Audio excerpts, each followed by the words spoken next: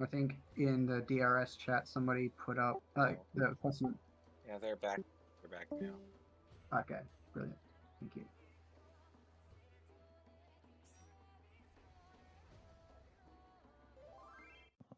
There's Arissa. I got my earring this week, thankfully. So Oh, shit. I need to make sure I'm in real gear, not. Thank you for reminding me. no worries. Right. Almost wore my BA gear. I'm not bringing RA this week. Thank God. I can actually just worry about my DPS rotation. So stressful running RA, but I don't mind running Rend Armor. It's just getting used to the flow of making sure it's up for every 30 seconds is rough for me at the There's moment. Tavor. Hey.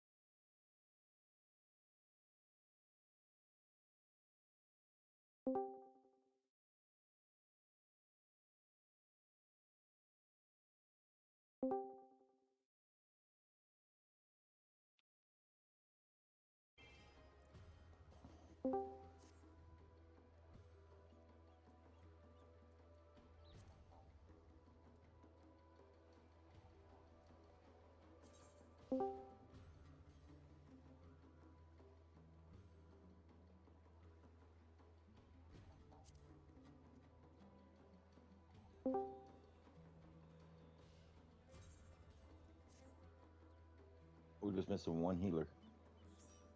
No, we got our healers. Missing a DPS?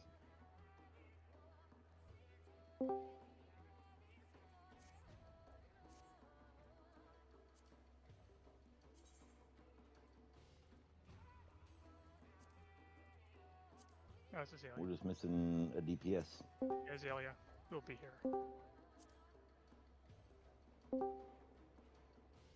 Because I think they're doing the duel.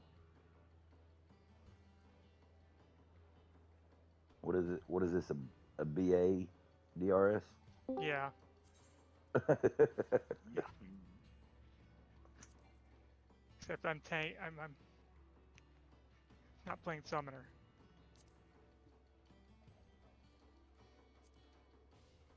Yeah, I'm going in at the same thing I go in BA in every dungeon as tank. Yeah.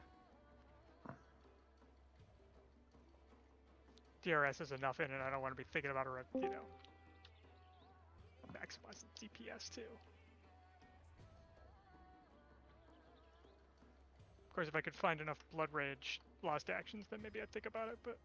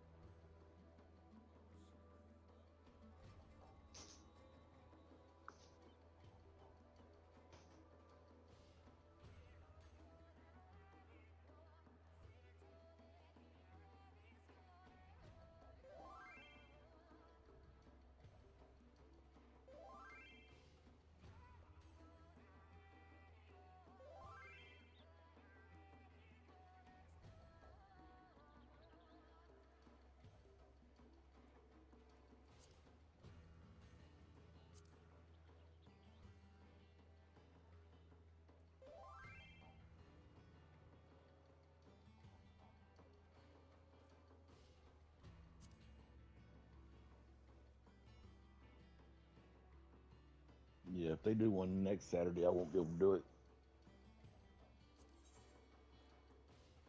I'll be at work.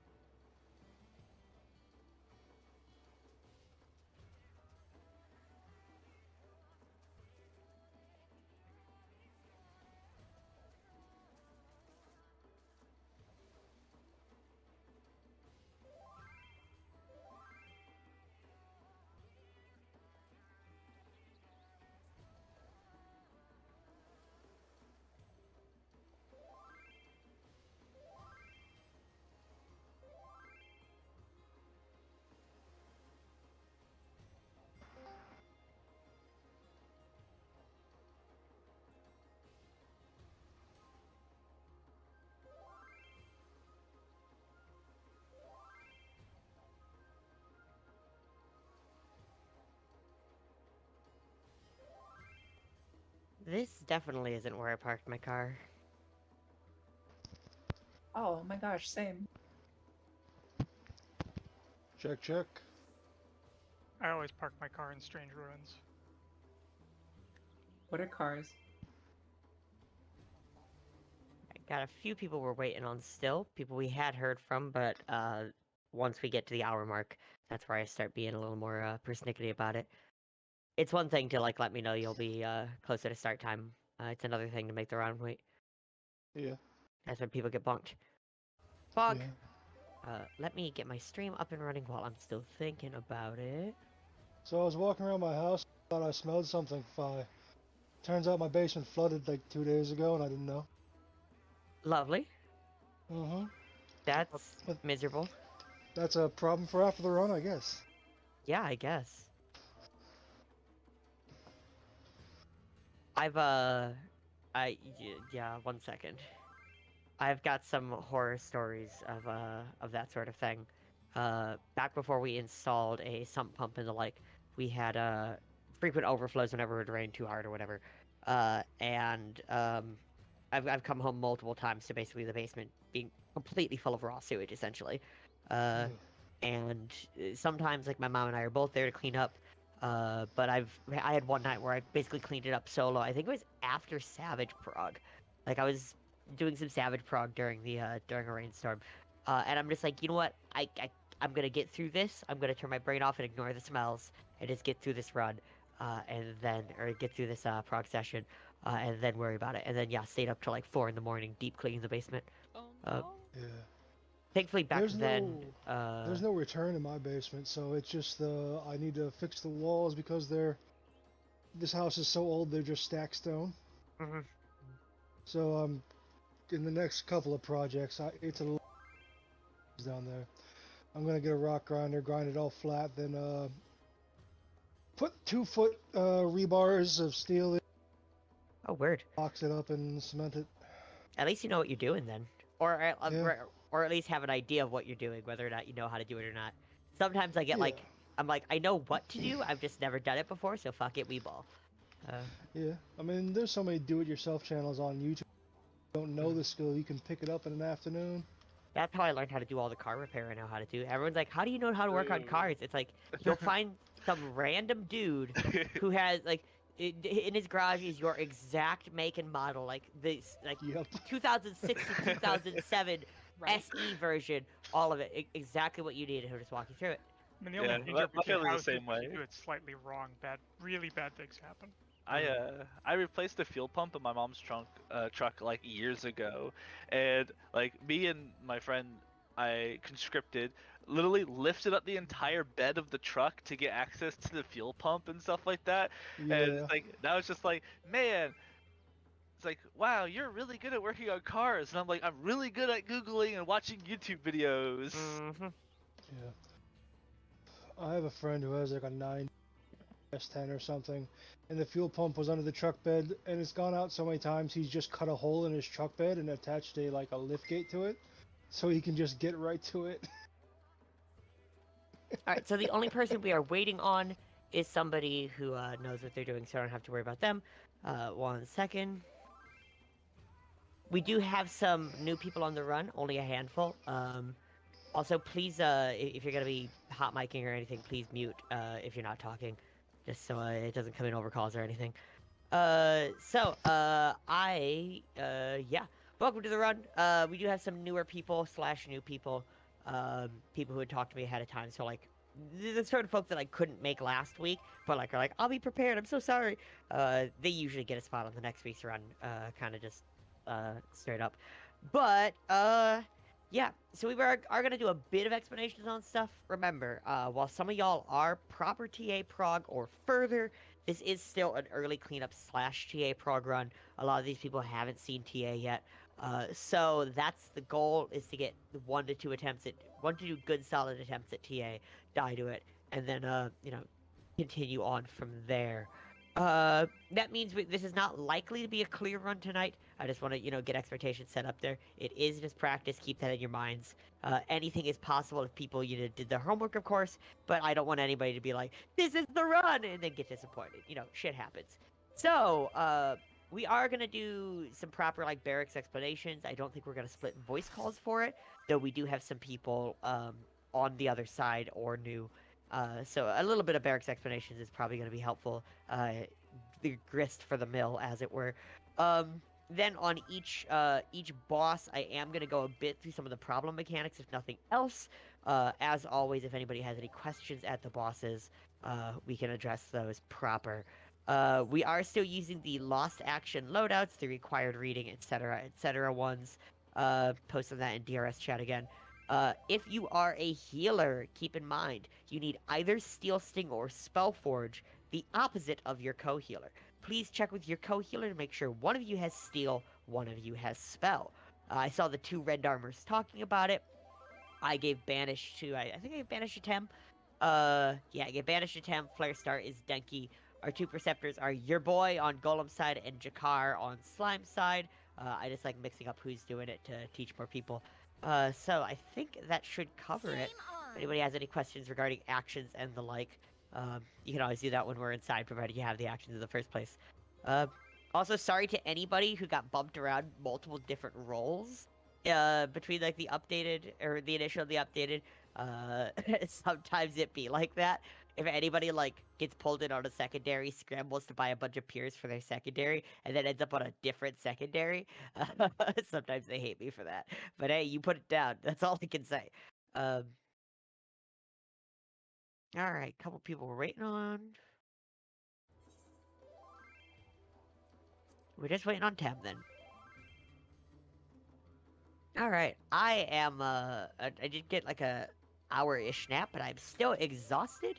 So this is gonna be fun. Gonna be a lovely run. Have you tried brownies to help you relax? Like special brownies? You know, I haven't. I do have a can of peach mango special juice. I don't know what else to call it. Peach mango cider. So this is I the. love peach cider. It's so good. That sounds Yeah, so like- good.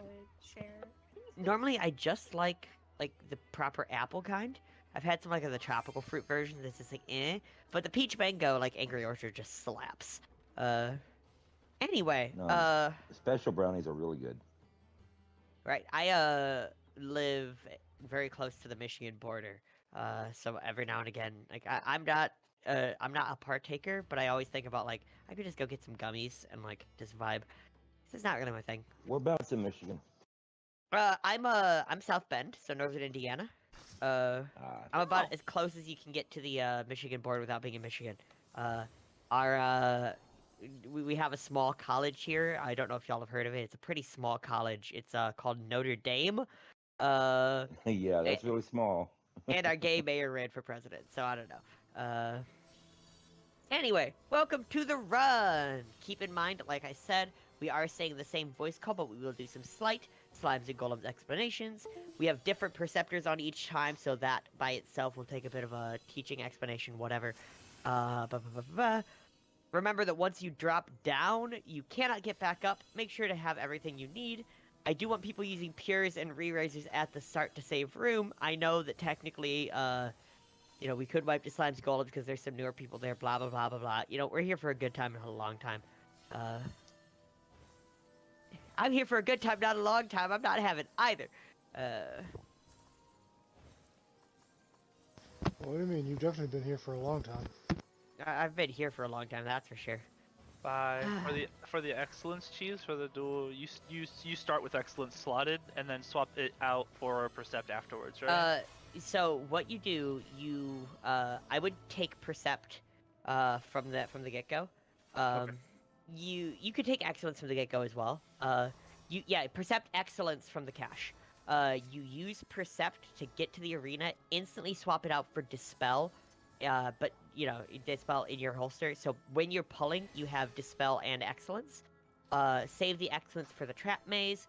As soon as you get through the Trap Maze safely, and have popped Excellence, etc., swap that for a second Percept. So yeah, start Percept Excellence, have a single Dispel and a single Percept in your holster. With me being off tank, what am I going to use Dispel for?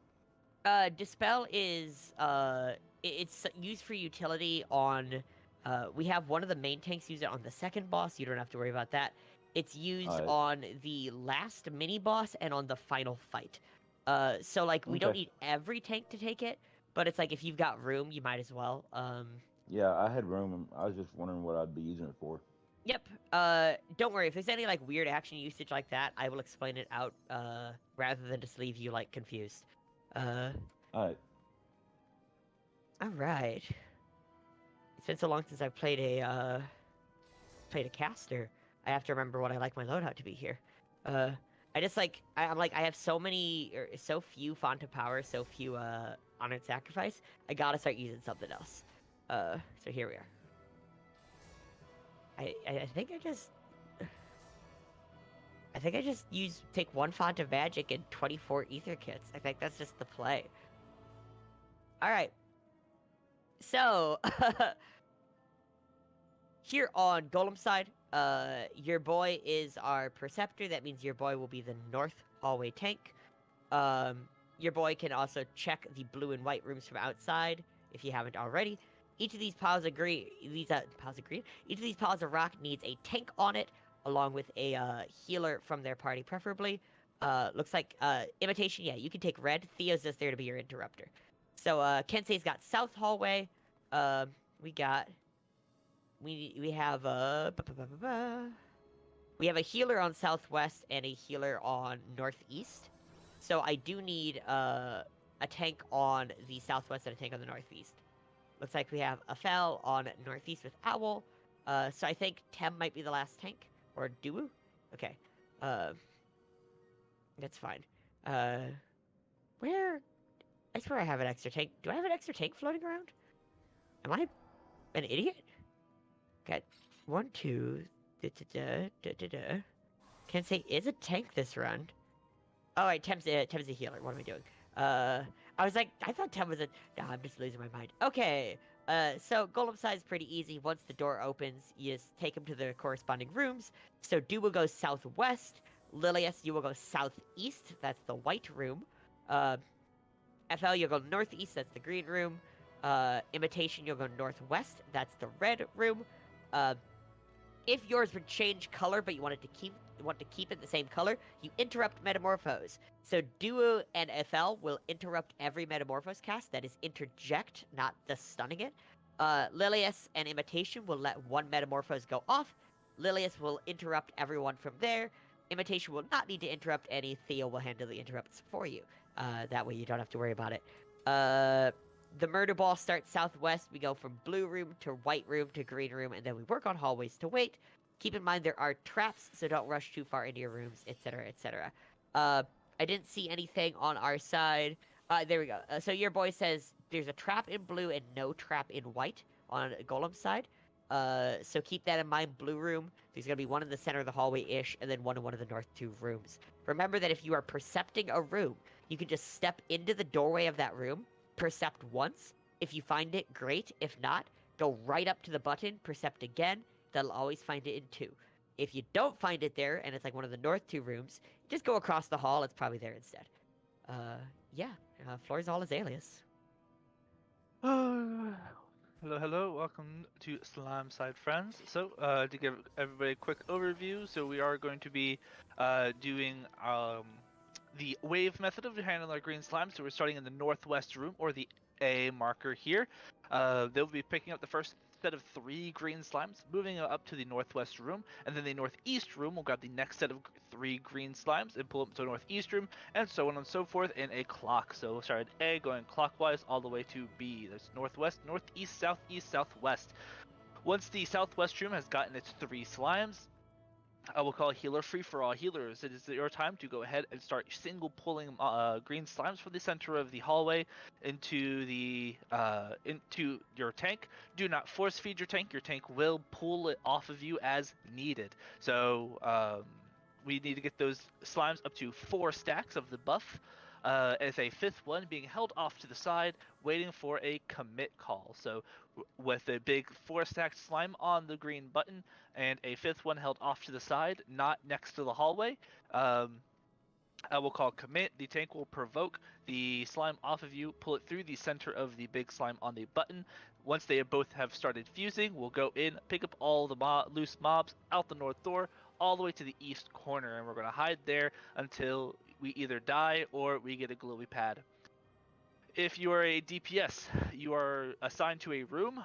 You will stare at that room very intently until until a red slime or a sanguine clot hits the ground, in which case you will hit it, which will tether it to you. You will pull out into the hallway and up against the wall next to your door closest to your room. So, for example, if I was the southeast, I would pull it right on the other side of this wall here. This is a pseudo DPS check, so please make sure that you focus on burning these down ASAP. But even if you still have one attached to you and one drops into that room, it is top priority to pull that red slime out of the room, regardless of the current state of the hallway. Because that can and will eat the big green slime on the button. Do note that fusion can be interrupted by interject, and all that good stuff. So fizz range and tanks can easily interrupt that as needed. If you're in C party, you are a support party for the most part. You'll be broken up into north and south half of the hallways. You're there to just help kill red slimes and kill boss and soldiers when they appear. But otherwise, that is all you are doing for this slime's barracks. Otherwise, please make sure not to use any AoE abilities. Don't go anywhere near the center once you're on your side of the hallway, and respect the slime drops and the slime pools as much as possible. No dots, no large AoEs. Targeted AoEs are fine for our summoners, just be respectful with them. Obviously, don't Akmorn a slime in the middle of a bunch of other slimes. This is not a good idea. Otherwise, that is everything for slime side. Our preceptor, our friend, which I believe is Jakar, have you pre-precepted already? Quick thing about Golem side, we do have a DC from one of our tanks. Apparently they're having terrible ping. So Kensei, if you don't mind taking... Oh, Duwu is back. Okay. I was gonna say Kensei could take blue Golem, and I could adjust the south hallway, but if Duwu is back, that's fine. Duwu, that was the correct room you had pinged, yes. Keep in mind there is a trap in that room, so you'll just need to wait for the trap to be perceptive before taking the Golem onto that button. To go through what each Golem does again, since there was some questions, blue does a pink tank buster AoE. I recommend invulning or just heavy mitting it. Your healer will assume it. White will just have a pseudo enrage where we need to burn it down under 30%. Green does nothing as long as you don't feed it hallway ads, so don't feed it hallway ads. Red tethers, and then you take the dog for a walk. Imitation, you'll need to be the first person to hit it after it changes to red, which means if Theo auto-attacks it, Theo gets to be the tank now. But once it's tethered, you just kite it around till we tell you to commit. You can hollowed ground the trap. Like, if you want to use that, that is totally fine. But make sure if you're doing so to, like, let us know ahead of time or just book it, because, sometimes people will be right there with you, and, like, the traps have an AoE to them. Some DCs actually have all tanks just invuln their room. We like to do Percepting instead, but yeah, it's an option. Healer DC and Party B. Wow, we're just DC City tonight. What a night! We are not loved by the devs. We are not loved by the devs. Well, let me know when the what's it called? When the DC is back, we can do some ready checks. Otherwise, remember that Golem side. Duwu, did you wanna invuln that? Cause I'll just let you at that point. And yeah, Tem, I will definitely take you up on that. I have spent, I have probably spent like 50 to 60 million in fragments for DRS over the last 2.5 years. I have spent a lot of money on this content. Gotten some back, but I've spent a lot. Yeah, no, I'll take whatever.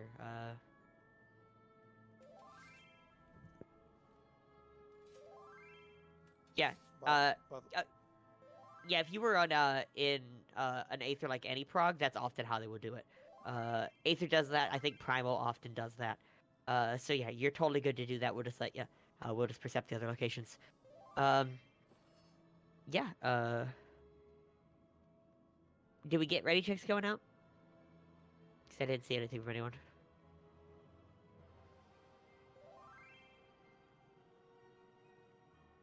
Huge Comcast outage. Gross. The disconnect is a healer on slime side. Yeah, that's rough. Healer in party B as well. We'll see. We'll give them a minute to see if they can get back in. We might just have to go like, kind of scuffed and have like a hallway healer pull in, or someone else in that room like pull in. They're back. But- They're back. Come in. They're back. Cool. Okay, so we got F is ready, E is ready, C is ready. We're waiting on D, on B, and on A. E is ready. That is Golem side ready. I haven't seen anything from side. I know A is ready. I haven't heard anything. Yep. Just waiting on B and C. I know B had a DC, so whenever the loading and still. Oh, someone opened the gate. Now, tank stats check, food check, vibe Alright, check. We're going. Northwest tank, pick up your 3. Northwest tank, pick up the 3. Keep in mind, Golem's blue room is going to be invuln. Don't rush in. Don't rush in. Heads are down. Pick up them up. Pick them up. Pick them out. Southeast, northeast tank. Go ahead and pick them up.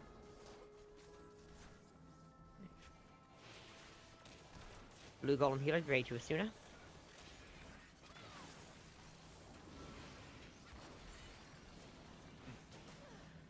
I need the. Okay, that's fine. All right, southeast, perfect. Good, good, good, good. Good job, everybody. Good job. All right, southwest, get ready. First set of interrupts.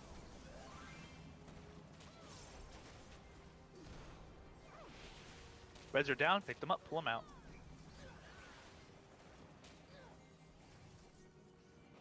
Get that red out of that room. Alright, healer free for all. Healers can start feeding their tanks.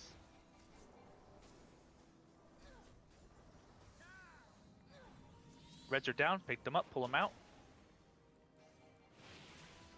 Interrupts.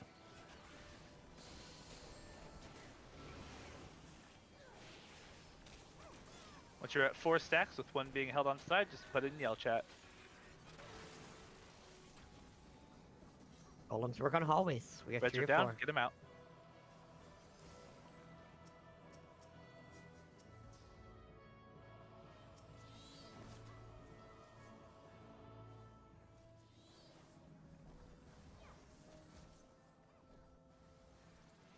Yeah, nice. Golem still work on hallways. Don't work on red yet.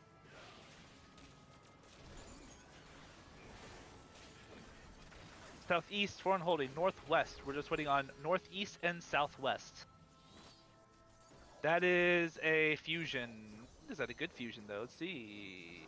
Alright, we're good. Looks like southwest is good. And commit. Everybody commit now. This is a mandatory commit. We have to do it. Alright, pick up any loose mobs. Head out the north door. This is the last opportunity to build gauge. Get all the way to the east. All the way Golems to hold the east. DPS till it's on the button. Imitation invul when it gets close. Get it on the button. And invul. Yeah, there we go. Golem stun or sleep demolish cast. Don't spam holy, as tempting as it is.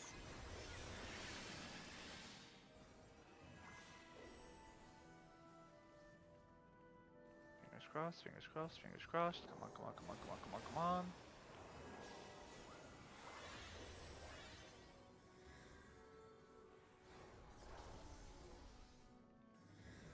Well, that's rip. I believe northwest was not both fusing, so one fused off the platform. Swear they were both on there. Our Yeah, hero it has was using while it was on disconnected there. again. Stand around a trap, y'all. Golems can let demolishes go off.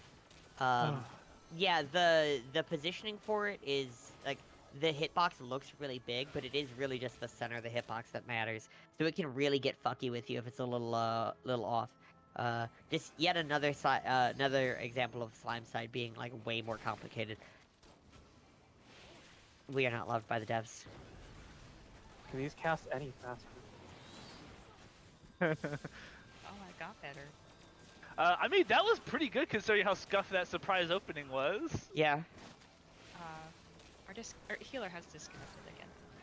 Okay. Yeah, they said if we need to restart, replace them. So we are going to replace that healer spot in Party Bravo. Let me do a quick look-see to see if there's anyone I can ping real quick. I I'll assume be honest. It's a very big thank God because I forgot to bring a backup Percept. I just want to apologize. I was sitting back down and I didn't realize my mouse was over the door when I was turning my camera, and I didn't realize it was opening the door. Because I'm so sorry. It's okay. It is what it is. It's okay, shit happens. I think just about everyone has had to deal with a surprise door opening. That's just part of the content. But every time it happens, it's a bit of like butthole puckering, like, oh, well, here we go. Focus up, everybody. Let's go. Really One made of many my first deaths. time seeing slimes relaxing to realize, oh, okay. We're just going. We're just going, yeah. It's not savage. You can't just go wallet. Nope, you go. It's not a DRS run without at least one slime wipe. That's true. If you run struct for that one, it's not a real run, and you should wipe on TS. You should wipe day. Oh.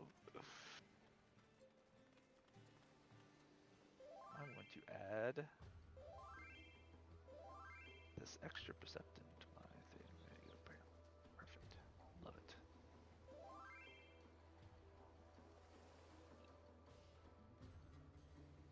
I feel bad because Estelle was someone who was on a previous prog cycle, and like had to step out halfway through, and then like has been trying to get back in on a prog cycle. So I'm like, yeah, I was able to get them back in on it. Then this happens. But they'll have I don't want to say outright priority. That prog is but the real prog. I'll definitely make sure to get him a spot in the future. I was gonna be like, why haven't they dropped from the party yet? And then it's like, right, because they aren't able to play the game. I do see Velk online. Yeah, like Velk's always interested. Well, okay, no, Velk doesn't feel well. That works.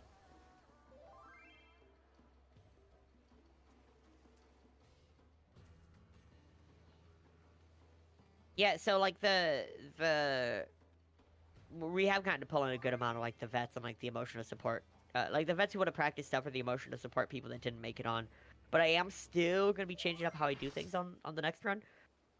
I've got couple different sign-up questions planned to like narrow stuff down a bit, with the intent that like there's gonna be like if you answer people's names and who you want paired with, like there'll be a second one that comes up that's like, you know, are there any of those you're not willing to run without? But keep in mind that if I can't fit them on, you're also not making it on. So it reduces your chances of getting on the run.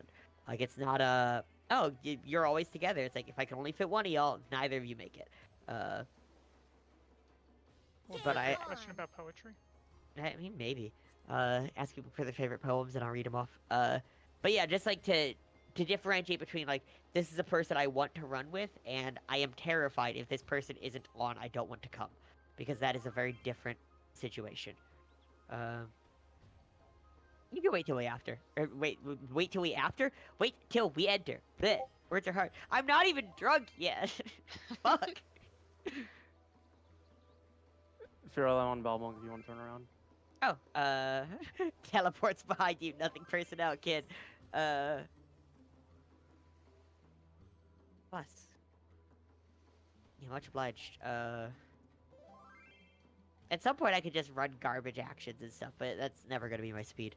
So we are... Yeah. As far as whether or not DRS is more fun when drunk, I think if you're able to perform adequately still, then it will be fun. Like, possibly more fun. But, you have to get to the point where you could, like I could be, you know, sloshed 6 ways to Sunday and still call well. If I ever get to the point where I feel like that's not the case, that's when I stop drinking on runs, right? Like, or a lot of, like, prog practice runs, I will wait to the halfway point to make my first drink. Stuff like that. I'm fucking exhausted, and ciders are just basically juice. It's slightly alcoholic juice, so I'm not too worried about it. But yeah, like, we've had hosts who, like, only host stuff drunk before. And, like, it's never all that recommended, because, like, while it is a fun time, sometimes it does lead to things being scuffed, and, like, first and foremost, my enjoyment is not the point. Like, I'm trying to teach people. If my enjoyment, like, personally gets in the way of teaching, then I need to change something. Like, that's how it works. Anyway, re-up your re-razor, re-up your pure. I don't care that we just wiped your using them again. If you didn't come in with a good stockpile, then you misread the brief, I suppose.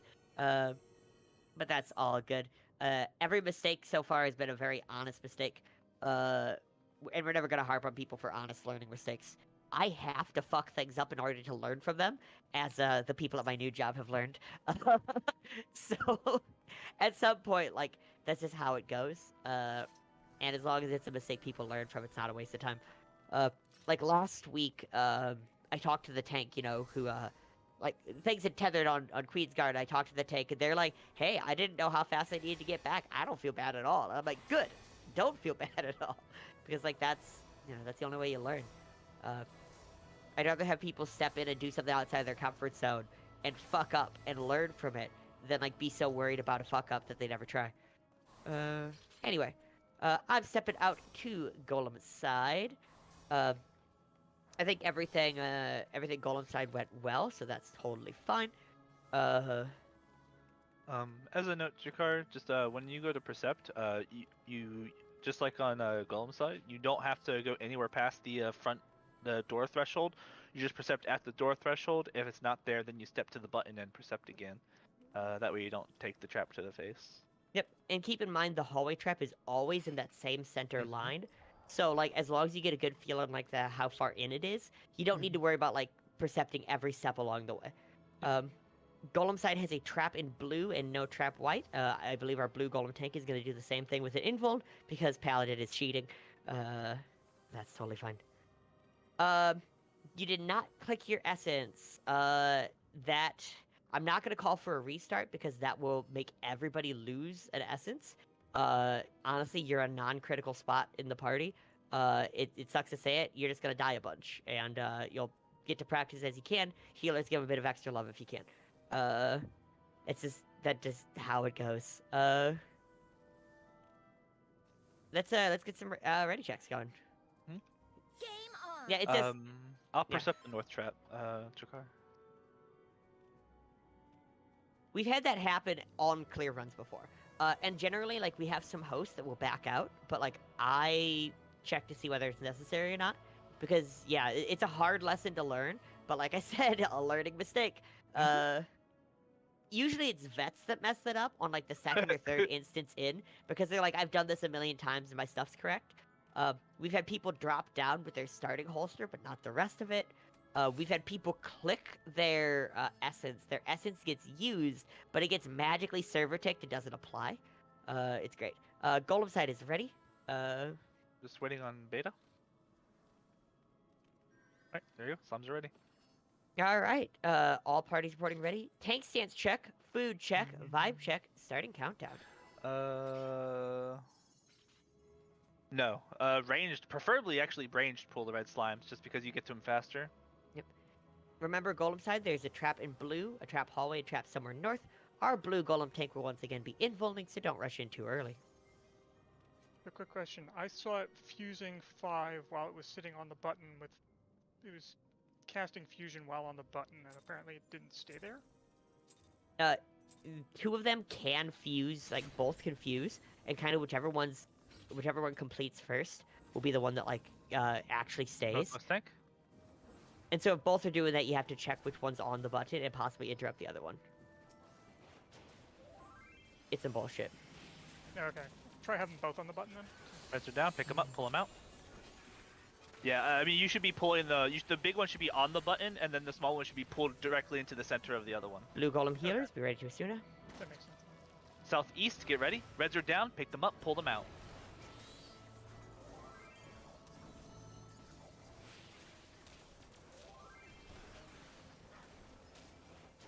Southwest, pick up your 3 slimes.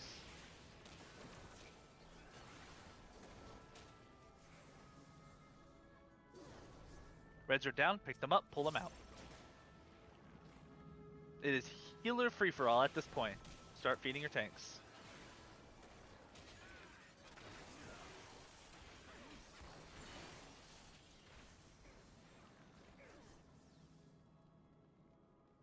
Get it to 4 stacks, and then make sure the 5th one is held off to the side.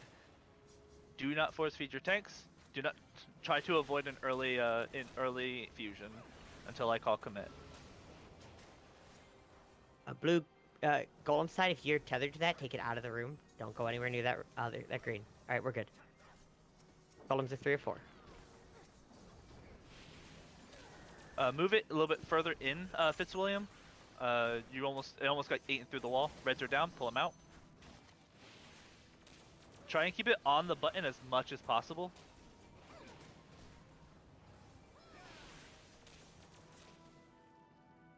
Reds are down. Pull them out. Southeast is 4 and holding.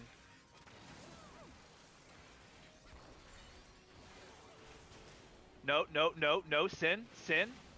That is a 4-stacked red slime. If you count it, pull it, because this is not going to go well. Reds are down, pull them out. You're not going to save this. Commit. Everyone just commit. Everybody commit.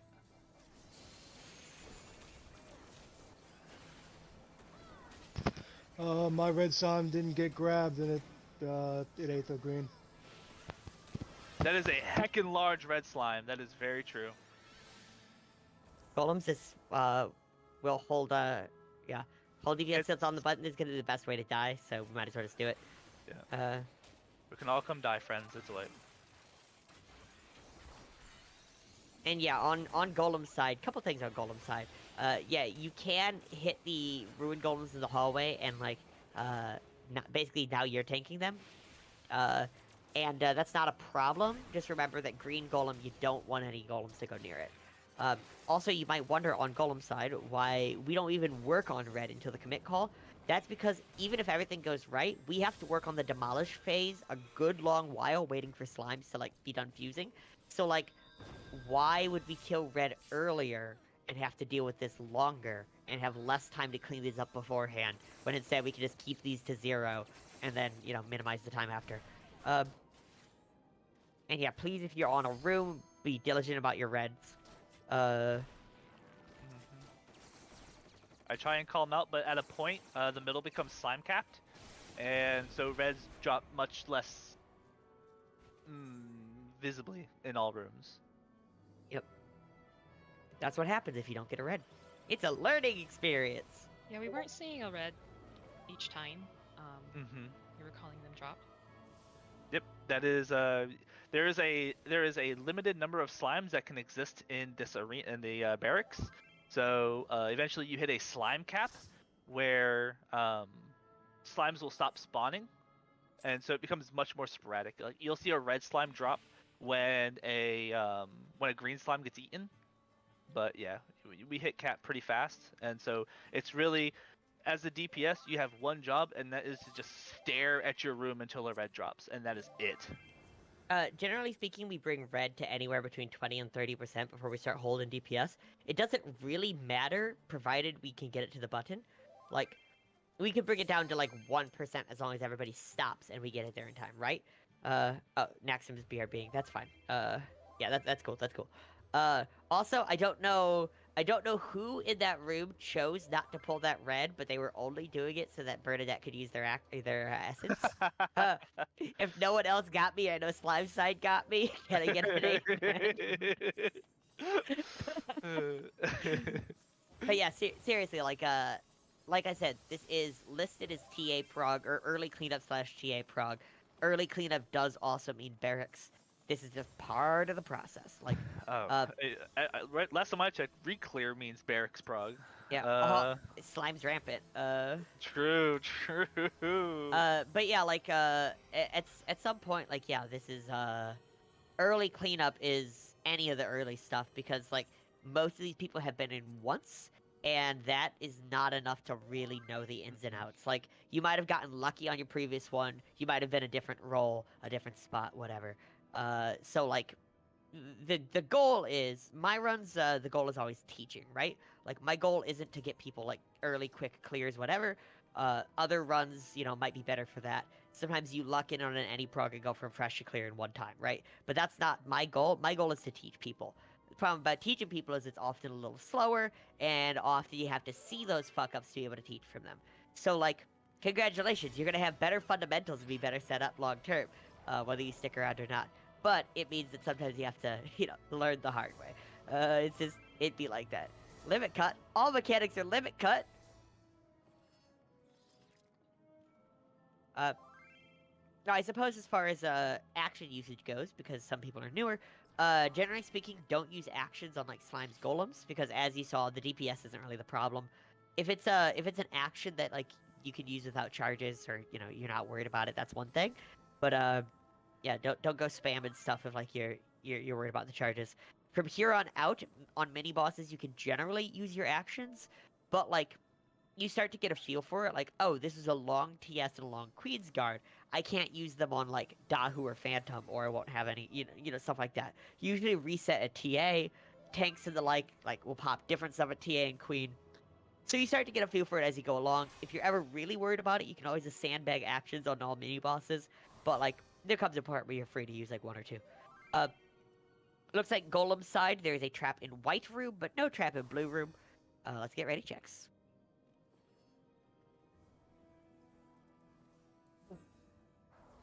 Oh, the salty red back wiped 3 times on slimes? What's up? I'm gonna harass Himbo. Hold up.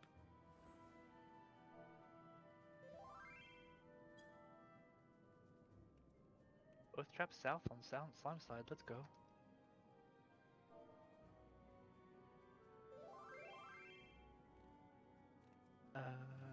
A, B, C. Slimes are ready.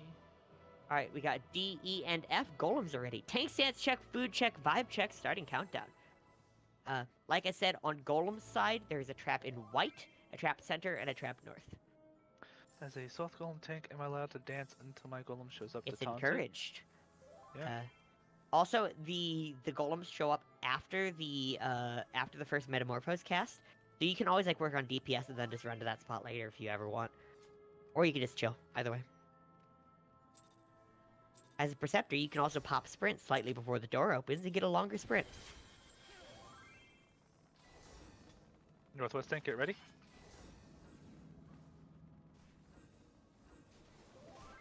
Reds are down, pick them up, pull them out.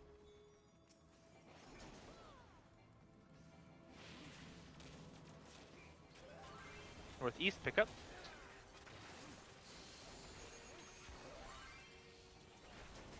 Blue Southeast, Golem healers, ready. get ready to Asuna.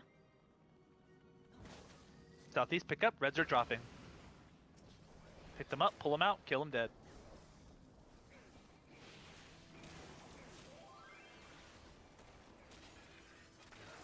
Alright, southwest.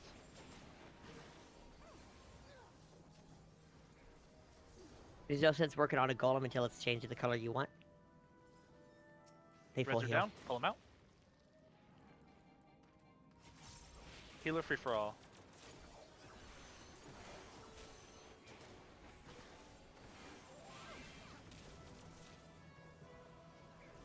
Get this time on the button to 4 stacks with a 5th one held off to the side away from the wall. Reds are down, get them out.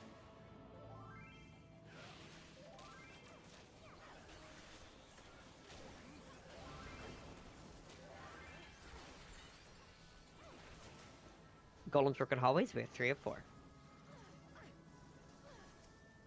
Reds are down, pull them out.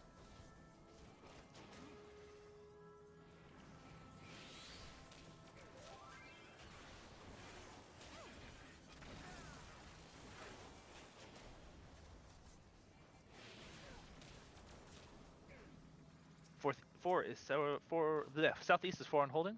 Reds are down. Pull them out.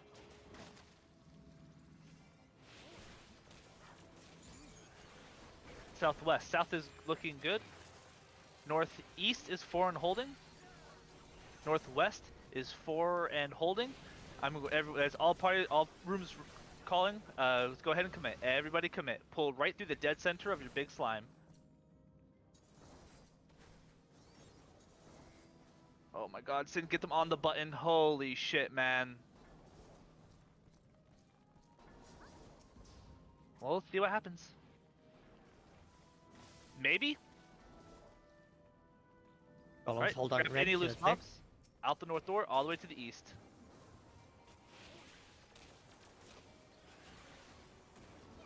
It'll be hilarious if I just gave him boat green for 3 slime wipes and we're gonna have a 3rd slime wipe.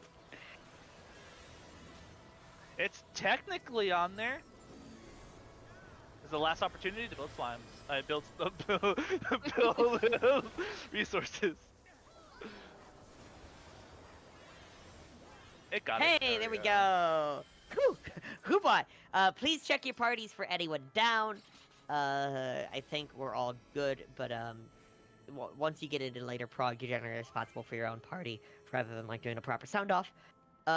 We are heading to the TS Arena. Keep in mind that whether you're new to this or have been here a bit, we aren't going to do ready checks from here on out. If you step across the purple line, you say you are ready. I'm going to do a few quick explanations on the big heavy hitters here. I'll give a moment for people to ask questions. And yeah. So, Trinity Seeker, the main killer is Fourfold Mercy. Let me actually pull up my docs and stuff. I never actually pull up my my links that I need until right when I get here, and I go, fuck, I should have pulled that up. Because I have done well over 100 of these and have not learned a thing. So, yeah.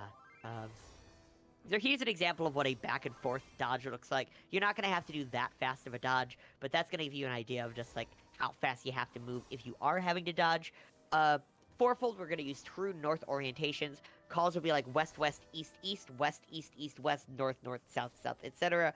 I'm calling out the safe spots. If I say west, west, east, east, you start west for 2, and then you cross over and you go east for the last 2 cleaves. Remember, if you wait to see orange under your feet, you are too slow.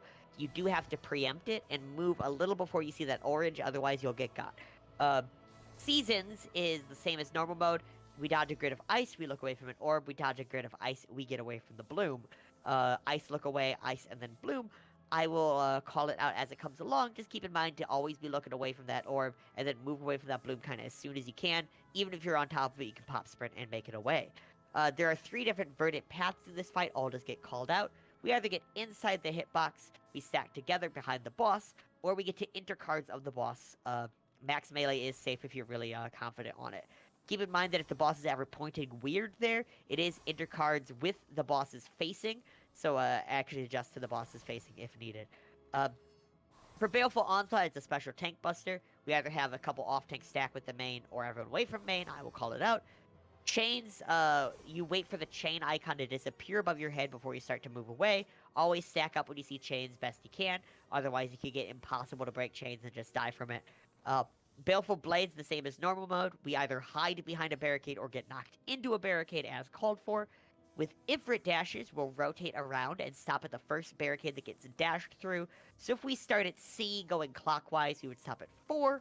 If we start at 4 going clockwise, we would have to go all the way up to 1. You can't just stay at that first one. But either way, don't try to greed for uptime here. The dashes are pretty wide. We either hide or get knocked back into the barricade as called for. For the Iron Splitter ring, stand on the one I call for. With Earth Shakers, rotate around the center. Again, Earth Shakers have to rotate around the center. If you get them, please double and triple check. If people take more than one, they just die. So if you just stand right there and hope nobody, like you're like, I don't have a debuff, I'm fine. You'll kill your fellow party members. Their blood is on your hands. Everything from there is a combination of those different mechanics, called out as they come up. Can I get a main tank volunteer to the front? Ah, your boy. All right. Please mark your boy. Well, wait, it's my job. I can mark your boy with the degree of responsibility. The one of responsibility. Can I get 2 off-tank volunteers? Looks like we got Tav and we got Kensei. Awesome. When I call for off-tanks to attack with main, it just has to be those 2. And then your boy, the main tricky thing about this fight is remembering to face it north kind of as often as possible. Sometimes you can return it to center if you really know you have time. But it's often just correct to just face it north wherever you end up with it rather than, like, trying to pull it.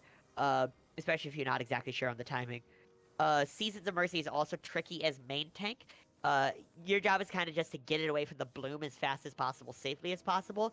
Party members will turn their brain off and just follow the boss. So if it's in the bloom, players will just get hit because they greeted for uptime and didn't actually think. So you have to think so they don't have to. I'm so sorry. If anybody has any questions, you can let me know. If our dashes are either clockwise or counterclockwise, we always hold bursts till after them. Looks like we have some shadow calling stuff being sorted out. If people are ready, they can move away move into the arena. Once you're across the purple line, you're saying you're ready. My favorite thing to do for seasons is to position myself with my back to the orb, in melee range, basically. You sometimes have to be wary of, like, the last fourfold cleave, so you might have to actually track them. But if you position yourself with your back to the orb, like just hitting the boss melee, then, like, you're automatically getting uptime and dodging the gaze, and once the gaze is done, you just move away from the bloom wherever it is. Correct, we do start using actions now. We use actions on all the bosses proper. Everybody is across the line. That is all parties reporting ready. You do not need protect. You can click off protect. Only the tanks will need it, and the main tank and the 2 off tanks. Tank stance check. Only your boy needs stance on. Food check. Vibe check. Actions check. I am starting our countdown. Yeah. Trinity Seeker, Queen's Guard, Trinity Avowed, and the Queen all have enrages. Those are where we need to use actions. Yeah. Buff culling is a thing. We can tell some fun stories later. This fight starts with a raid wild. You can pre-shield your party. Oh, poor Salt. Yeah, that... I have lost plenty of buffs as duelist.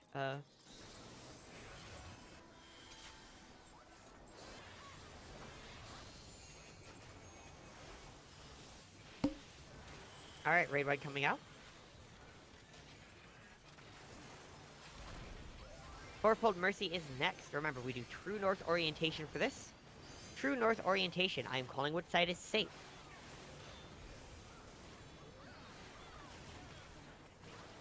Fourfold's gonna be either starting south or east. It's gonna be east, east, west, west. You can be inside the hitbox a bit. East, east, west, west.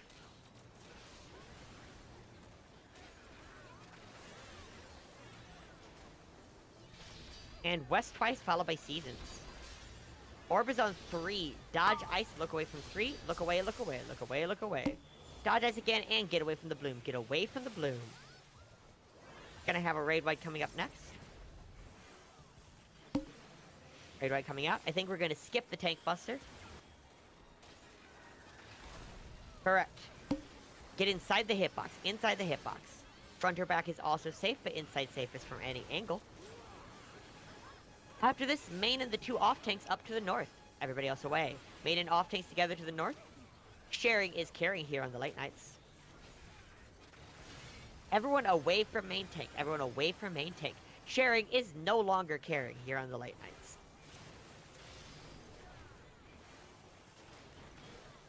The next mechanic is going to be our chains. You can stay stacked together until chains establish. Remember, you're waiting for that icon above your head to go away. Don't run too early or you can make it harder to break.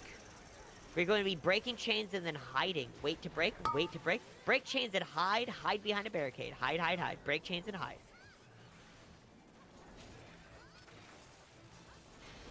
Alright, back at it. Next is going to be Ifrit dashes, followed by Baleful Blade.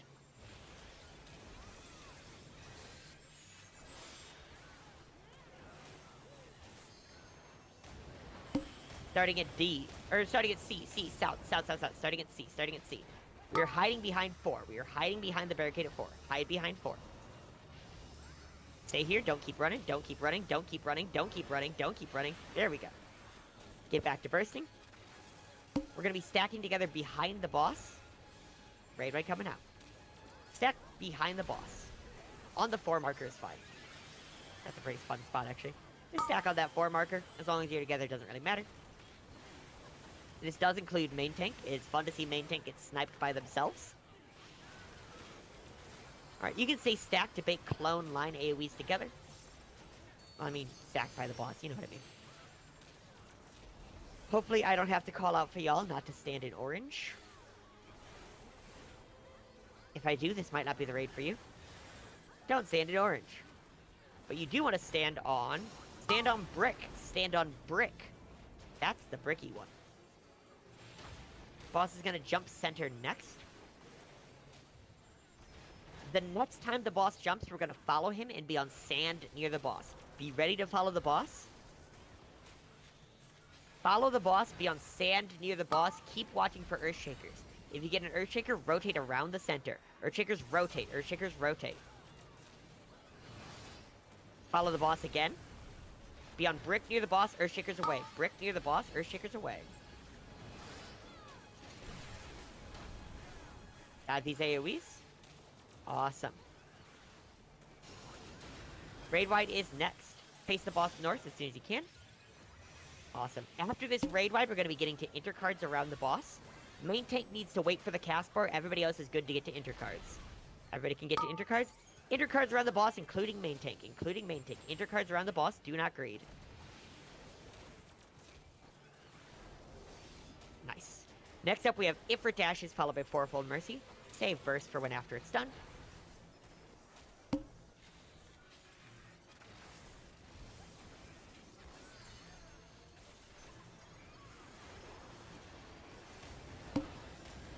Starting at 3, we are starting at 3.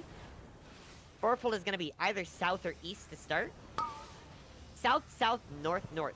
Rotate around, and then south, south, north, north. South twice, then north twice. South twice, then north twice.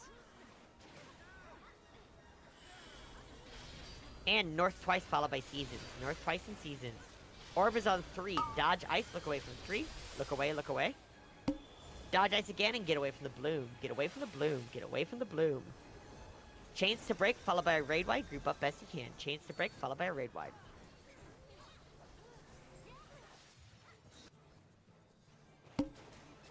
Raid wide going out.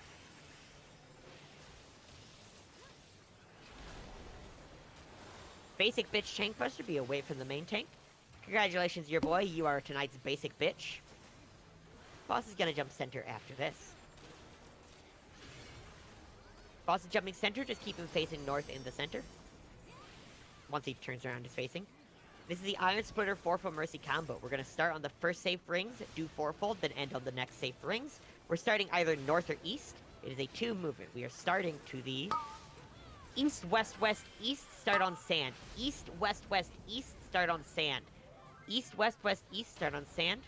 West twice, west twice. East again, end on brick. Center ring is safe. East again, end on brick. End on brick, end on brick. One more at random. Be on brick, be on brick. That's the bricky one with seasons. Orb is on 1. Dodge ice, look away from 1. Look away, look away. Don't get baited by the clone line AoEs. You have time to dodge. Don't get baited. Don't get baited. Alright. Gonna have a raid wide next, followed by Verdant Path. For the Verdant Path, we'll be getting inside the boss's hitbox. This is usually the Verdant Path where healers will LB3 if they get it. Inside the hitbox, front or back is also safe, but inside's the safest.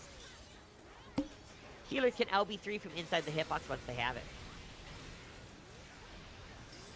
Provided that people in their party need gotten up, you know. Awesome. Damage and everything's looking good, y'all. Next is the Baleful Blade Fourfold Mercy combo from a clone. We're going to either hide near the clone or get knocked back near the clone, and then do fourfold on it like normal. We are hiding. Clone is to the east. We're hiding to the east. Hiding behind 2. Hiding behind 2. Hide behind 2, and then north, north, south, south on the clone. Hide, and then north, north, south, south on the clone. North, north, south, south on the clone. South twice, south twice. Chains to break, followed by a raid wide.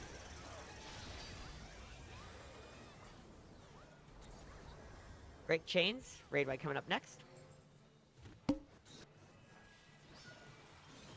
If people are down still and your party does not have LB3, we will need to arise them, so kind of whenever. Next is the Iron Splitter Baleful Blade combo. If we have to get out and hide, do not greed. It's not worth it. Thank God, knockback. We're getting knocked back towards a barricade. It's the uptime pattern. Stand on sand pointed towards a barricade. Sand pointed towards a barricade. Finding some good fucking food. Alright. There are traps ahead. Do not rush ahead. Do not rush ahead. There are bodies to pick up as well. Traps ahead and bodies to pick up. Do not go in the glowing pad to the north, no matter what, no matter who you are. That will be for Azalea. Azalea's gonna help Percept, and then, yeah. So Perceptors can continue off to the east. Let me check to see who I put in Azalea's party. We'll need Azalea's Dervish and Cure 4 to move kind of up with them just so they can get buffs.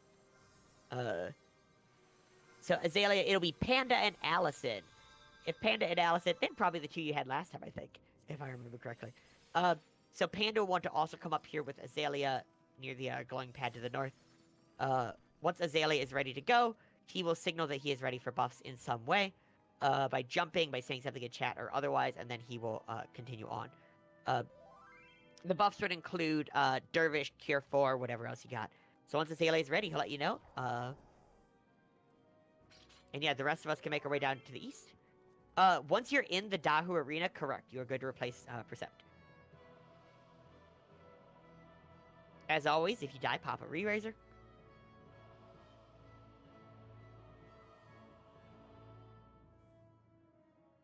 Also, fucking Rook in my stream chat being like, oh, that's good advice. Was that over one of the things I said, that's gotta be one of the things I said in the fight. Oh. I am full of little tidbits of advice for every boss in here because I have done this way too much. At some point, you just pick up lots of little, yeah. Former #1 Sam worldwide. #1 DPS worldwide. Yeah, as a healer, you don't really need Protect going forward. We just have it for the main tanks. Alright, that is not the Dahu pull. So to go over Dahu stuff real quick, since this fight does have hands and will get people killed. There are multiple sets of ground AoEs and line AoEs. This is kind of Dance Dance Revolution, watch your footing. Whenever he's charging, he'll end up after charging twice and do a big conal AoE. Be prepared to get close to him. When you start getting numbers above your head, this is a difference from normal mode. 4 players will get dots above their head, a 1, 2, 3, or 4. If you get a dot above your head during the Spit Flame cast, that is a death to the duel. That's fine. We could still go on without a duelist. If you get a dot above your head during Spit Flame, you need to go to an ad near your marker. So try to keep in mind where your markers are. So 1 dot would go northwest, 2 northeast, but make sure to be on an ad near it, not just on the ad, or not just on the marker itself. Whenever this does a left-right shockwave, it'll cleave 1/2 semicircle one side, and then cleave the other. So just go on the safe side, be ready to cross over. You'll get knocked back into an empty spot whenever it comes up. For rotating cones, you'll start and follow them along. There's an ad phase where after 3 sets of ads, an off tank will need to provoke and hold the boss while we kill the ads, and then main tank can take it back afterwards. For the second set of everything's the same basically. The only real difference is 2 tanks will get flare markers above their head during the second knockback. The flare tanks get knocked to the south safe spots. The party gets knocked to the north safe spots. So you can cross the line once you're ready to go. We're just gonna have your boy keep tanking at this point, until they tell me they don't want to, basically. You want to take the numbers off our heads? Oh yeah, we can do that. Thanks. Yeah, 1 sec. I'm just gonna cycle all of these just and shrink. Okay. Looks like we're waiting on Serac, and Naxim. Once they're ready to go, they can step across the line. Awesome. We're ready to go. I guess I could do a countdown, since we don't have a duel list, lol. That's fine. Even for someone who's done the duel before, it's still pretty nerve-wracking. And, like with everything, in order to prog, you gotta be willing to make mistakes. If you're not willing to make mistakes, you're not gonna get to practice.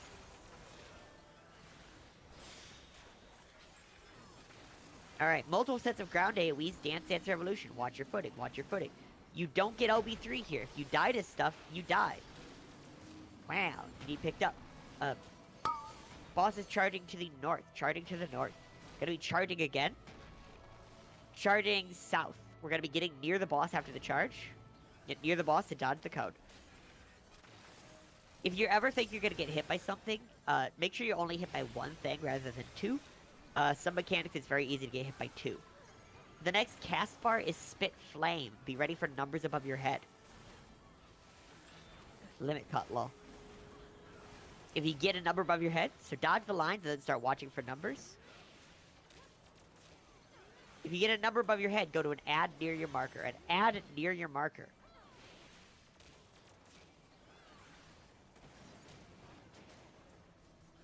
gonna be a left-right shockwave next. Try to center up best you can for it. Make sure to dodge it to the other side after it goes off. Then we're gonna get knocked to an empty spot. Find an empty spot, get knocked to it. Cancel the knockback with a dash if you're a Chad Pog gamer. I unfortunately do not have a dash. 5 rotating cones are next. 5 rotating cones, we're gonna start towards D or 1. Rotate around 5 times. You can stop southeast if you're lazy. You can stop towards 3 if you're lazy. Add phase is next. We're gonna wait for 3 waves of ads that an off tank will provoke. Make sure to kill the ads. There's 2 waves. Off tank provoke Dahu and hold Dahu.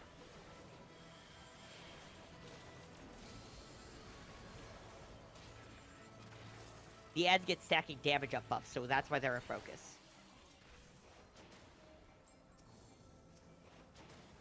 Main tank can take Dahu back whenever. There are going to be multiple sets of line and ground AoEs. Watch your footing. Watch your footing.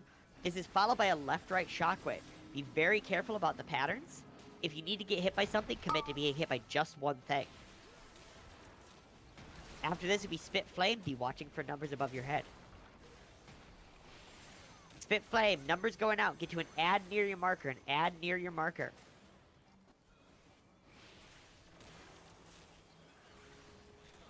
Tanks with flares will get knocked to south safe spots, party to north safe spots. Tanks with flares to south safe spots, party to north safe spots. If the tanks stack, they can just mitigate. It's fine.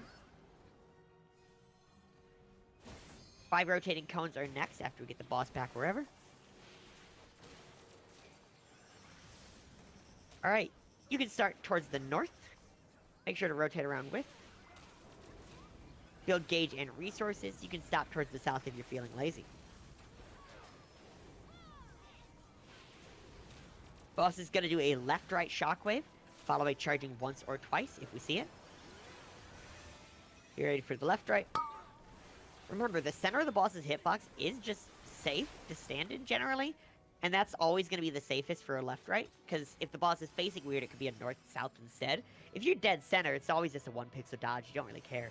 What else? Oh yeah, for rotating cones, if you're ever in a really bad spot for it, you just commit to taking 1 and then just do what we like to call a JP dodge and dodge the opposite direction. Or even just stand there after taking 1. Like, one of the biggest mistakes with rotating cones is people get, like, panicked and try to run around all of them in the correct direction and then just get hit by, like, 4 in a row and die. You can just take 1 and wait to catch up with the rest of the party at that point. Good job on Dahu. I know, like, it wasn't perfect, but normally we have a decent amount of deaths there. People just get caught by one thing or another. That was very clean.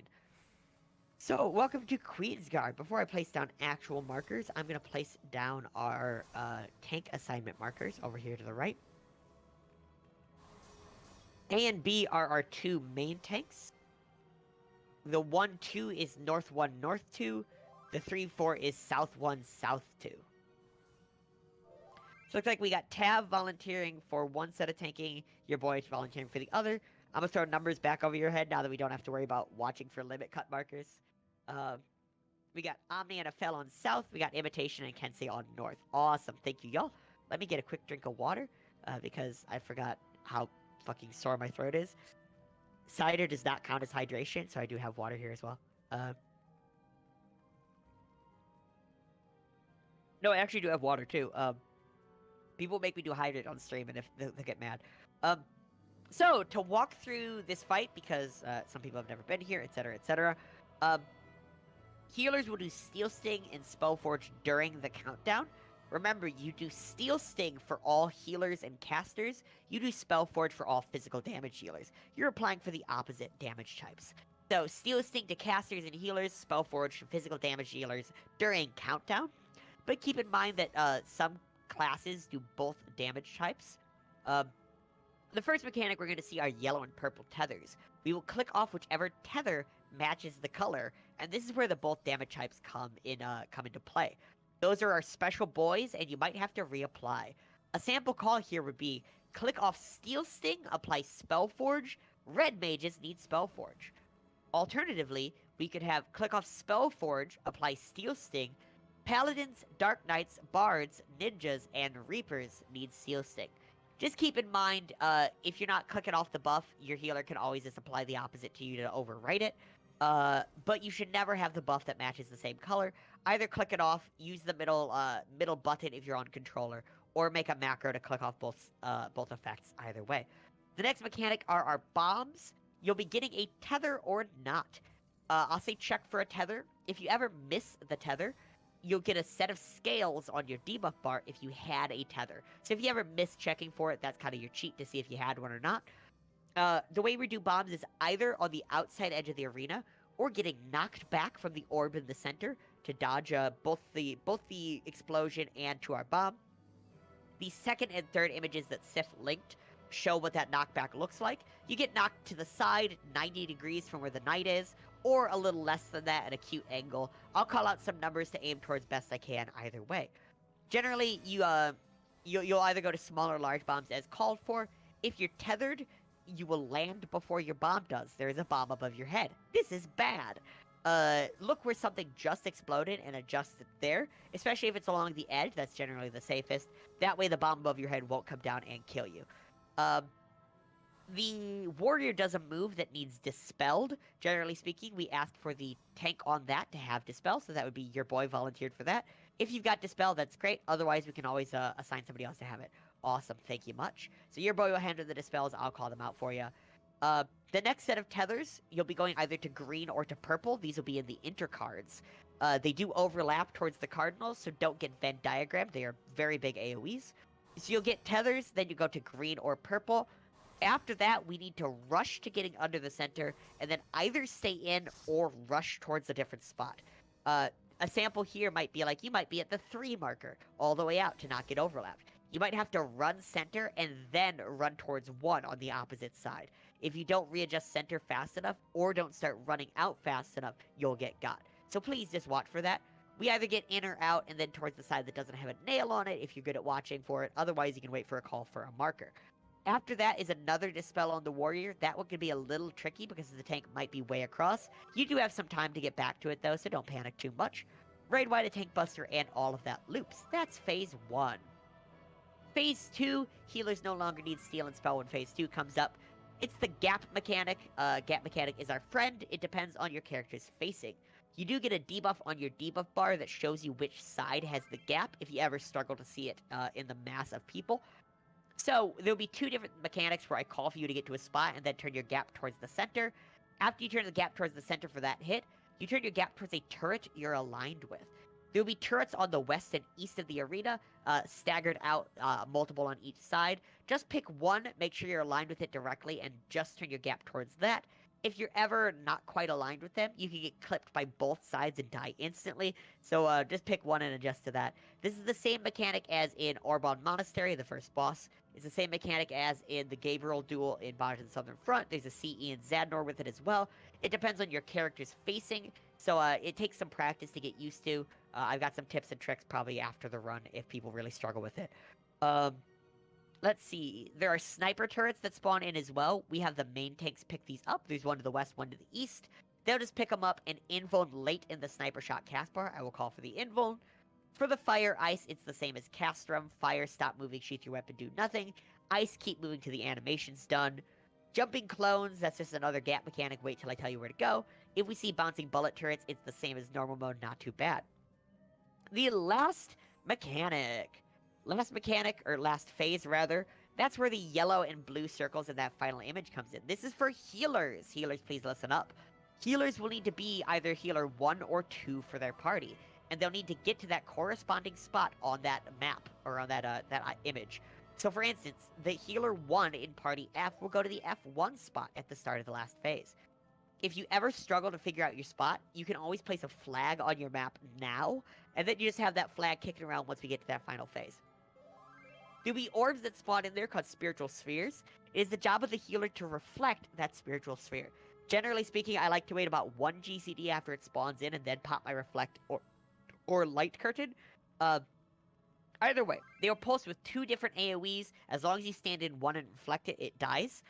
You can keep an eye on any near you that are missed because you do have time to adjust. So if you get yours, but the one across the way person died for whatever reason, you can always just run over there and hope your reflect lasts. It's the best thing to do. Additionally, we have a blue orb called an Aura Sphere, 1 north, 1 south.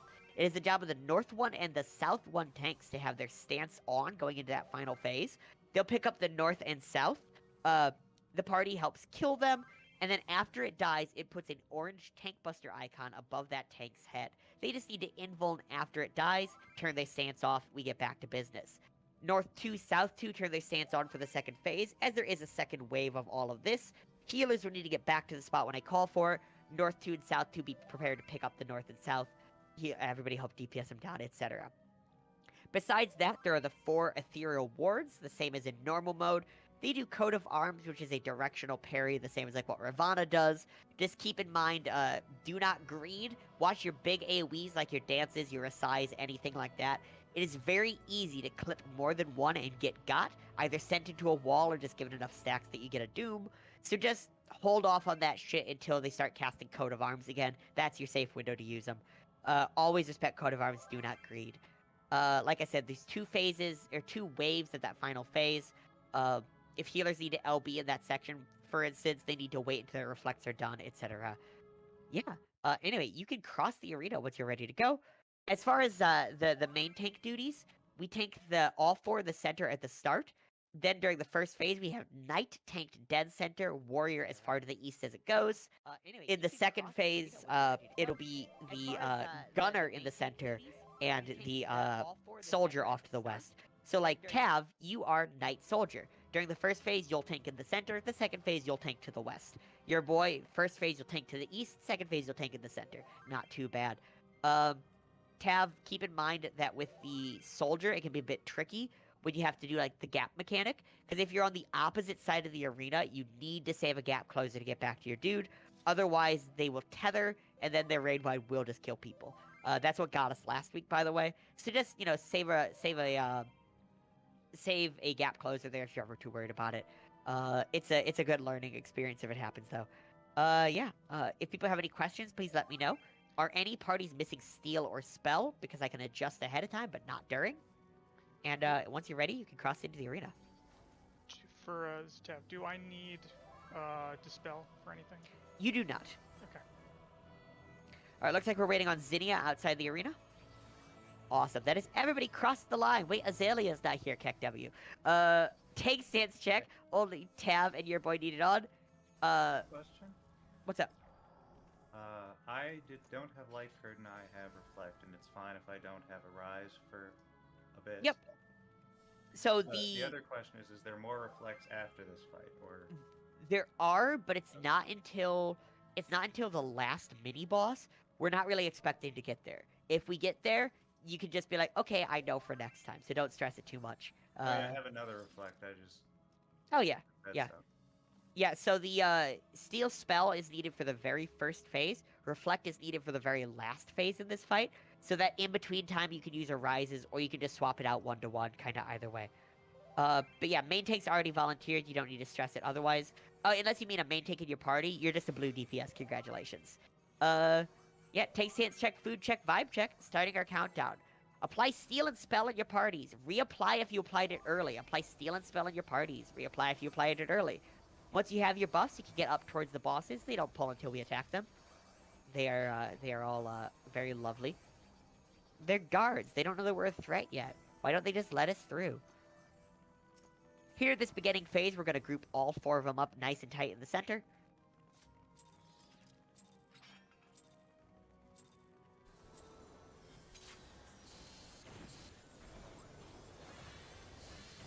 Group them up as tight as you can. Awesome. Bit of DPS. They'll jump away after 2 sets of raid wides, so first set of raid wides coming out. Or after we get them down to 80%, but we don't have a duelist, so I'm not too expecting that. Second set of raid wides coming out. Alright, we're going to be tanking the Knight in the center, or the Warrior off to the east. Knight center, Warrior far to the east. As far as Rens go, generally Ren 1 gets the one to the west, Ren 2 gets the one to the east. But kind of however you want to stagger them. Click off Steel Sting, apply Spellforge. Click off Steel, apply Spell. Red mages need Spellforge. Red mages need Spellforge. No one should have the yellow buff. No one should have the yellow buff. Keep the damage balance as long as you can, or as often as possible. Shield Omen, we're going to be getting knocked back from the orb of the center. We're going bowling. Knocked back from the orb of the center. Check for a tether. Check for a tether. Tethers will get knocked to large, rest knocked to small. Tethers knocked to large, rest knocked to small. Knock towards D or 2. Knock towards D or 2. Something like that. Tethers knocked to large, rest knocked to small. If you land before your bomb does, adjust where an explosion just happened. Just where an explosion just happened.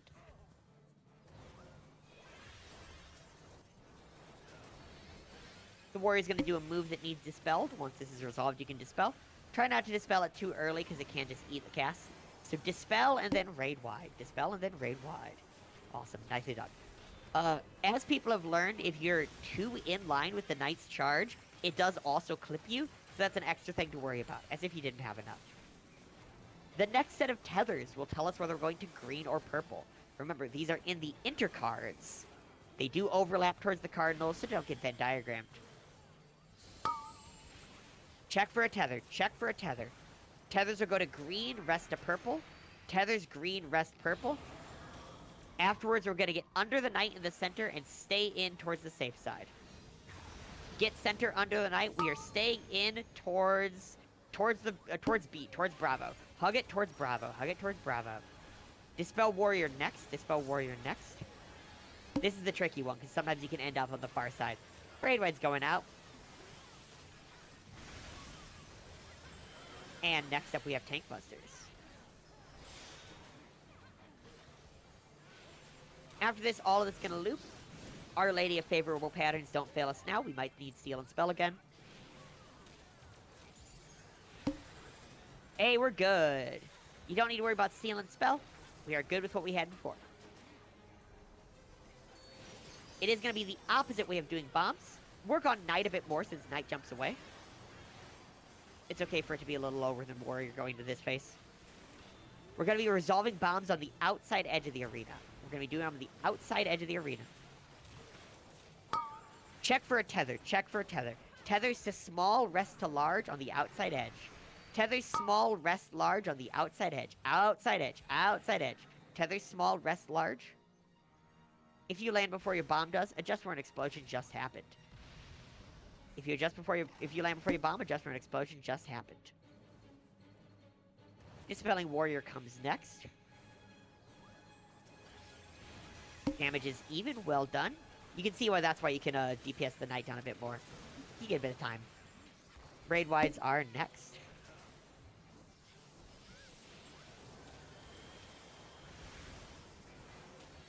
Nicely done on that first phase, y'all.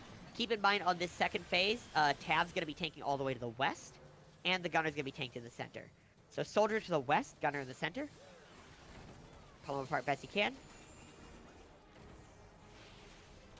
Yeah, these gotta get apart, y'all. Gotta get apart. Don't go for uptime. Yeah, okay. Okay, good. This might be a little wonky, but don't worry about it. We can reposition after this. If they stay tethered for too long, they do just kill us. So, there's chemicals in the fire turn the frickin' frogs gate. You'll just go where I say and worry about the, gap mechanic there. You're going south. We're going to C. We're going to C. C is safe. C is safe. Turn your gap towards the Gunner. Gunner's to the east a bit. Keep in mind. Gunner's to the east a bit. Gap towards the Gunner. Then gap towards a turret you're aligned with. Align yourself with a turret. Gap towards a turret you're aligned with. Alright, we can worry about repositioning now. Tank Bus is going out. We need to get that soldier well to the west. Over here. You should be all the way at the wall. Okay, Raid Red's coming out next.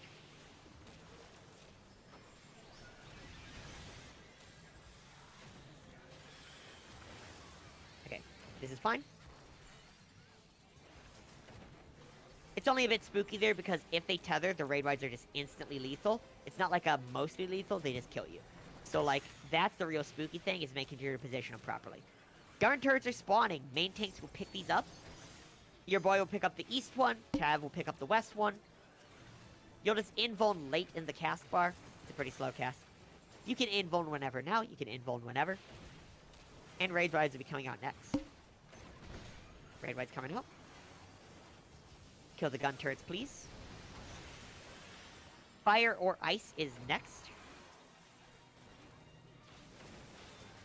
They're tethered. They're tethered. Pull them apart, please. Ice, keep moving. Keep moving.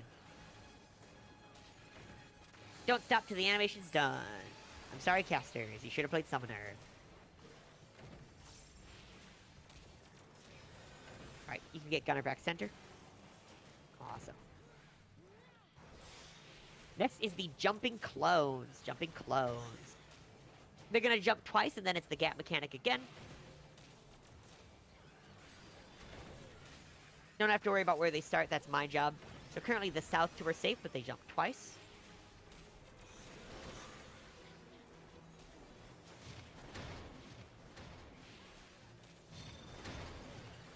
East is safe. 2 and 3 are safe. 2 and 3 are safe. 2 and 3 are safe. Gap towards the gunner in the center. Gap towards the gunner. Gap towards the gunner. Gap towards a turret you're aligned with. A turret you're aligned with. Tav, gap close back if you can. Or whoever has it. Hey, yeah, good job. Well done. That's what wiped us last time. Nicely done. Nicely done. Tank Busters are next. We do have healer LB3s if there are people in your party down. But it's often just fine to, like, wait till later in the phase. Really, it's just if people who had, like, a assigned role. Alright. If we see it, bouncing bullet turrets will be next. They're just, like, in normal mode. Yep, we are going to see bouncing bullet turrets. Just respect them. They can bounce once, twice, or thrice. It's not always 2 and 2. You're not seeing fire ice. North 1, south 1, tank stance is on. North 1, south 1, tank stance is on. Healers get to your reflect spots. Healers get to your reflect spots. Once your orbs spawn in, you generally wait one GCD and then use your reflect. We're going to be burning down the aura spheres, north and south. Burn down the aura spheres. Always respect coat of arms, do not greed. Healers, if any spot near you is missed, you can adjust to do it with your reflect. Watch for spots near you missed, adjust if they're missed. Always respect coat of arms, do not greed. Alright, that is a missed orb, I believe. So just use your DPS actions, burn, burn, burn. Coat of arms, respect it, do not greed. Healers, back in position. Healers, back in position. North 2, south 2, be in position. North 2, south 2. We're going to be picking up aura spheres and burning them down. Picking up aura spheres, burning them down. Healers, adjust if anything near you is missed. We don't have a duelist, we need all the damage we can get. Coat of arms, respect it, do not greed. When it comes up. I'm a little late. Healers LB3 if anyone in your party is down. Healers LB3 if anyone in your party is down. You have limited time to do so. Coat of arms, respect it, do not greed. Don't die after the LB3, that'd be embarrassing. Alright. Make sure to get your chest. We only have one chest, thanks Mushi. We do have a couple dead bodies. You can stand on them to res them. And so, one thing I do want to say, we don't have vet tanks on this run, or at least not many vet tanks. It's not like a lot of prog runs where I am one vet tank and Azalea is another. Also, there's no traps for the next arena. You're good to get to the next arena. So, big props to any proggers who step up to tank. Like, and whether or not they're like a full progger or like someone who's still practicing the main tank role or still shaky on mechanics, like, stepping up to main tank when you've never done it before, that is, like, that's intimidating. Because especially on a fight like this, it's so position heavy, you know one thing goes wrong and you wipe the raid. So, like, the only way to learn sometimes is by doing. If you could do and not kill everybody, that's even better. Yeah, good shit, team. Yeah, the shield changed and I didn't see it, and all of a sudden I hit it 3 times. Yep. Yeah, it's brutal. Like, I especially feel for the dancers and, like, whenever I'm in white mage in here, because, yeah, like, you can hit 3 of them with a dance. It's great for DPS. However, all it takes is, like, what? If you hit three reflects from it, you get a doom, even if you had failed nothing leading up to that. Anyway, welcome to Phantom. This is a mini boss. Only use charges on actions if you know you're good on those actions. Generally speaking, you have like 1 to burn or so. We re-up actions at TA, so no need to stress too much. Use a re-raiser if you died. So Phantom is usually just a collar check. The main tank needs to make sure to, when following the donuts, to pull the boss, like, ahead of the donuts. Like, you're kind of sacrificing your own uptime and being as far ahead as possible, so the party can keep uptime the whole way down. We either have to, like, if it's donuts, we start to the north, we follow them along, they take every dot on the ground. There is one at the bottom, so don't run into the wall, you know, be ready for that, etc. We have to move over after a certain number of line pulses. If we're at the bottom, we just move back and forth stuff. It's mostly all handled by calls. There is an ad phase. During the ad phase, it's 3 waves. We need to burn down the red ads and heal up the white ads. This is a bit of a heal race versus a DPS race. It is 3 waves, so be careful on your big cooldowns. I used to have something really fun and really funny, I would say here, but I am a mod of this server and need to set a good example, so I've stopped saying it. If you're okay with a bit more NSFW jokes, my DMs are always open for anyone who wants to know what it is. I just can't say it on voice call anymore. I'm not typing it either. I gotta, yeah. I'll go through it afterwards. Like, I miss it, but like, it's, yeah. Anyway, this is almost all I handle by calls. If we end up seeing ice spikes, we're gonna laugh. But yeah. You can step across the line once you're ready to go. Between Tav and your boy, both of you were tanking. Which one of you wants to keep tanking? You can step up to the front. Go ahead, your boy. Your boy's jumping. All right. Yeah, Tav, Tav is one of those who like has cleared, but like wanted to practice the mechanics and certainly hadn't been doing main tank stuff. So that's not like it's a cleared vet doing tanking. It's still somebody who's progging it. And like that's what I like about not just having a full run of proggers. Like I can fit in like the vets who are like, God, I really want to practice more or try something new. Like we have like Luzrain got in as a healer to practice that. Like I love being able to do that and not just saying, okay, well you got your clear, you're a vet now, because that's not the case. That's terrifying. Once we get to the next arena, we will take a short break for, you know, drinks, refreshment, shake out nerves, whatever. The next boss is the one we're really practicing. Once Naxim and Serac are ready, they can step across the line. Oh, yeah. White man can save your bennies for the last ghosts, indeed. Alright, we are all ready to go. Tank stance check, only your boy needs it on. Food check, vibe check, starting countdown. There's always a bit of tank stance fuckery in Queensguard, so generally just recheck it. And Tem, you could actually pull with Banish, like, a second or so, like, before you normally would. I don't think it doubles our damage, it's like 1.5 times damage. So, like, oh no, an early pull. 25? I mean, still. It's still enough to, like, very much be worth it. Alright. We're going to be starting out by going towards Alpha or Delta, A or D. It's one of them to the north. Oh god, there's a raid wide. I forgot to explain it. Oh no, oh god. Anyway. We're going to be going towards either A or D, whichever one is the safe pattern. We're going to be starting at D, starting at Delta, starting at D. We're going to have to follow these dots along. It's a donut at each one. Remember, main tank needs to stay a bit outside of their own melee range as they're running down, just so everybody else can stay in melee range. There is one all the way at the bottom. Don't run into the wall, and don't miss it. After 3 pulses in the line next, we'll move over. There's 1 pulse, 2 pulses, and move to the 3 marker. Move to the 3 marker. For the next mechanic, we're either going to start at 3 or 4, depending on the pattern.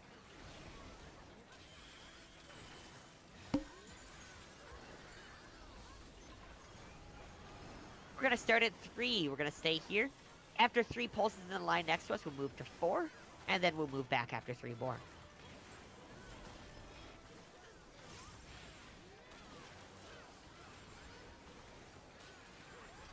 There's 1, 2, and move to 4. After 3 more pulses, we'll move back. There's 1, 2, and move back to 3. Move back to 3. Ad phase is next. Boss is gonna jump center for the ad phase. We used to think you couldn't go center under the boss here because it looks like it's an AoE that'll kill you. It doesn't matter. You can stand wherever you want. It's 3 waves. Burn down the red ads, heal up the white ads. Yeah, we went a ridiculous amount of time thinking this killed you. Like, probably like months. It's great. Like I said, 3 waves. Don't use all your big heals on the same one at the same time. RIP my former call.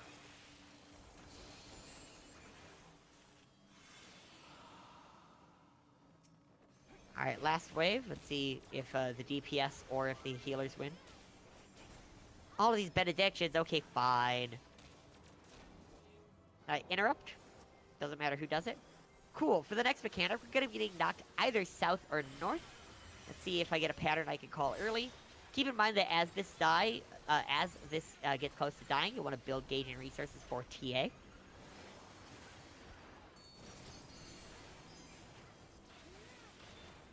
I almost never get to do this because we usually just kill it too fast. But we don't have a duelist, so like... we're getting knocked, south. So we're gonna start to the north. Hey, look, how did I know? Start to the north, we're getting knocked to the south. You're gonna want to stand on the C marker. After we get knocked back, we'll stand on the 3. Stand on the 3. After 3 pulses in the line next to us, we'll move to 2. Never mind. There are traps up ahead. Do not rush ahead. This is the second phase of needing Percept. I will go to the spots and jump up and down as far as Percepting goes. For this first room, you can go dead center of the room with Percept.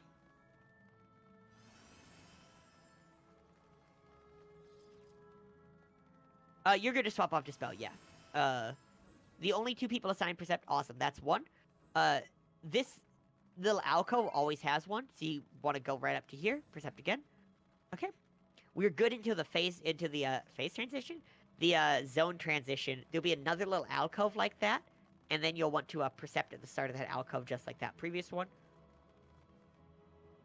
Never run ahead of the Perceptor, y'all. I'm only doing it because I know where to go. Don't stand in the pig trap. It may look nice, but you can go dead center with this one again. There's always 3 in this room. Congratulations! We are good to the next arena. After this arena, to the next mini-boss, there are a couple traps, and that is the last phase of traps. So if you're rationing out your perceptions, there are some after this, but that's the last push of it. I'm going to give us a 5-minute break. We're going to come back at 40 past the hour. Keep in mind not to get AFK kicked or whatever. But yeah, shake out some nerves, get a drink, whatever you need to do. Hope people are having fun. I think, depending on how this goes, we might be able to push for like another hour in here and just fucking book it to see if we can get another attempt at this. But it'll really depend on like how long we take and how people are feeling. So yeah, I'm gonna go to the bathroom. I'll be back shortly.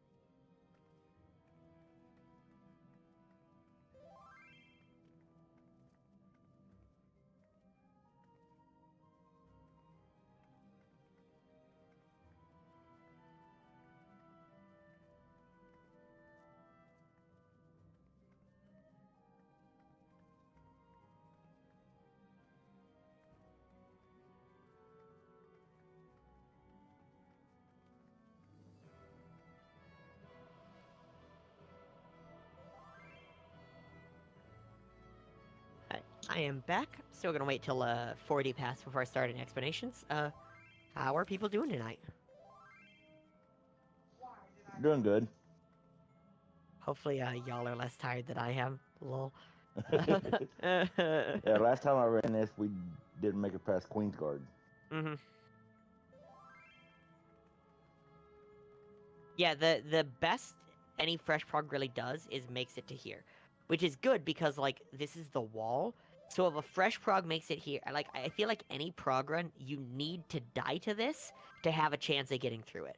So like the first time here is basically just always a wipe, and that's totally cool. If you're on a run that like gets here twice in one night, sometimes you'll get past it on the second time. Sometimes it's like the first entire week of getting here is just that whole week is just a wipe. So it's possible we do this, we wipe, we come back in, we get here, we wipe. That's by design. That's kind of how it works. Because then y'all have an entire week to like practice the toolbox stuff or like look up guides or ask questions. Like before one of these runs, I screen shared my like stream VODs and went through like the exact mechanics to teach people because somebody like wanted to see it like directly rather than like just a video.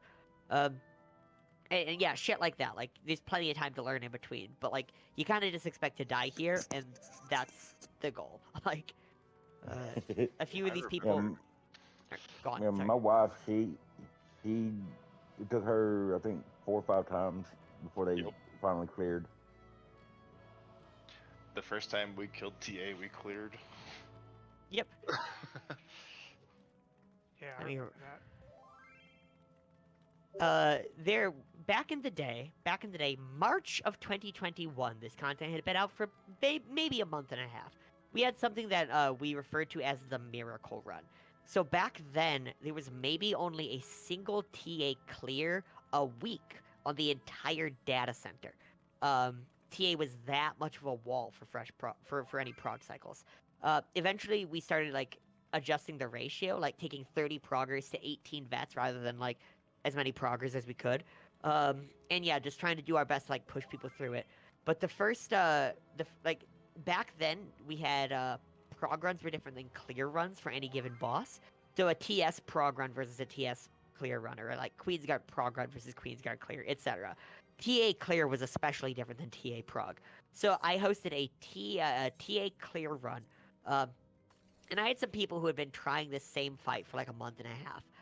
And we get there, and people are just chomping at the bit. They're so ready for it. They came so prepared. We fucking blast through it. We kill it. Everybody just gets this sigh of relief, you know, celebrates, whatever. We get to Sidge, the mini-boss, afterwards. We clear it. Sidge is not free. It's scarier than a lot of the bosses. So it was like, all right, we kind of skipped a prog set, like a prog level there. We got to Queen. And it was the first instance, I think, as far as I know, the first instance, period, of basically a run completely skipping like their levels, because that TA clear run cleared Queen as well, one-shot it with like 36 people being their first time there, like without honors, a month and a half into the content, maybe. Like, and the like sheer level of like joy and exhilaration at that clear, like best gaming moment I've ever had. And that everybody, was what I cleared on. yeah, it was just like we called it a miracle run, like for a reason. Right. Yeah. Then we're like, okay, we want to have a victory lap since that was the first time. If anybody needs to drop, sure. So like 12 people dropped. We pulled in some new people. We had a Trinity Seeker progger in there. It's like we're just gonna go as far as we can and just have fun with it. We fucking cleared TA again. We got to Queen again. We cleared Queen again. Like with another batch of 12 who hadn't done it before, with a Trinity Seeker progger. They're like, I didn't deserve this. But yeah, like that was with honors, things are a lot, I don't want to say easier, they are, but like the DPS checks are more forgiving, everything's more forgiving. So like to skip things to that degree back then was just like an impossible, you know, boost of confidence for everybody. And like that, and probably that night alone got me addicted to wanting to keep teaching this for forever. Like that was a huge moment in it. Anyway, story time with Grandpa's over. Now it's explanation time with Grandpa. Hello, everyone, and welcome to Trinity Avowed. Make sure to keep moving so you don't get AFK kicked. You know, type in chat, whatever you gotta do. This fight has 3 different mini phases. Each mini phase happens twice. They all have slightly different mechanics to them, but they revolve around a simple principle. Get your hot cold to 0 by the end. The first time through each phase, it's pretty simple. You just need to get hit by the opposite of your hot cold. If I have an ice 2, I need to get hit by a fire 2, etc. I like to think of ice as negative numbers and fire as positive numbers, and I'm trying to get towards 0. That's important because the second time through each phase, you get a second debuff called Elemental Brand. Elemental Brand adds to or subtracts from your total. This doesn't apply until the very end of the mechanic, so it'll look like things are wrong. You just gotta do the math and trust it. For instance, if I have an Ice 2 as my hot cold, and a Fire 1 as my Elemental Brand, well, -2 with a +1 is still -1, so I still need 1 more to zero it out. Or the other way to think about it could be like, oh, you know, Ice 2 means I need 2 fires, but I only have 1, so I need another fire somewhere, etc. You just find your new total by adding your hot, cold, and your elemental brand together, and then use that new total going forward. Ignore which one came first or whatever. Use the new total, and it'll work out in the end, I promise. Oh yeah, you're all gonna die. The best part about this fight, too, I can call out what to do for each mechanic in general. I cannot tell you, Fire 2s go here, Ice 2s go here. It's all personal responsibility. This is the wall. Welcome to the wall. So there's that ice, that hot cold elemental brand kind of thing. To walk through each phase in particular, I'll start out with Tank Buster Raid Wide. The Tank Busters are stack Tank Busters. It's a good movie too. The Tank Busters are stack Tank Busters. We just have all tanks stacked to the front for it. The Raid Wides apply a heavy bleed. This is where the Raid Wides start getting really spooky. It is the job of the main tank in each party to have Aether Shield slotted. You will Aether Shield every Raid Wide. It is called Gloria of Baja. Off tanks, it is up to you whether or not you trust your main tank. You can start with Aether Shield as well and also get every Raid Wide, or you can wait for your main tank to die and swap into it, kinda either way. Either way, off tanks, if your main tank goes down, you are also expected to Aether Shield every Raid Wide. To go through the different phases, we're going to start with Staff 1. Staff 1 does the hot cold first, and then a Forced March applies. Forced March marches you 2 squares in a certain direction. It's based on your facing, kind of similar to the gap mechanic. So, if I need to get marched to the left, and mine is pointing to... If mine's pointing to the left, I need to get marched to the left, I would like face, to the north, and it would point me that way, etc. It's facing based. Keep an eye on your Forced March. Don't greed as it's running out. If you try to attack the boss again, it will reset your facing and fuck you over. This one's pretty simple, though. We get centered to dodgy proximity. We use our Forced March to get marched into the orb that resolves a debuff. A Raid Wide comes out, and we're done. Get out. Run. Get out, run. This boss has a very long pull range. Get out, keep running. The AoE could kill people if you're not fast enough. Or the Tank Buster, rather. Somebody triggered a trap. We are good. You can return. We will have to pick up the body. We will not because their re-rays are prog. No, we have another body. Or did they? No, we have another body in the center of the room. In the center of the trap room. They ran over a trap in their blind panic to get away. Oh, someone else did. Yeah, it's not wrong to do so. But yeah, so y'all know, TA has a very long pull range. Now you know. So the next, so fucking Denki out here not gonna make any mechanic mistakes themselves, so they have to kill other people instead, because they're not gonna die. They're ready to clear, so they need to... Anyway, I'm just giving you shit. Like I said, honest mistakes. It is a very honest mistake to make, considering we can run directly up to the next boss. Or the previous boss. Swords is the next mechanic. Let me put up the markers, because this is very important. The boss goes untargetable for swords, and this is where we play that little swords minigame. If you've done the little minigame that we have, that is your best way of doing it. But I'm going to call out a safe square. The safe square is hit by nothing. Every square that is a cardinal from that safe square gets hit by only one thing. Your job is to get to that safe square, turn around to figure out which clone you need hit by, and sidestep one cardinal square to only get hit by your clone. The clone's facing does not matter, it is the side the sword is on. It's the same as in normal mode, but in normal mode the boss just stays center and faces north. So, for instance, we'll go for a couple different patterns. If this 4 square, if this is the safe square, your options on where to stand could be the A square, the B square, the C square, or the D square. A single cardinal square. If you end up here, just slightly over the line either direction, you're not on the same square, a cardinal square, you will die. It does not matter. If you end up here, a little further out, but you're mostly in that direction, doesn't matter. You're not a cardinal direction, you will die. If you end up here, you know, you're certainly dead. Here, you're certainly dead, etc. It's almost better to just gamble on the 1 in 4 chance of picking one at random. The cleaves do happen twice, so if you miss the first one, you can just, you know, stand on the safe square for the first one and try to get it on the second one. But either way, you gotta resolve it at some point.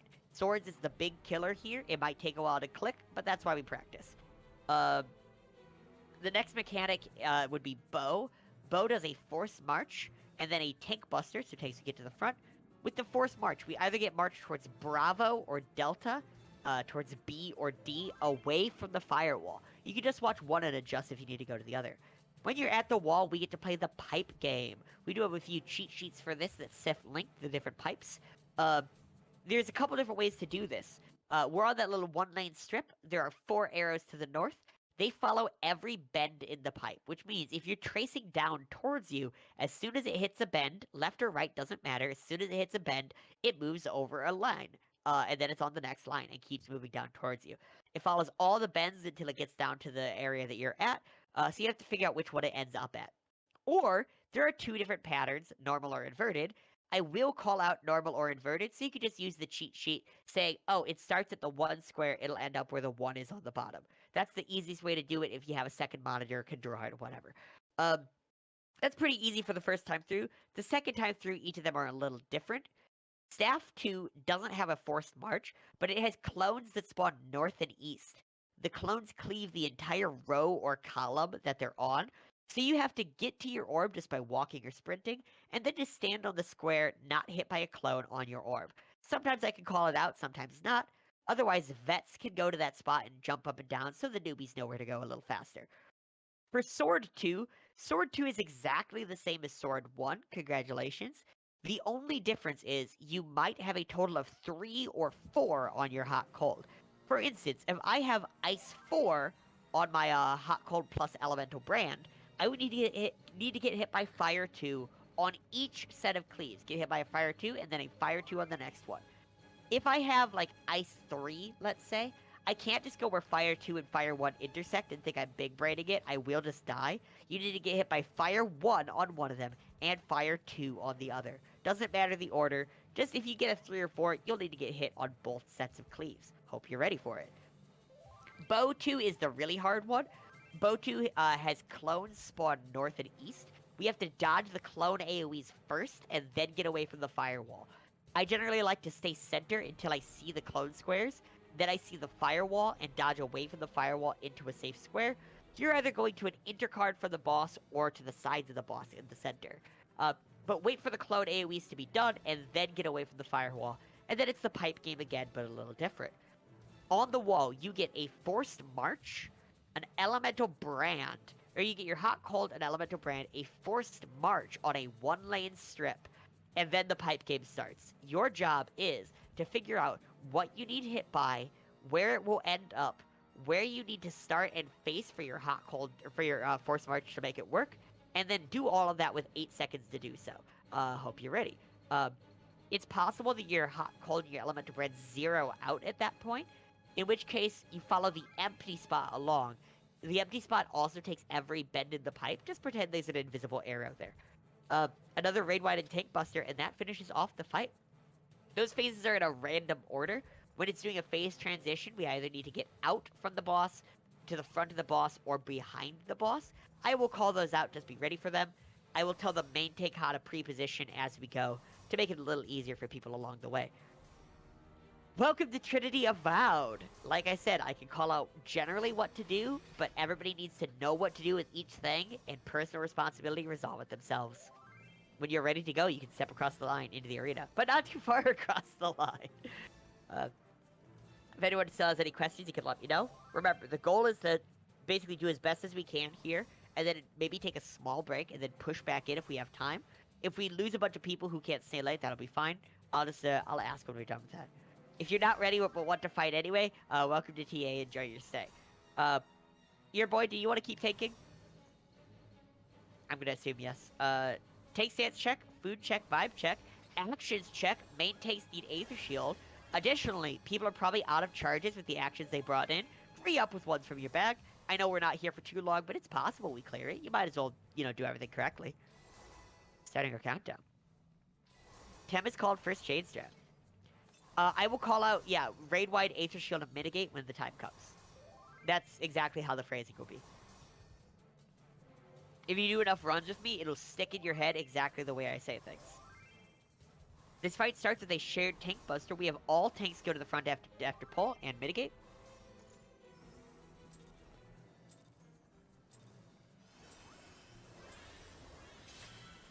Alright. Tanks to the front for the shared tank buster. Tank buster coming out. After this is the raid-wide Aether Shield and mitigate. Aether Shield and mitigate.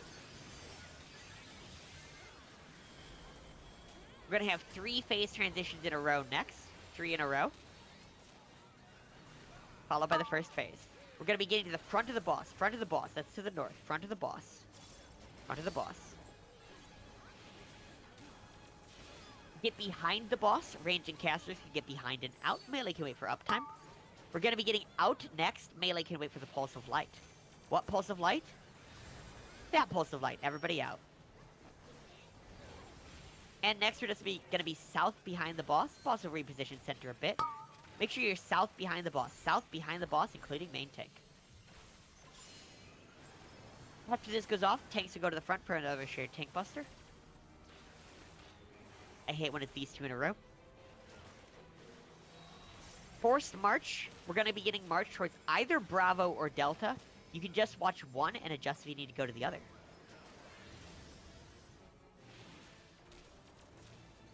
We're getting march towards Delta. March towards Delta. Do not greed. Do not greed. You can try rescuing people if they re-raise in the fire. Remember, if you die, use your re-raiser for whatever reason. Check your hot cold. It is pipe game time. Check your hot cold. Inverted pattern. Inverted pattern.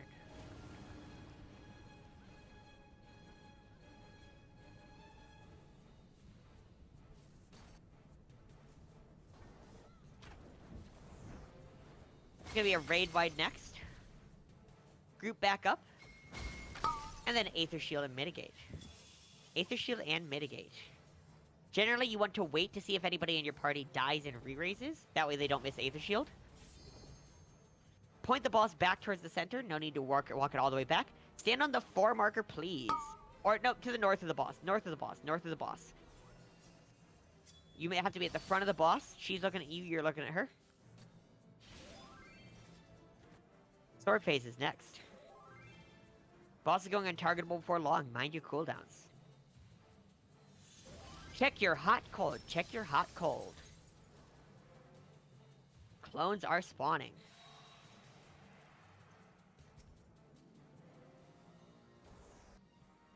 We got 3 is safe. 3 is safe. Cardinal from 3. If you end on 1, you're gonna die. 3 is safe. Cardinal from 3. Hit by just your clone. As Daft Punk says, one more time. We got 2 is safe. 2 is safe. If you're resolved, go there. If you end on 4, you're gonna die. 2 or a cardinal from it. Boss is gonna return with a raid wide. Group back up, Aether Shield and mitigate. Group back up, Aether Shield and mitigate.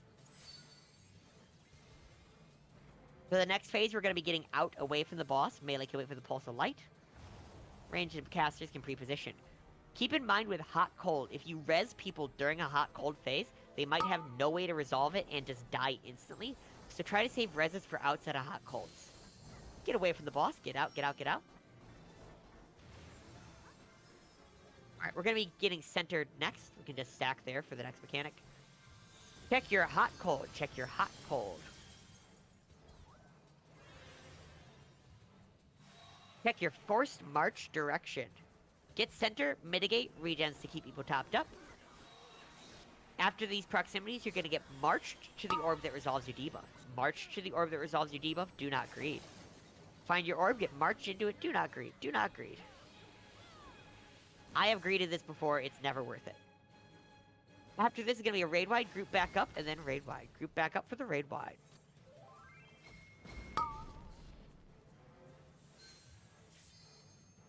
Raid wide, Aether Shield and mitigate. Aether Shield and mitigate.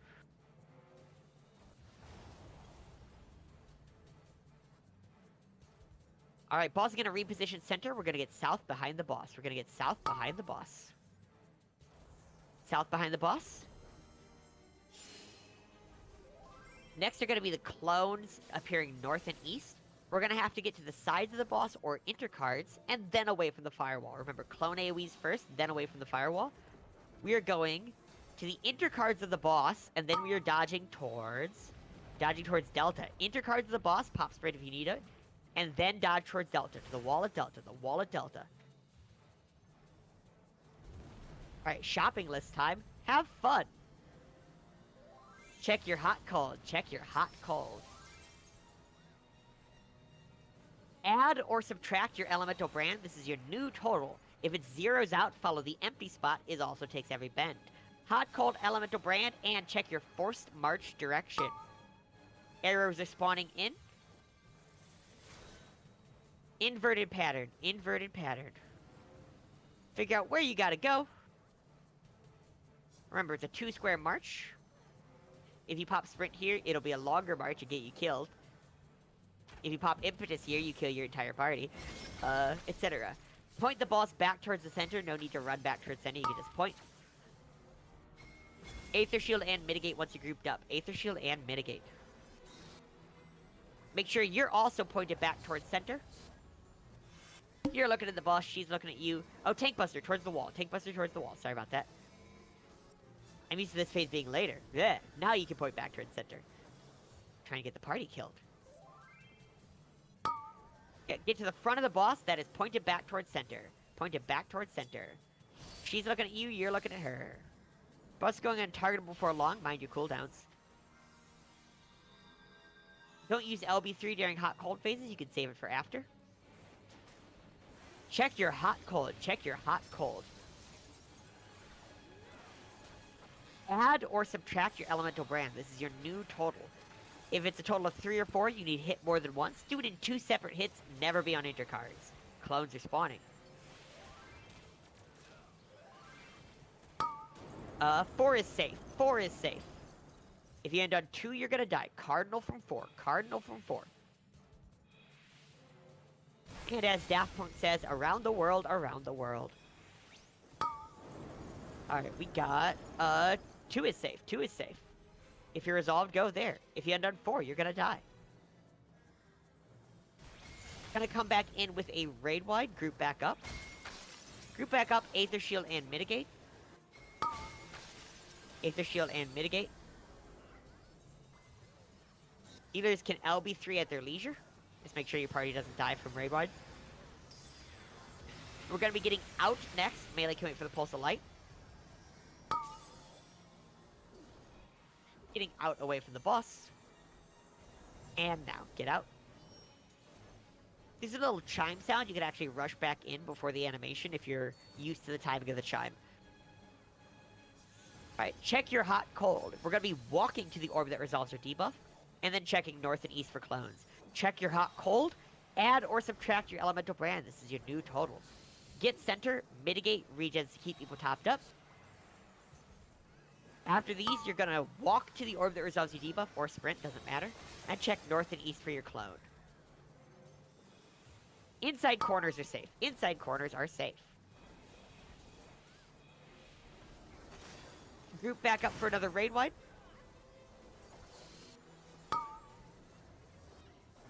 Aether Shield and mitigate. Aether Shield and mitigate.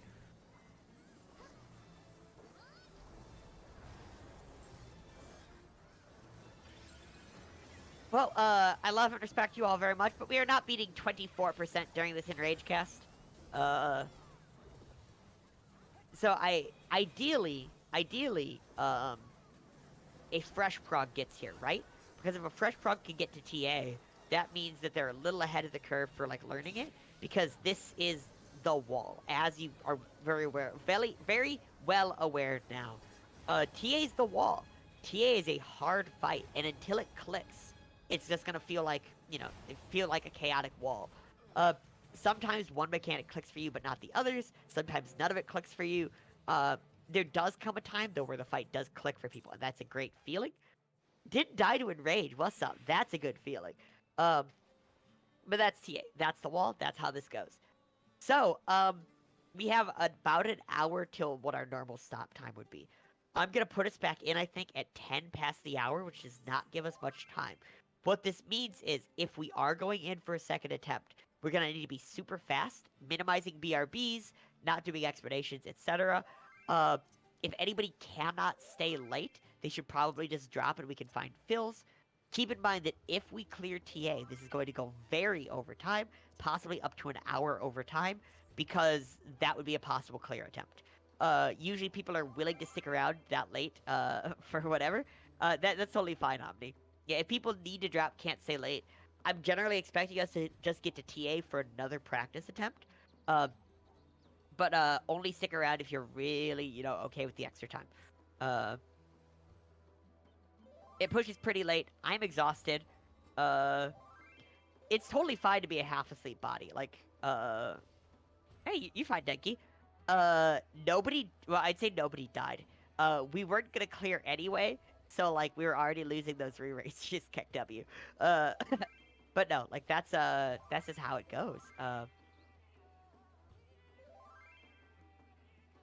Alright, like I said, I'm gonna put us back in at 10 past the hour, so, shake out your nerves, whatever you gotta do. Yep, if you've got to drop, please do so I could instantly start working on finding fills. Yeah, no worries, Coulter. Regardless of whether or not people stick around today, next week, I'll either be doing another prog run, or if we manage to clear tonight, I'll probably just do it as another clear / re-clear kind of stuff. But if people have seen TA and have some practice on it, I'm generally willing to take them on, like, the re-clear stuff. That's kind of how I catch people up, rather than just being like, okay, new fresh prog, you'll have to wait to the next one. Stuff like that. Yeah, 5 minutes or so I could start, finding some books to fill.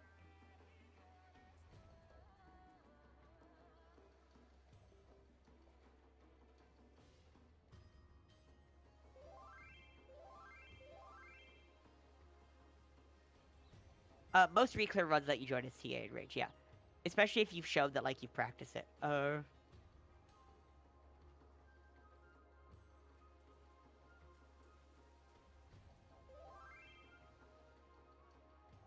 This one means...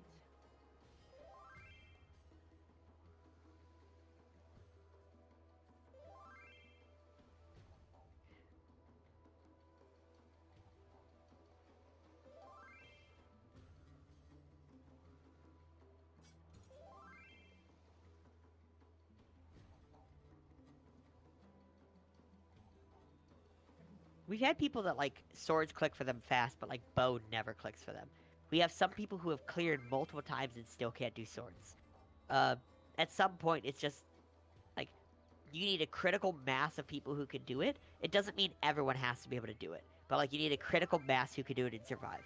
Or you need to, like, do the previous fights well enough so you have the arises of the re-raisers to spare. Stuff like that. Yeah, I'm glad I was able to get you in, Tav. Cause, like, as nice as it is to, like, go on a re-clear as a vet and still practice stuff, you always feel a little bad about, like, oh, well, I'm here to practice and we're skipping half the mechanics and I'm dead on the floor.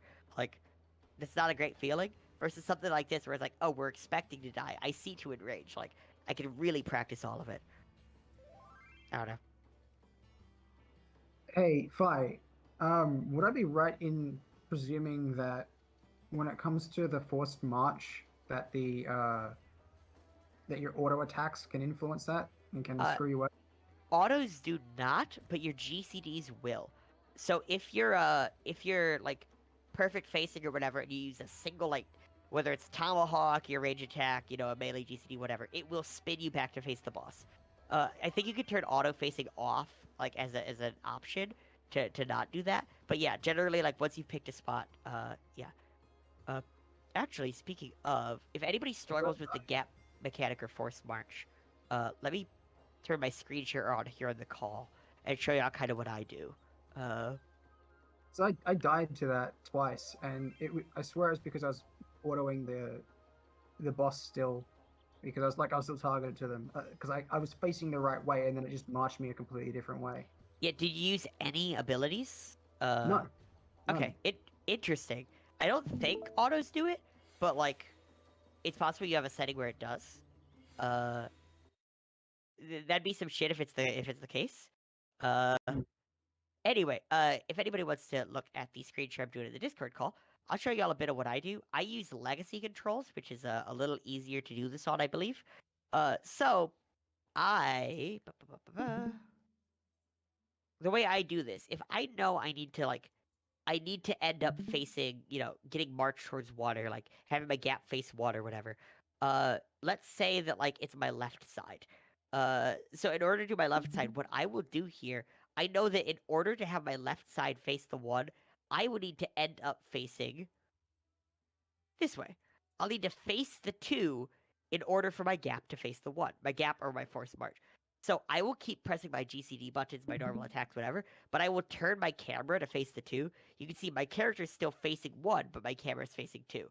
And that just means that as soon as the cast bar is about to finish, my debuff is about to run out, on legacy controls, I can just tap W and now my facing is perfect. Or I think it works on standard controls too. Pressing in both mouse buttons or like whatever the run would be in that case.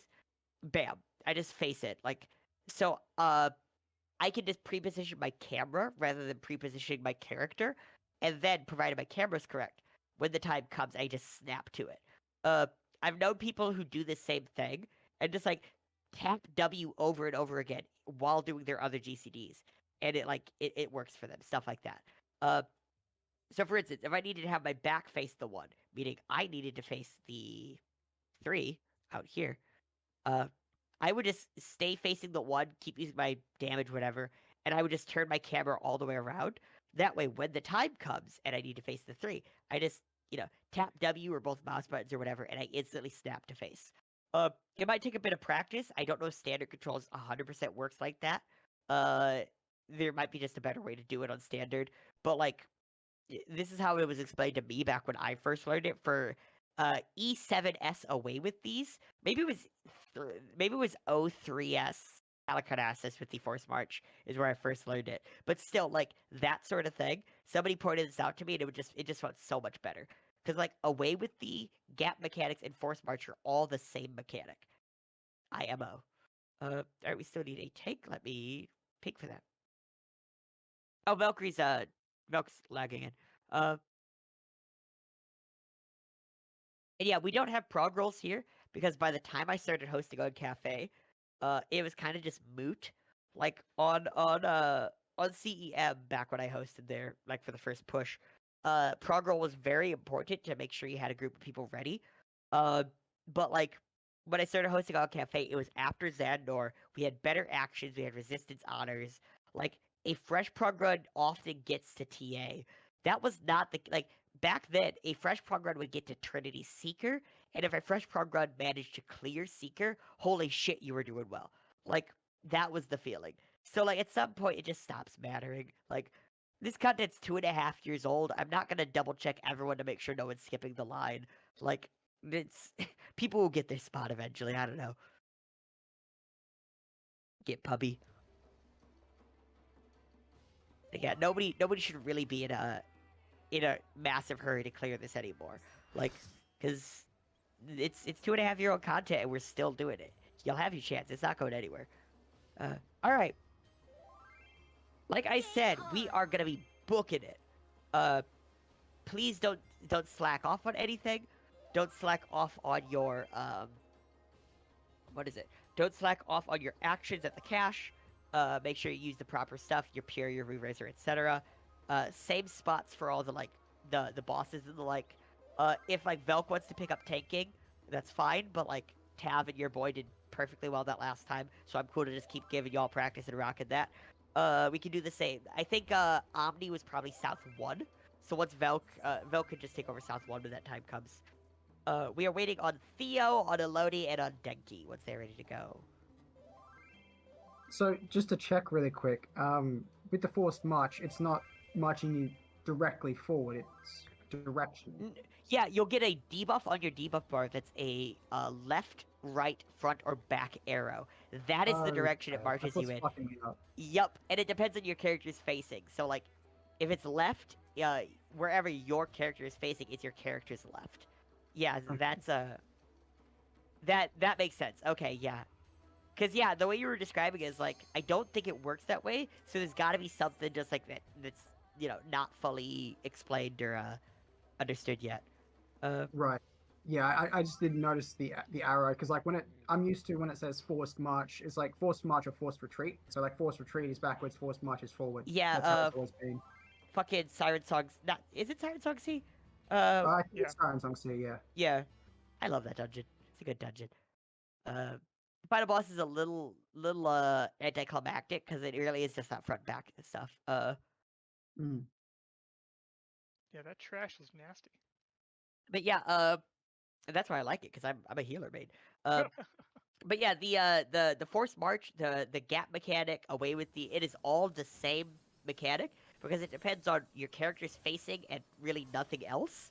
Positioning kinda, but like positioning and facing, it's the same mechanic. They just kind of resolve differently. Anyway. Well, it was forced march was like specifically it marches you forward and yeah, based forced off of, like, advance, forced retreat. Yeah. Yeah. Make sure to use re-up your actions if you're low on charges. Generally speaking, we assume everybody has full charges when they start. The holsters are made that way. Make sure you have popped your re-raiser as well as your pure before jumping down. I will not be adjusting for people who forget them unless they are a mission critical roll. That does not mean mission critical rolls can just do it willy-nilly. I will be very disappointed. I'm so tired. I worked over 12 hours today on 4.5 hours of sleep. I got like half an hour of a nap before doing this.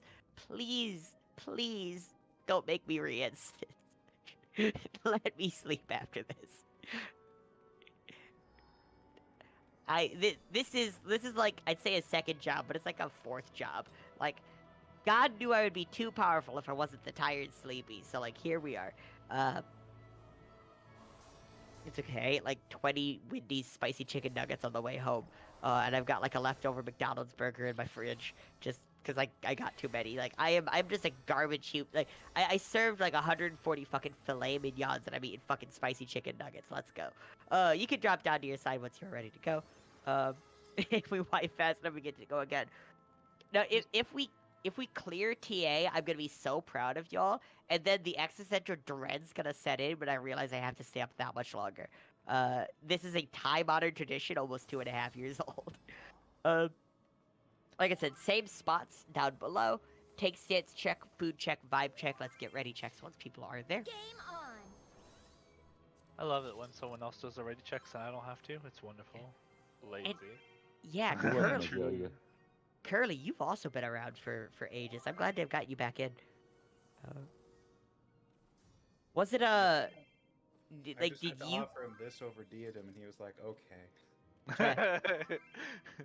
One of these days, you're gonna serve your filet mignon customers spicy chicken nuggets, and they're really gonna like you. You're damn straight. Yep. Yeah. And really, unlike Eureka, unlike BA, this doesn't really have that many good reasons to keep running it, which is really disappointing. It's just for the fun of it, for the mount, not the mount, the armor sets and the like. Do we have a party C ready check? C ready, awesome. Take stance check, food check, vibe check. I am starting our countdown. On Golem's side, we had a trap in blue, no trap in white. Duwu is just gonna invul again.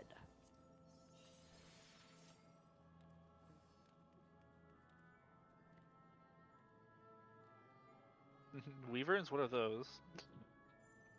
Yeah, like I'll save it till after this, but I've got some thoughts on that. Anyway. And away we go.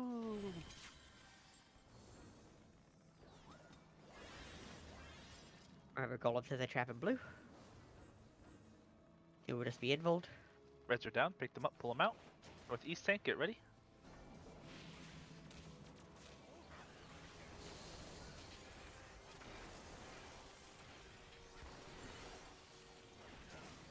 Blue Golem healers, be ready to Asuna.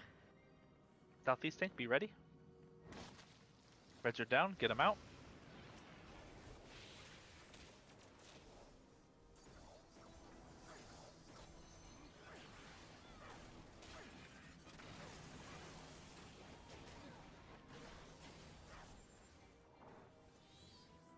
Southwest, doing your job already. Last, nice.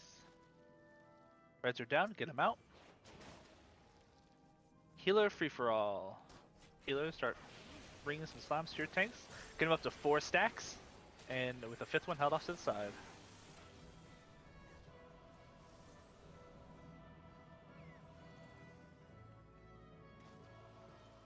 Reds are down. Get them out. Golem minutes.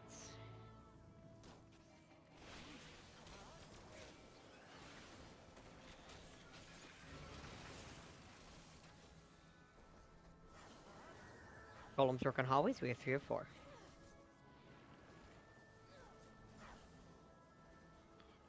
Reds are down. Get them out.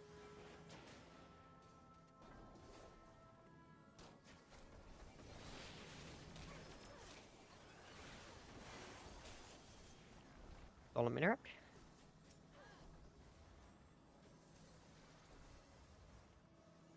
Reds are down. Get them out. Northeast is 4 and holding. Southeast, southwest, northwest. That is all rooms reporting 4 and holding. Let's go ahead and commit. Everybody commit.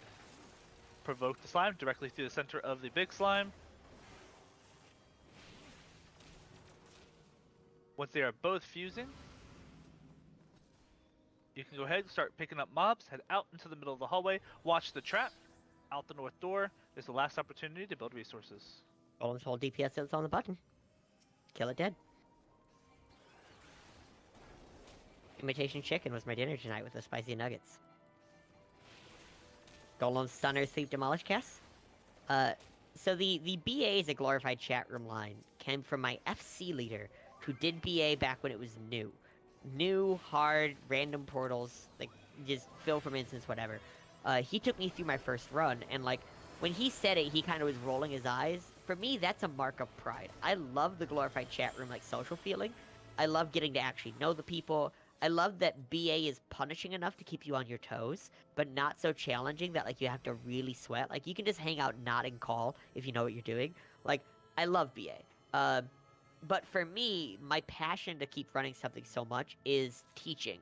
And BA kind of, like, you run out of things to teach for people, because a lot of it's pretty self-explanatory if you're not, like, teaching them to call. Versus, like, DRS is, like, the good teaching in DRS very much matters. And you get to really watch people struggle and learn it at their own pace. And once it finally clicks, like, that is the feeling that keeps me coming back.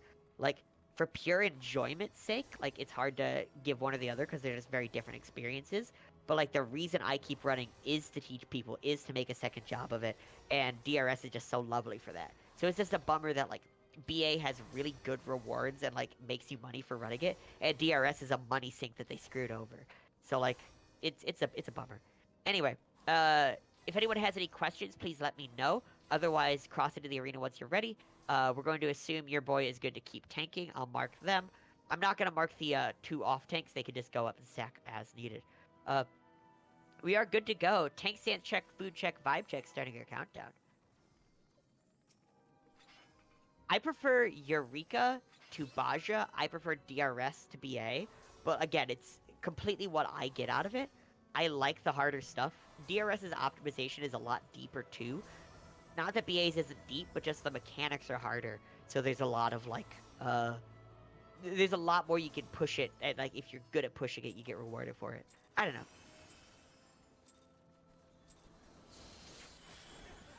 Oh yeah, this fight starts out with a raid wide, but who really cares anyway?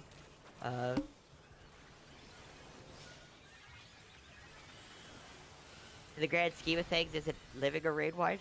Anyway, Fourfold Mercy is next. We're gonna be using True North Orientation. True North Orientation.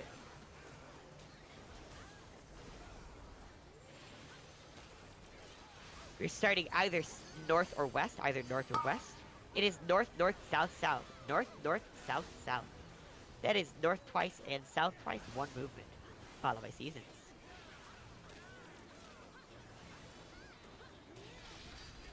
South twice. Orb is on 2. Dodge ice, look away from 2. Look away, look away, look away, look away. Dodge ice again and get away from the bloom. Get away from the bloom. Group back up, we're gonna have a raid wide, followed by probably skipping the tank buster. You can get inside the hitbox already if you're really confident. Yeah, you can get inside the hitbox. Further back is also safe, but inside's the safest. After this goes off, main and off tanks will get away to the north. Main and off tanks to the north, everyone else away. Sharing is caring here on the late nights. You said the thing. Everyone away from main tank. Sharing is no longer caring here on the late nights. That's really what I'm known for. It's not for being a good teacher. It's not for doing this for so long. It's making the same stupid jokes for 2.5 years straight. And people laughing every time. It's the best. Anyway, chains are next. You can stack up. Wait for the chain to go away above your head. We're going to be breaking chains and then hiding. Wait for the chain icon to go away. Break chains, then hide. Break chains, then hide. Hide, hide, hide.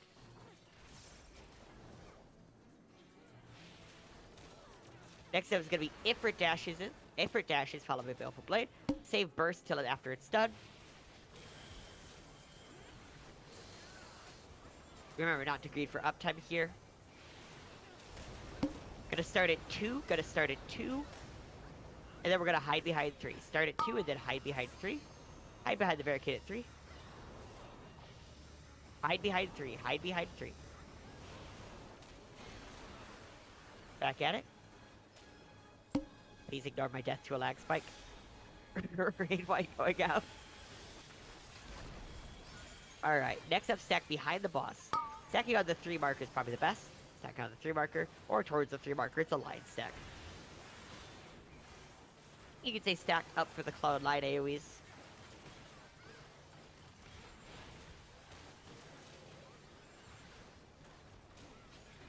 After this is gonna be the first Iron Splitter. After the clone line AoEs, I mean. Like I said before, if you need me to call out not to stand on orange, I don't know what to tell you. However, stand on brick. Stand on brick. That's the bricky one. Boss is jumping center next. The next time the boss jumps, we're going to follow the boss and be on sand. Remember, the next time he jumps, we're going to be on sand near the boss. Sand near the boss, keep watching for Earthshakers. Earthshakers need to rotate around the center. Earthshakers rotate around the center. Earthshakers rotate. Follow the boss one more time. Brick near the boss. Brick near the boss. Earthshakers away. Brick near the boss. Earthshakers away. There's an Earthshaker still on the party. Dodge the AoEs. And Raid White is next. Maintain Odyssey is point north here. Yeah. Party can get to intercards around the boss. Intercards. Everyone intercards. We're skipping. We're skipping. Intercards around the boss. Go, go, go. It is depending on the boss's position and facing. Good job on DPS. You don't often see that skip on prog. Next is going to be Ifrit dashes, followed by Fourfold Mercy. Remember to save burst till after it's done. If I don't die this time. We're going to be starting at 4. Starting at 4. Fourfold is going to be either north or east to start. North, north, south, south. Rotate around and then north, north, south, south. Y'all are pushing for uptime and just get it dead. North, north, south, south. North, north, south, south. South twice. South twice. Orb is on 1. Dodge ice. Look away from the orb. Look away, look away. Dodge ice again and get away from the bloom. Get away from the bloom. Chains to break, followed by a raid wide. Group up as you can. Chains to break, followed by a raid wide.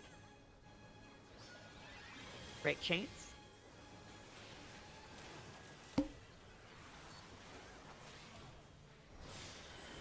Alright, next is basic bitch tank buster. Be away from main tank. Main tank is always a basic bitch, regardless of who they are. Be away from main tank. Your boy, enjoy your pumpkin spice latte today. Your Ugg boots, your North Face jacket. Anyway, boss is jumping center. It's the Iron Splitter Fourfold Mercy combo. We're gonna start on the first safe rings, do fourfold like normal, and end on the next safe rings. They're always opposite. We're starting either south or east. It's a 2 movement. What are we gonna get? It's tricky. South, north, north, south. Start on brick. Hitbox is safe. South, north, north, south. Start on brick. North twice. North twice. South again, end on sand. South again, end on sand. One more at random. Wow, that's a lot of deaths. One more at random. Be on brick. Be on brick with seasons. Brick, brick, brick. Orb is on 1. Dodge ice. Look away from 1. Look away, look away. Don't get baited by the clone light AoEs. You have time to dodge. Don't get baited. Don't get baited.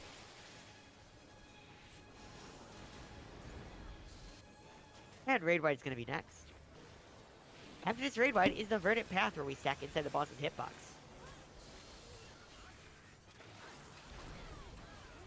You get inside the hitbox. Healers, once you get LB3, you know what to do.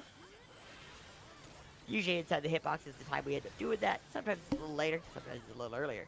Inside the hitbox. Inside the hitbox, front or back is also safe, but inside safest regardless of facing.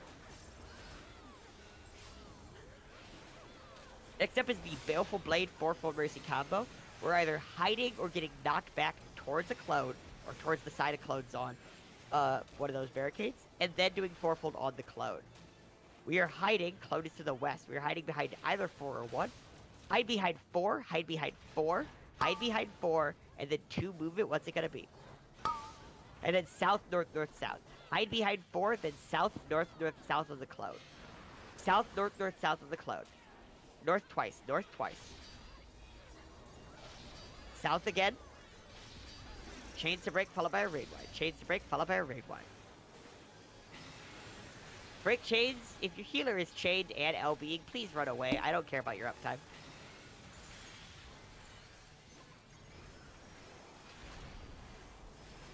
Alright, next up is the Iron Splitter Baleful Blade combo, but I don't care, we can just burn the boss. God, I have so many hides on Baleful Blades nowadays. It's almost never knockback, like the past 2 weeks, I swear. There are bodies to pick up as well as traps ahead. If you're going to be a rising, stand on a body. Do not rush ahead because we have traps. So, it might seem a little jarring to go from, TA, where generally people were doing pretty well for prog, to a Trinity Seeker where there were a lot of deaths. That's just Seeker. There are some vets who think Seeker is the hardest boss in here. That's not because Seeker's like the cut that wears DPS checks, or like, it's fast-paced. It is a lot of things happening at once. It never stops being that fast. There's not anything to really understand, it's just fast. So like, there's some ways to make it easier, but it's just fast. And that never gets any easier. But it's also a lot of fun to parse, because nobody has the duel yet, so everything's on like pretty even territory. I don't know. We got... Yeah, once Azalea's ready to go. Redemption arc, I believe in you. That broke my 100% victory rate. That made me so sad. My first duel attempt broke my 100% victory rate, dear. At some point. This was like week 1 of the content, alright? Like, maybe week 2.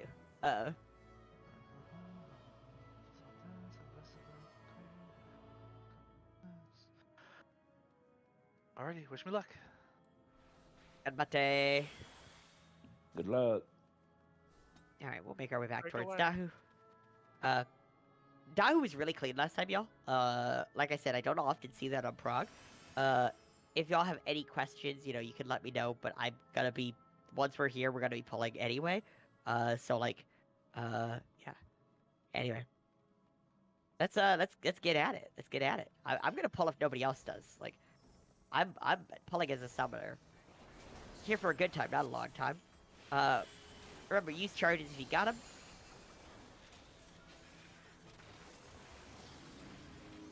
Multiple sets of ground AoEs followed by 2 charges. Watch your footing, Dance Dance Revolution. Don't get got. Charging north to start, charging north. And charging southwest. Charging southwest. We're gonna get close to him after the charge. Dodge the cone.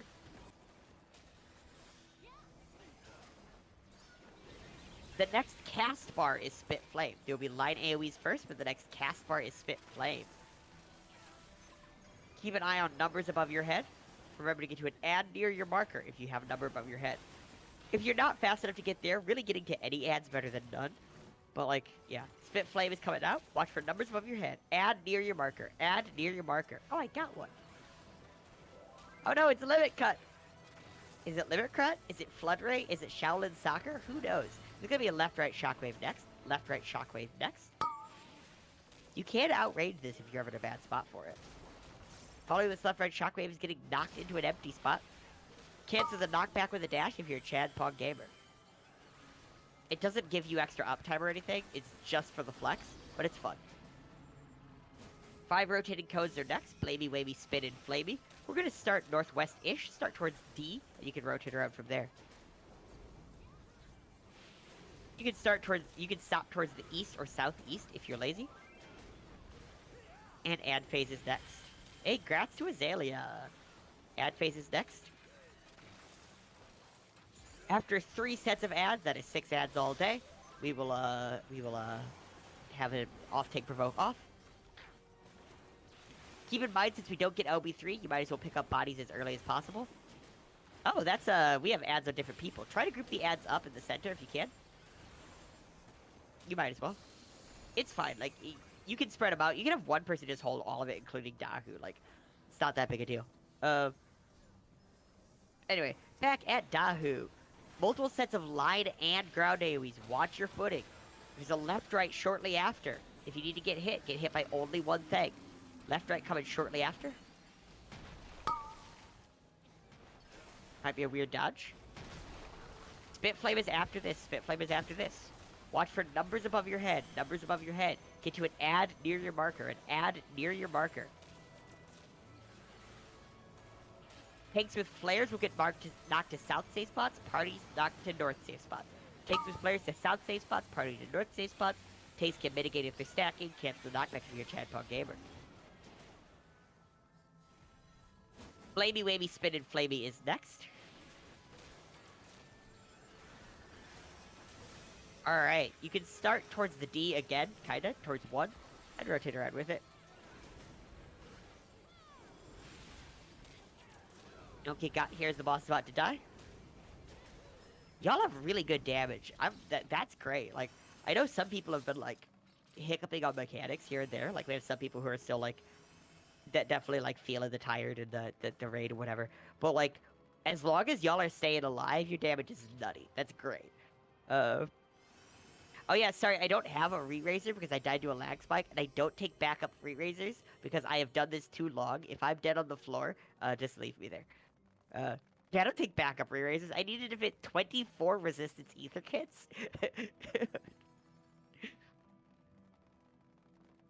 Please, somebody balance my budget. Back... Fuck. Sif, I love you. Back when I started doing this, I was pushing for, like, dual, like, parse, you know, #1 Sam type stuff. I'm gonna put this out again just so we can re-up spots, just so people remember. But yeah, I eventually stopped taking re-raisers altogether because, like, it was a buff slot I couldn't afford. I didn't take sucker stacks and I didn't take re-raisers. Yeah, so looks like Velk's gonna take north 1. I think we need a south 1 then. Imitation's got south 1. Cool. I will let you know, Fi. I did in fact stand up and do the Mandible Mambo in honor of Fire. Bless! Oh, I miss doing the duel. I used to also beat Dahu so fast, or like beat the duel while everybody else did Dahu. So I would stand there doing the Manderville Mambo on stream while everybody else finished up and caught up with me. I'm so happy about that.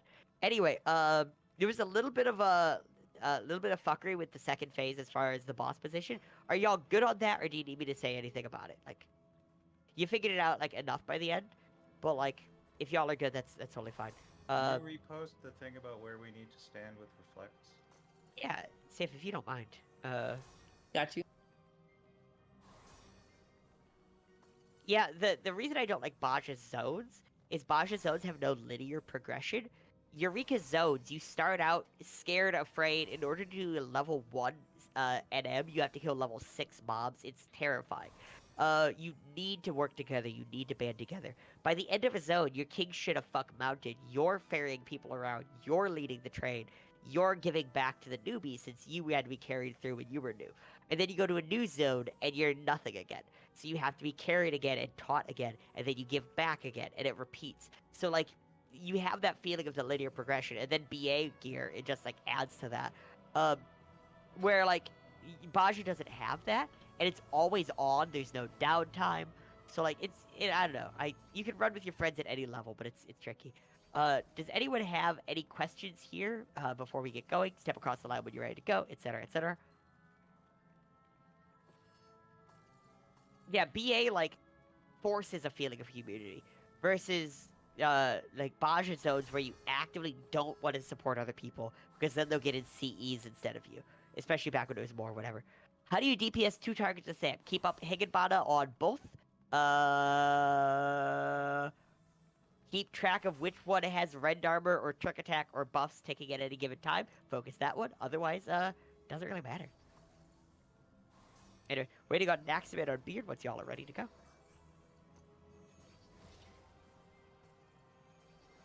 I think the T thing's better, yeah. Alright, we are good to go. Starting our countdown. Apply Steal and Spell in your parties. Steal and Spell in your parties. Once you have your buffs, you can get up towards the ads. We do have a duelist this time. Which means the duelist will probably rip the ads at the beginning. Keep the duelist from dying. More importantly, it means our party has LB3. Yeah, right? Legitimately, that's the, like, I've thought about not having a duelist on progress just to make sure we guarantee LB3. Like, it's been on my mind before. Anyway, let's group these up. Let's burn them down.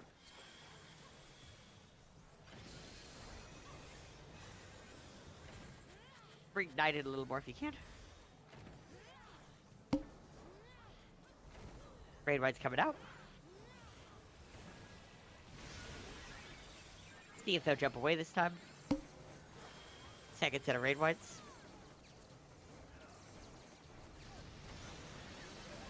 I think we got one to jump away last time. Oh, we got one to jump away. Two. Hey, let's go. We're going to be taking the Knight in the center, the Warrior off to the east.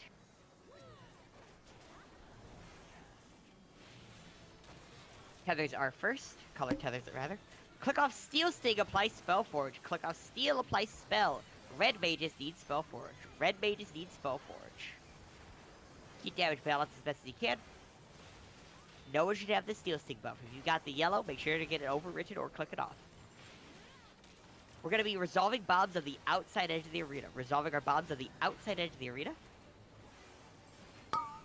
Check for a tether. Check for a tether. Tethers will go to large, rest to small on the outside edge. Tethers large, rest small on the outside edge. Outside edge, tethers large, rest small. Outside edge, outside edge. If you land before your bomb does, adjust for an explosion just happened.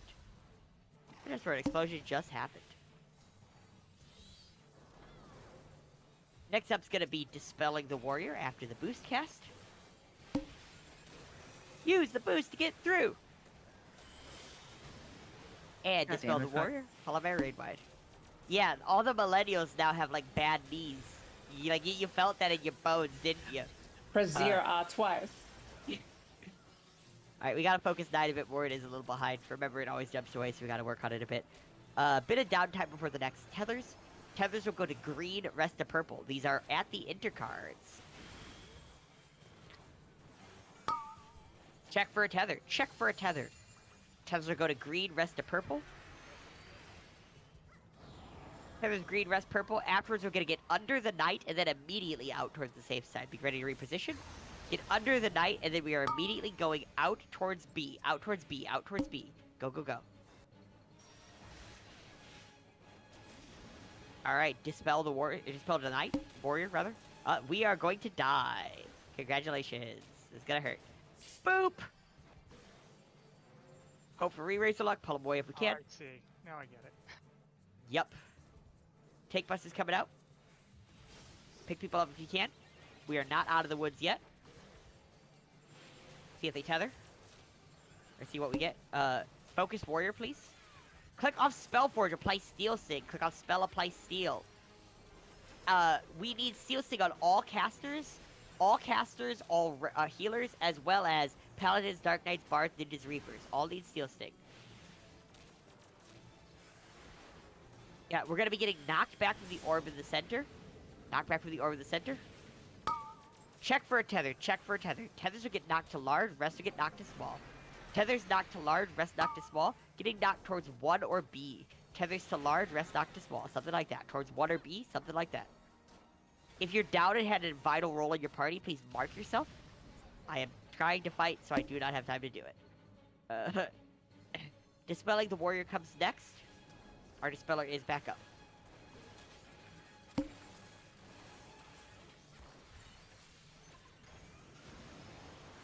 Alright. Dispel, Raid White coming out. If you miss Dispel, this Raid White is survivable, it just hurts. If they tether, that Raid White is not survivable. Alright, next set of tethers will be for going to green or to purple. We're still clear this phase. We're probably good for the next phase too. No need to panic. Check for a tether. Check for a tether. Tethers will go to green, rest will go to purple. Don't get Venn diagrammed. Tethers green, rest to purple. Afterwards, we're going to get under the night and then immediately out towards the safe spot. Under the night, and then we're immediately going out towards D. Out towards D. Towards southwest. D and 4. D and 4. Alright. We're going to be tanking the soldier off to the west, the gunner in the center. Soldier to the west, gunner in the center. Please arise people who are down.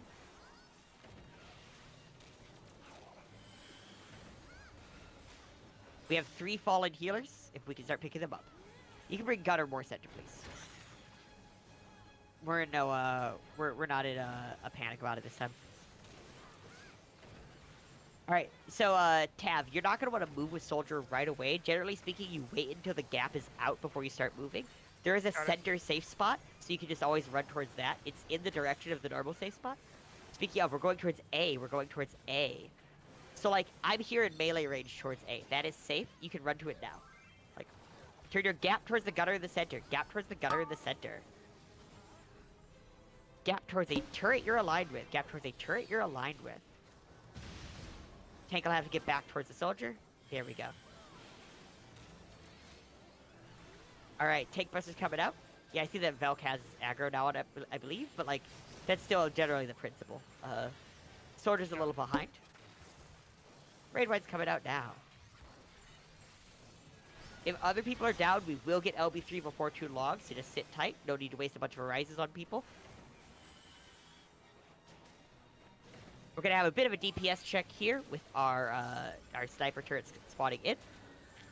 We do have a number of people down, so please make sure to focus them. Don't do like, but it's a better AoE move. Just focus the turrets. Turret to the east, turret to the west. Make sure to kill them dead. The tank will need to invold the cast. Kind of late in the cast bar. The tank can invold. Raid Whites are coming out next.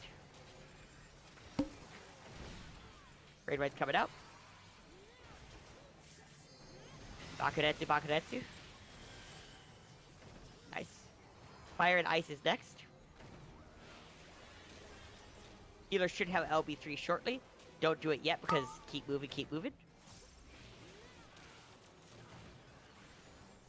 And then if you still have people down, healers can probably LB3 for him. Or you can wait for the transition for the final phase. I'm not your dad.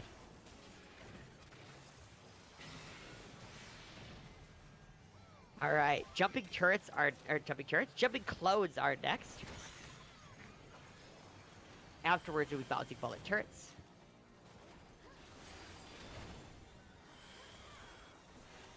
Currently, 1 and 4 are safe, but they jump twice.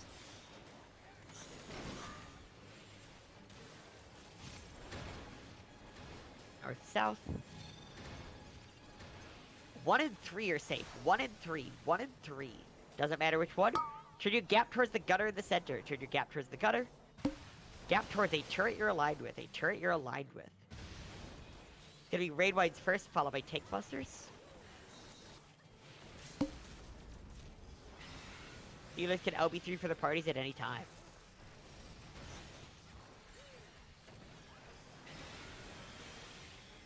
Pink Bus is coming out. Good adjust, y'all. Good cleanup. We're gonna see bouncing bullet turrets, I believe. Just respect them. Remember, they bounce once, twice, or thrice. It's never just 2 and 2. Maybe not. Maybe we just skip it. ABC North, DEF South. Healers to your reflect positions. North 1, South 1. Make sure your stance is on. We're gonna want to focus down those aura spheres. Always respect coat of arms. Do not greed. Focus down the aura spheres. Healers, make sure to reflect about a GCD after you're spawned in. Adjust to any near you that are missed. Respect coat of arms, do not greed. Healers adjust. Lol. Tanks can invul if they got the spot. Yeah, alright.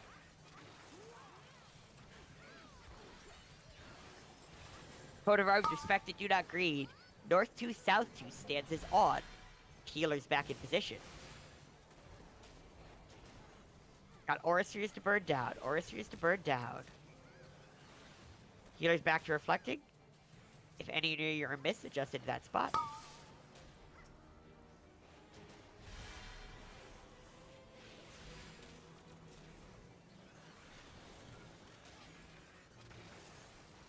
Alright, healers smash LB3 if you still have people down. Smash LB3.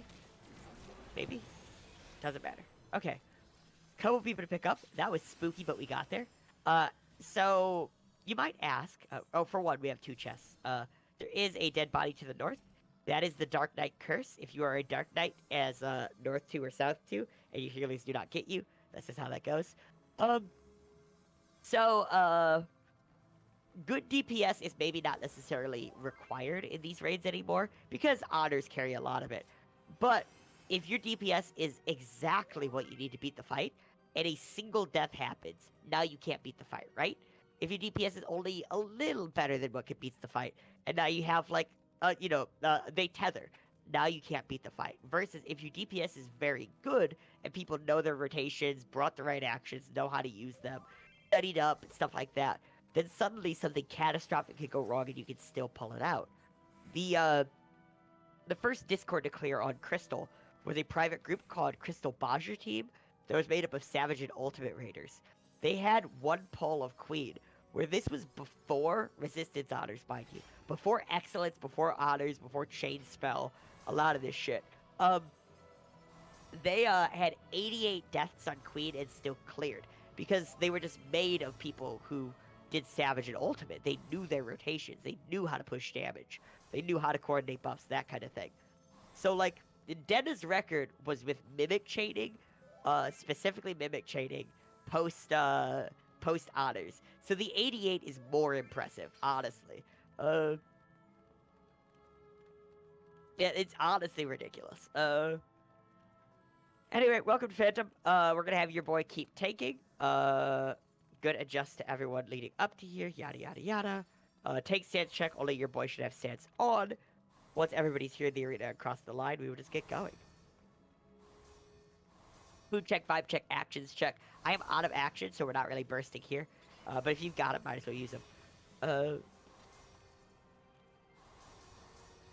we're waiting on. Okay, we're good enough to go. We're good enough to go. I'm starting to count down. Don't forget to tell them about the raid wine this time. Oh no, right, there's a raid wine at the beginning. Y'all saw how much it hurts. It's the scariest raid wine. This might just has so much incoming damage that a raid wine for a third of our health at the start of the fight, far away from any mechanics that could also, like, bring us down, is just the scariest thing in the world. Natural regen catches up by the time you have a mechanic that matters. Oh, I forgot markers. We're going to be starting either northwest or northeast. It's fine. This actually isn't all that bad with markers, as scary as it might seem. We're going to be starting either northwest or northeast. We're starting northwest. It's the donut with a green circle above it. Safety square, that works. We're going to be following these dots along. Remember, the donuts follow every dot on the ground. There's one at the very bottom, so don't run into the wall.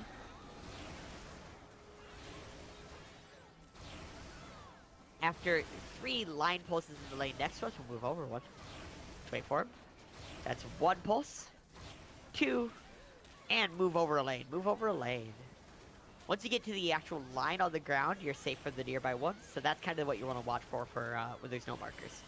We're going to be starting either here or the one lane we just came from to the left. Let's see which one it ends up being. We're going to go all the way to the left again. Go to the left again. Should be in the southwest, the westernmost lane. After 3 pulses in the lane next to us, we'll move over to that line again. Here's 1, 2, and move over a line. After 3 more pulses, we move back. There's 1, 2, and 3. Move back. Boss is gonna jump center for an ad phase next. Remember, DPS down the red ads, heal up the white ads. Alright. My DMs are still open, cough cough. Wink, wink. You can come into the whites. If you have a tank only run and aren't using like the Cure 2 action, it's up to paladins to heal them. Often by use of Banner of Solemn Clarity. It's cursed. I love it.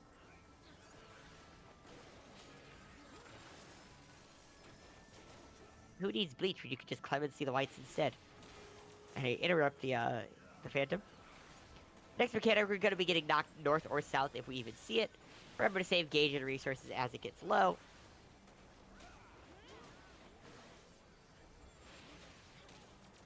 You come and see the whites after adding a little bit of sugar and some cream of tartar, and that's how you make meringue.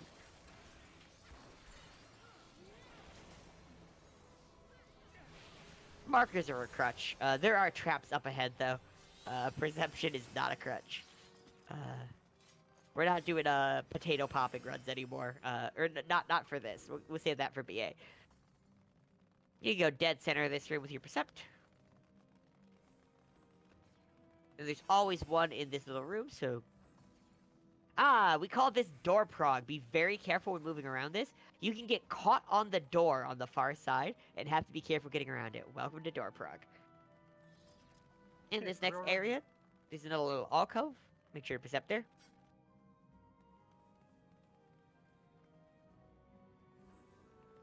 Another set of door prog. Don't pop these pink traps. We do need those if we kill TA. Dead center here and pop again. Remember, if you're ever going to run dead center like this, be very careful on your angle. Some people think run dead center means generally run straight, but zigzag back and forth a bit. Or like, run kind of at an arc and then get center. That will kill you on spots like that. If you're not booking a straight line, it's not worth it. Alright, so I said we're going to be going fast. I'm not going to re-up the explanations. But if anybody has any questions, I can readdress something or reteach something. That is totally fine. Otherwise, you'll want to re-up your actions. You'll want to pop Aether Shield if you're a main tank. Off tanks is up to you, like I said before. Re-Razor if you have one and need it. You can cross the line. We are not taking a break this time. We're already running late. You can cross the line once you're ready to go. If you have any questions, anything you need re-explained, let me know. Even though we're pushing for being quick, this is still practice. If something has not clicked and you really want another explanation, please ask. Don't just be like, well, but nobody else said anything. Nah. What flash of light? That flash of light. So it looks like Denki, Scary, Duwu, Kensei, Allison, Loxius, Serac, once y'all are ready to go. You could explain the clones to me like 4 times and I don't think it would click at all. That's fair. The basic thing to watch for, so like, I know I'm about to explain it, it might not matter. If there's a clone like here, A, everything in this line of squares is unsafe. Like, that's the main thing to keep in mind. Like, that whole line of squares is unsafe. Same with like the rows. You know, if there's a clone over here, this whole line of squares is unsafe. The one there with like the bow too, that one's really tricky because like the clones happen, and then there's the firewall. And the clone AoE goes off first, and then you have to get to the firewall. So, like, the way I do it, I stand center. I'm ready to dodge either left or right, and then I wait for the firewall to appear, and I dodge to the, away from the firewall, into the safe spot for the clone, and I wait there for the clones to go off. You can stand in the other one and pop sprint and be fine. But you just have to be ready to book it. Either way. Looks like we are ready to go otherwise. Tank stance check. Only your boy should have tank stance on. Food check. Vibe check. Food's important. The vitality's nice. Y'all saw how hard that raid ride hurts. Starting our countdown. And yeah, please don't fuck with the markers if we're actually doing... Like, when we're just waiting for funsies, that's one thing. But, like, I've had people do that while I'm in the middle of explaining stuff, and that is massively distracting. Y'all are good this time, because, like, but it just, you know, in the future. I've been, like, trying to explain different marker positions when people are, like, zigzagging them around. Yeah, right. And wow, listen to this music. I didn't think this is the music here. Anyway. Fight starts out with a shared tank buster. We have tanks go to the front for the shared tank buster.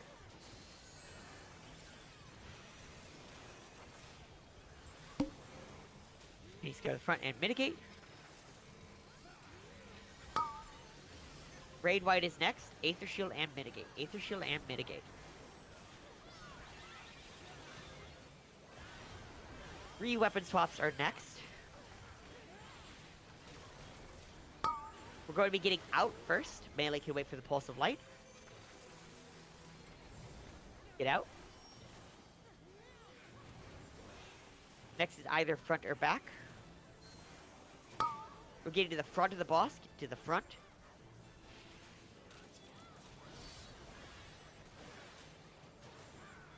Now we're going to get behind the boss. Boss will reposition some to make it a little easier. Make sure you're south behind the boss. Bow phases first. Bofa is first. Tanks to the front for another shared tank buster. Check your forced march direction. Keep in mind, it's a different direction. Check your debuff. You're getting marched towards either Bravo or Delta. You can just watch one and adjust if you need to go to the other. Getting marched towards Bravo. March towards Bravo. March towards B. If people re-raise in the fire, you can rescue them. Check your hot cold. Pipe game is starting.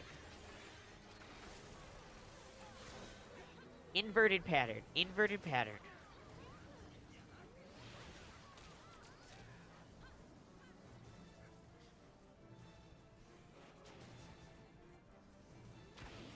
After this, we're going to group back up for another raid wide. Group back up for another raid wide. Point the boss, or no, we're going to be getting out for the boss. So pull the boss back center when you can. Aether Shield and mitigate for the raid wide. Aether Shield and mitigate for the raid wide. And then pull the boss back center when you have the chance. Keep in mind if you're the main tank Aether Shielding. If you think people are going to die, generally wait to see if they re-raise rather than just smashing it when the cast bar starts. Get out for the boss. Melee can wait for the pulse of light. Melee wait for the pulse of light. That one. Because, yeah, if you're, like, doing it immediately and people die and re-raise, they'll re-raise without Aether Shield and probably just die again. Check your hot cold. Remember to stop rezzing during hot cold phases. Check your hot cold. Check your forced march direction. Get center, mitigate, regens to keep people topped up. You gotta get marched to the orb that resolves your debuff. It's a 2-square movement. March to the orb that resolves. Do not greed. Do not greed.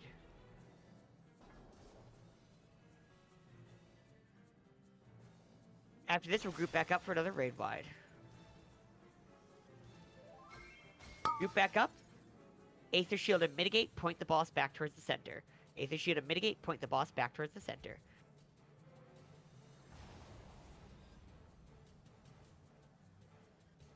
You should also be towards the center of the arena. You're looking at her, she's looking at you. Also, healers, if your party is dying to the raid wides, stop DPSing and heal them, please. We've had healers who just keep casting glare expecting people to live. That's not how this works. Actually heal people, please. Check your hot cold. Check your hot cold. Clones are spawning. Remember, never be on an intercard. Clones are spawning. 2 is safe. 2 is safe. If you end on 4, you're gonna die. 2 is safe. Cardinal from 2. If this is the clones you meant by, they're not gonna click. Yeah, swords is hard. The minigame's the best for it. 4 is safe. 4 is safe. If you're resolved, go there. If you end on 2, you're gonna die.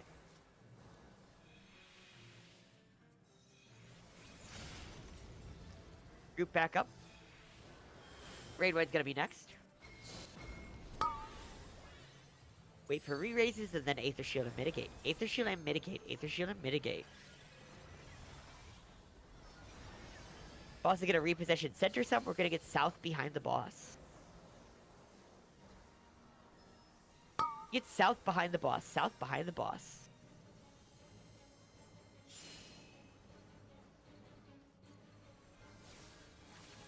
Alright, clones are gonna spawn north and east and cleave their entire line.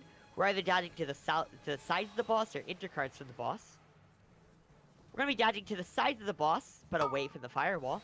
Firewall is at Bravo. Go to Delta. We're going towards Delta. Dodge the sides first, and then to the wall at Delta. Then to the wall at Delta.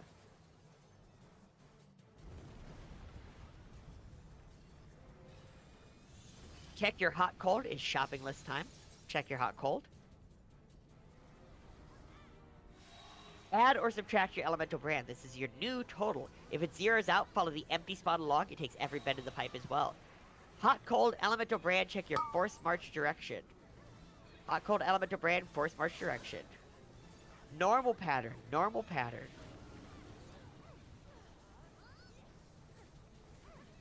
Remember, 2 square march. 2 square march.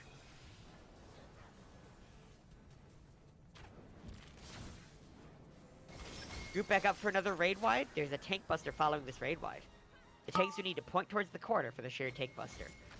Aether Shield and mitigate for the raid wide. Aether Shield and mitigate. And tanks point to the corner for the shared tank buster.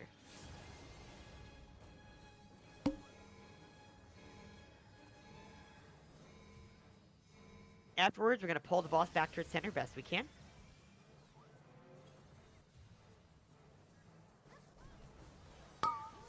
Alright, we're going to be getting out away from the boss. Melee can wait for the pulse of light.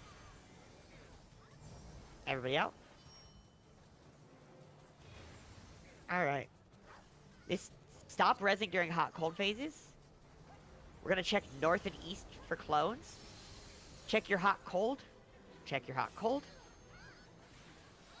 Add or subtract your elemental brand. This is your new total. Get center, mitigate, regens to keep people topped up.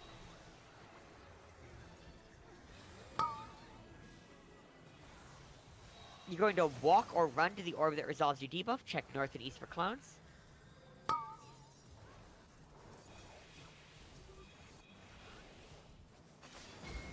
Alright. Group back up. Aether Shield and mitigate. Aether Shield and mitigate. Keep the boss pointed back towards center. Aether Shield and mitigate. Make sure you're pointing towards center with the boss. Sword phase is next. Healers can LB3 if you still have it. Make sure you're at the front of the boss. You're looking at her, she's looking at you. Turn around, Bright Eyes. Alright. Last chance to LB3 before the hot cold stuff starts. Check your hot cold. Check your hot cold. I mean, it probably is. I don't fucking know. I'm so tired. Add or subtract your elemental brand. Add or subtract your elemental brand. This is your new total. If it's a total of 3 or 4, you need to zero it out by 2 different hits. Never be on intercards. Clones are spawning. 2 is safe. 2 is safe. If you end on 4, you're gonna die. 2 is safe. 4 will kill you. Cardinal from 2. As Daft Punk says, one more time. 1 is safe. 1 is safe. If you're resolved, go there. If you end on 3, you're gonna die. 1 or a cardinal from it. If your square does not share a full solid line with the 1, you are insta-dead. Doesn't matter if you think it's kind of right, if it kind of gets hit by your thing. Anyway.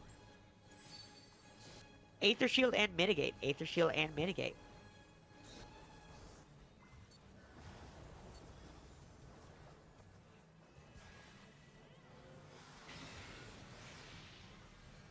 Helix and LB3 if they still have it, I suppose. I don't think we're beating this in Rage, but it's pretty close.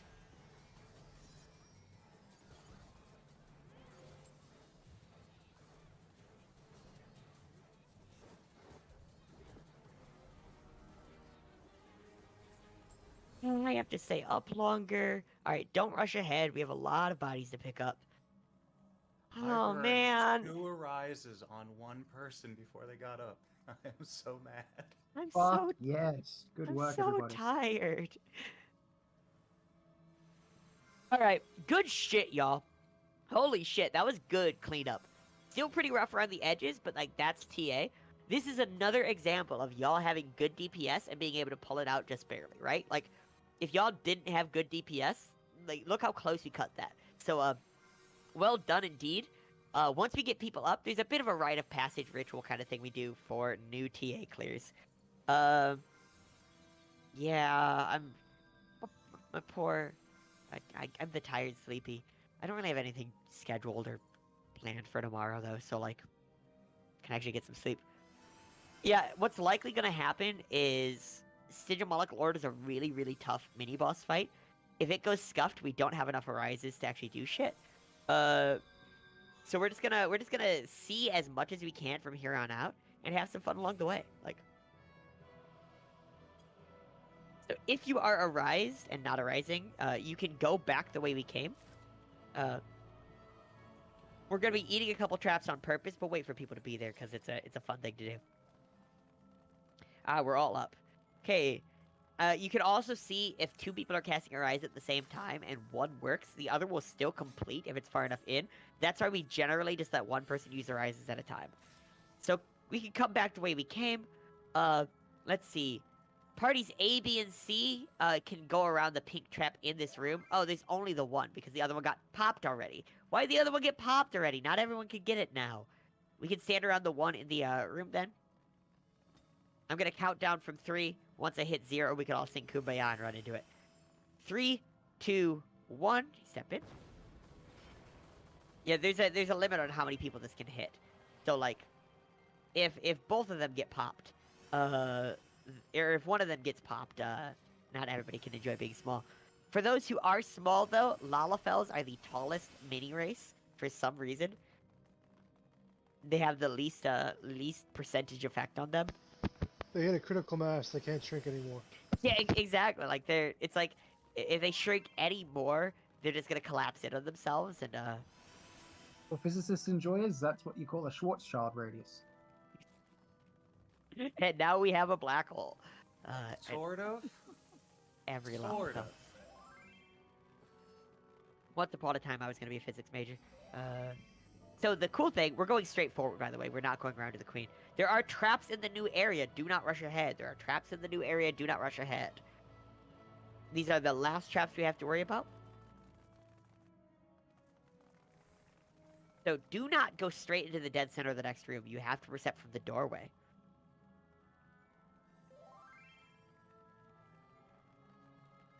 Oh, sorry. Mine was the Beckenstein limit. My bad. Yeah. I don't know if anybody has yeah, there we go. That's why you can't run dead center this time. Percept again from the center of the room now. Yeah, and then in the center of the bridge, there will be another trap. You're good on this room. There will be a trap in the middle of the bridge. Do not rush ahead. That is why you do not rush ahead. There is a trap on the bridge here. Well, you're good. Percept is no longer needed. Okay. Alright, we're here. I hate this fight so much. Okay. I fear no man, but this thing, it scares me. What I'm gonna need. Around this 1 marker, I need 4 different tanks on each side of the marker. Sin, I'm gonna have you step away. That's the hardest spot. Alright, this works. Can I have 4 off tanks on their spots as well? It doesn't have to be like off tanks rolled. Just 4 new people to stand on the spots, basically. You are their backup, essentially. So I'm gonna mark the original ones. And then, so we have Aphel on south, we have your boy on east, we have Jakar on north, we have Sin on west. This is for the add phase. In addition to these people have their spots defined. But also over here, can I get 2 tanks with the spell who are not a part of this? Or Velk, are you confident to just do it solo?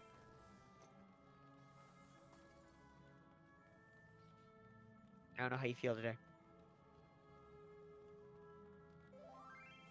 If Lilius has Dispel, though, that's easier. Yeah, alright, this is fine. So, these are our ad phase tank assignments. Ad phase is the hard part of this fight. There's some mechanics to the rest of the stuff, but the ad phase is the make or break. If we get through the ad phase, we're making it to Queen. There's a bunch of stuff going on in the ad phase. Sif has linked a couple of good diagrams, as well as there's a Twitch clip of the start of it. The Twitch clip of the start of it is really good. It's not just the start, it's just this stage in general for the ad phase. That's really good, especially if you're a tank, one of those 4 main tanks. What happens during the ad phase? There is purple goo in between each of these. I can take these away now. There's purple goo in between each of these rings, the rings being the white and black checkered ones. The purple goo in between will kill you. There are 4 ads. The ads need kited in the purple goo, moving clockwise.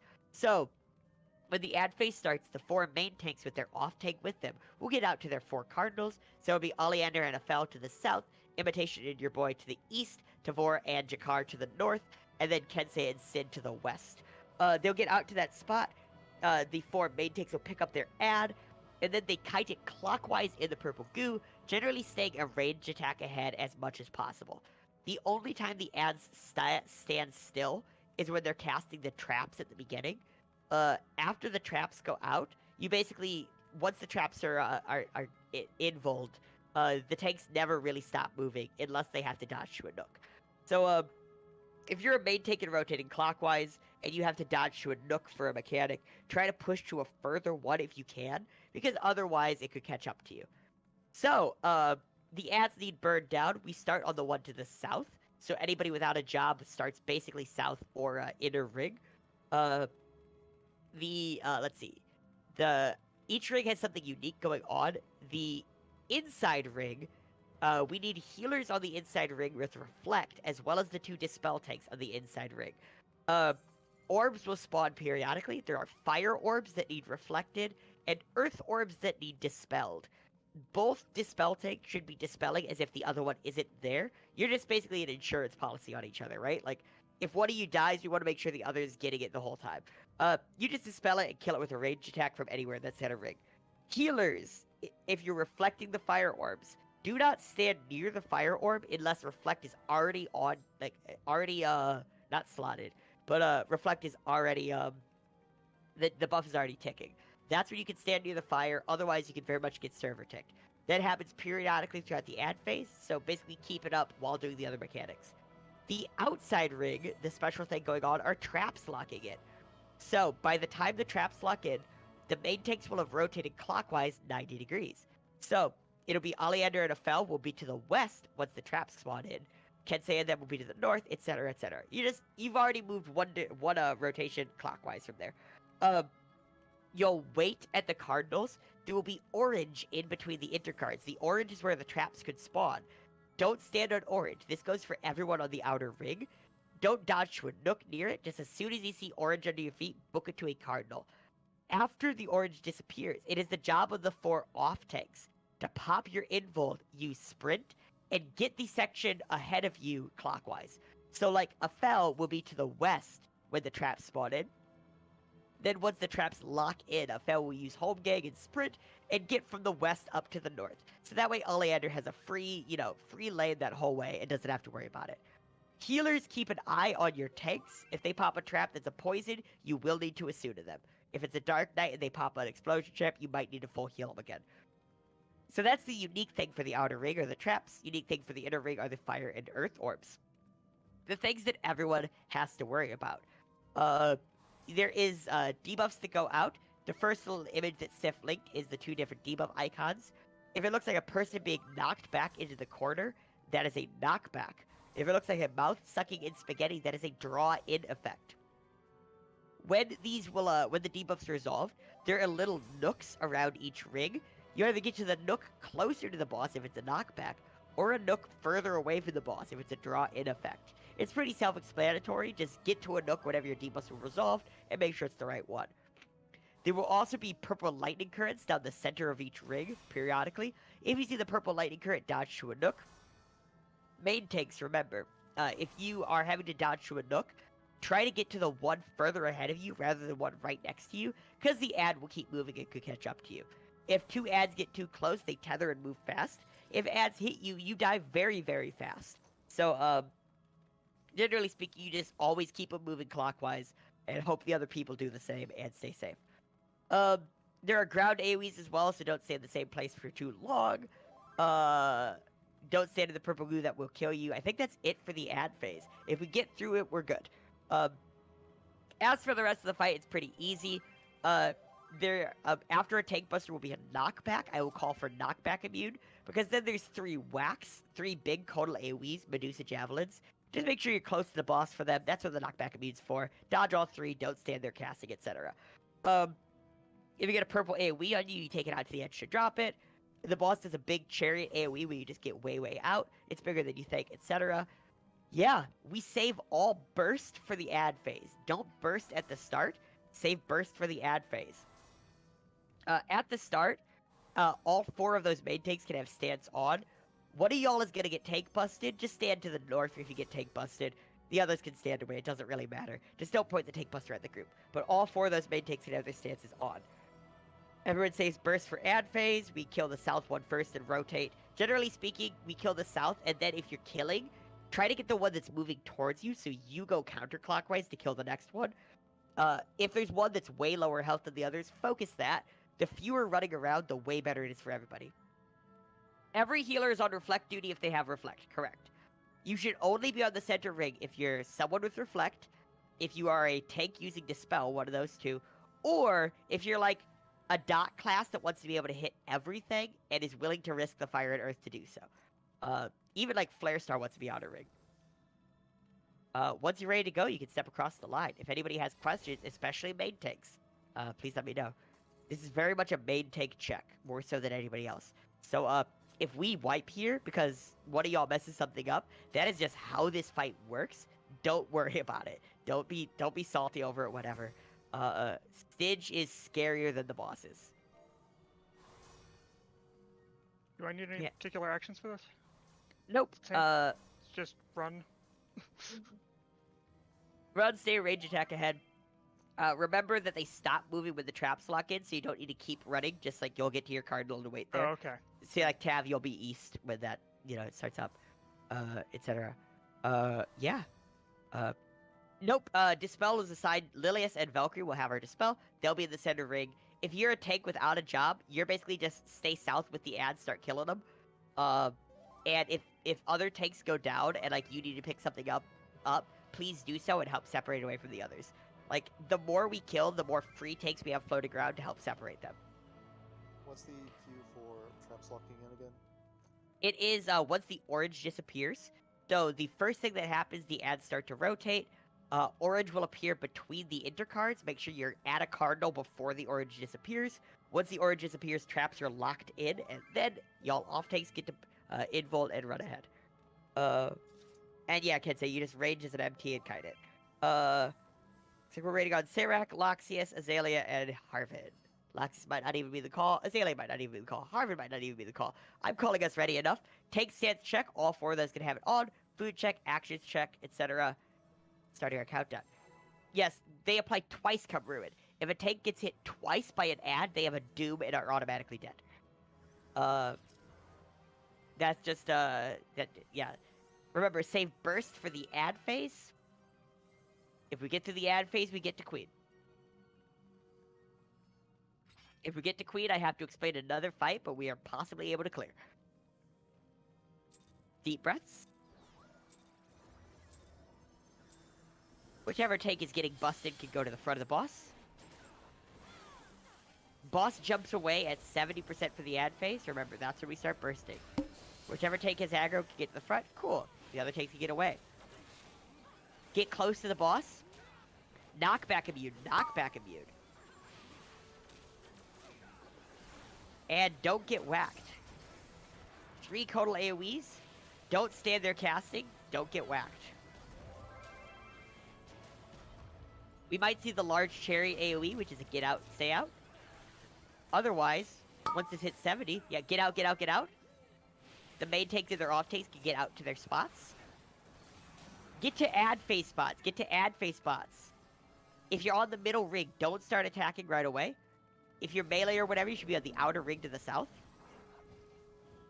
Pick up ads, start burning them down. Burst, burst, burst. Rotate clockwise with them. Traps are going to lock or start out shortly. If you're on the outer ring, get to the next cardinal. Don't be in orange. Don't be in orange. Once the orange disappears, the off tanks will invuln. Off tanks invuln and run ahead. Off tanks invuln and run ahead. Alright, fire and earth orbs. Make sure to keep getting them. Check your debuffs. They resolve immediately. Check your debuffs. Get to a nook. Push your pull. Push your pull. Get to a nook. Yeah, good shit, Imitation. Good hustle. Well done. Keep rotating. Keep rotating. Yep, if ones are down, somebody else needs to pick it up. Dodge to a nook. Pick it up, keep rotating. Can't let them get close. Gotta keep them rotating. Now you see why. We can burn down this low one. That gives us some wiggle room. Another fire and earth. The next time the debuffs apply, there's going to be some mechanics in between before they resolve. Cool. Let's work on this lower monk. Check your debuffs. There's going to be a lightning current first. Get to a nook to dodge the lightning. Keep rotating. Ground AoE's coming out next. Alright, debuffs resolving. Push your pull, get to a nook. Debuffs resolving. Push your pull, get to a nook.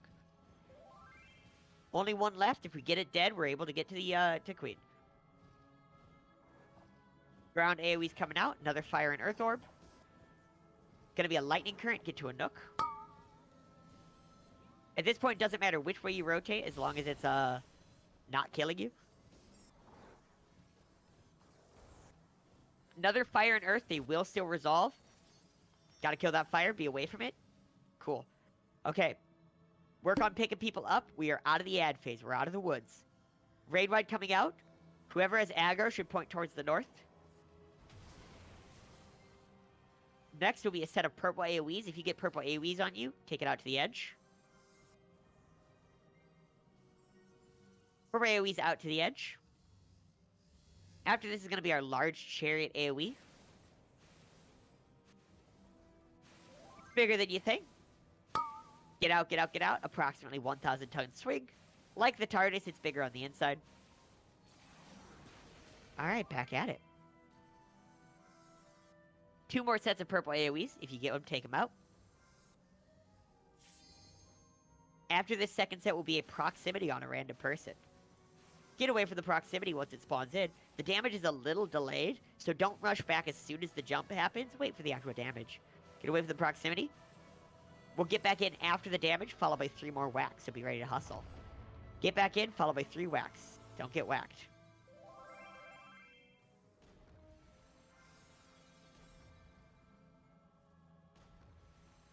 Alright, tank busters next. Be away from main tank.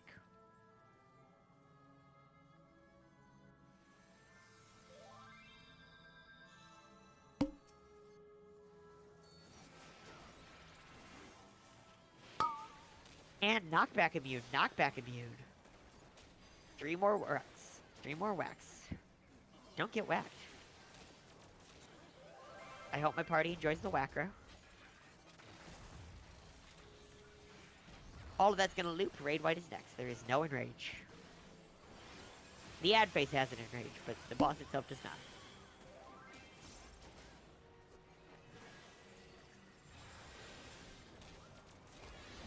Alright. Gonna have 1 more set of rapid bolts, followed by approximately 1,000 ton swing. Get the purple AoEs out.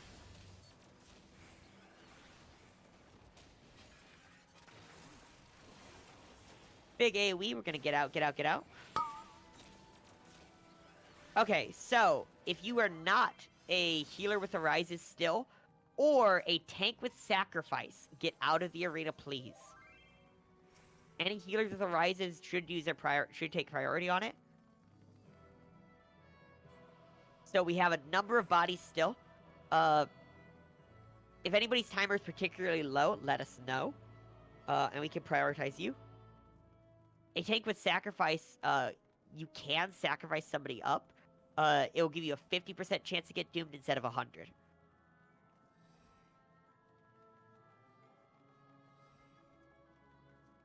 Hey, is that everybody up? Not quite, not quite. We got 2 more bodies left. If either of y'all are getting super low, let us know.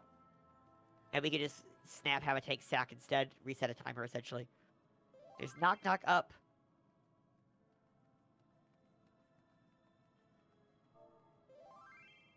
Knock knock, open up the door, it's real. With the non-stop pop-up and stainless steel. Hell yeah. I'd get busy with it. What? Anyway. God damn it, now I have to explain Queen. Fuck. I love it, but I love it, but I hate it when this happens. We love you, Fi. I'm so tired. This is only the second night. Ask prog group. Yeah. And that's like, some of these folks went and ran on other runs. There's a decent amount of vets throughout. Like, don't get me wrong. It's not like literally just 2-shot all the way through. But there are a lot of people here where this is only their second time through. And they did put in a lot of work and practice. And it is paying off. And like look at all these cutscenes. That's fucking great. I don't like I said, I don't want to shit on BA, but like BA doesn't quite have this feeling, right? Where like people really had to grind to learn something. Cause like you generally you get a call and you do it. Like there can be some spiciness here and there, but like it's punishing but not particularly hard. This is punishing and hard, which means it just feels that much more rewarding once you get there.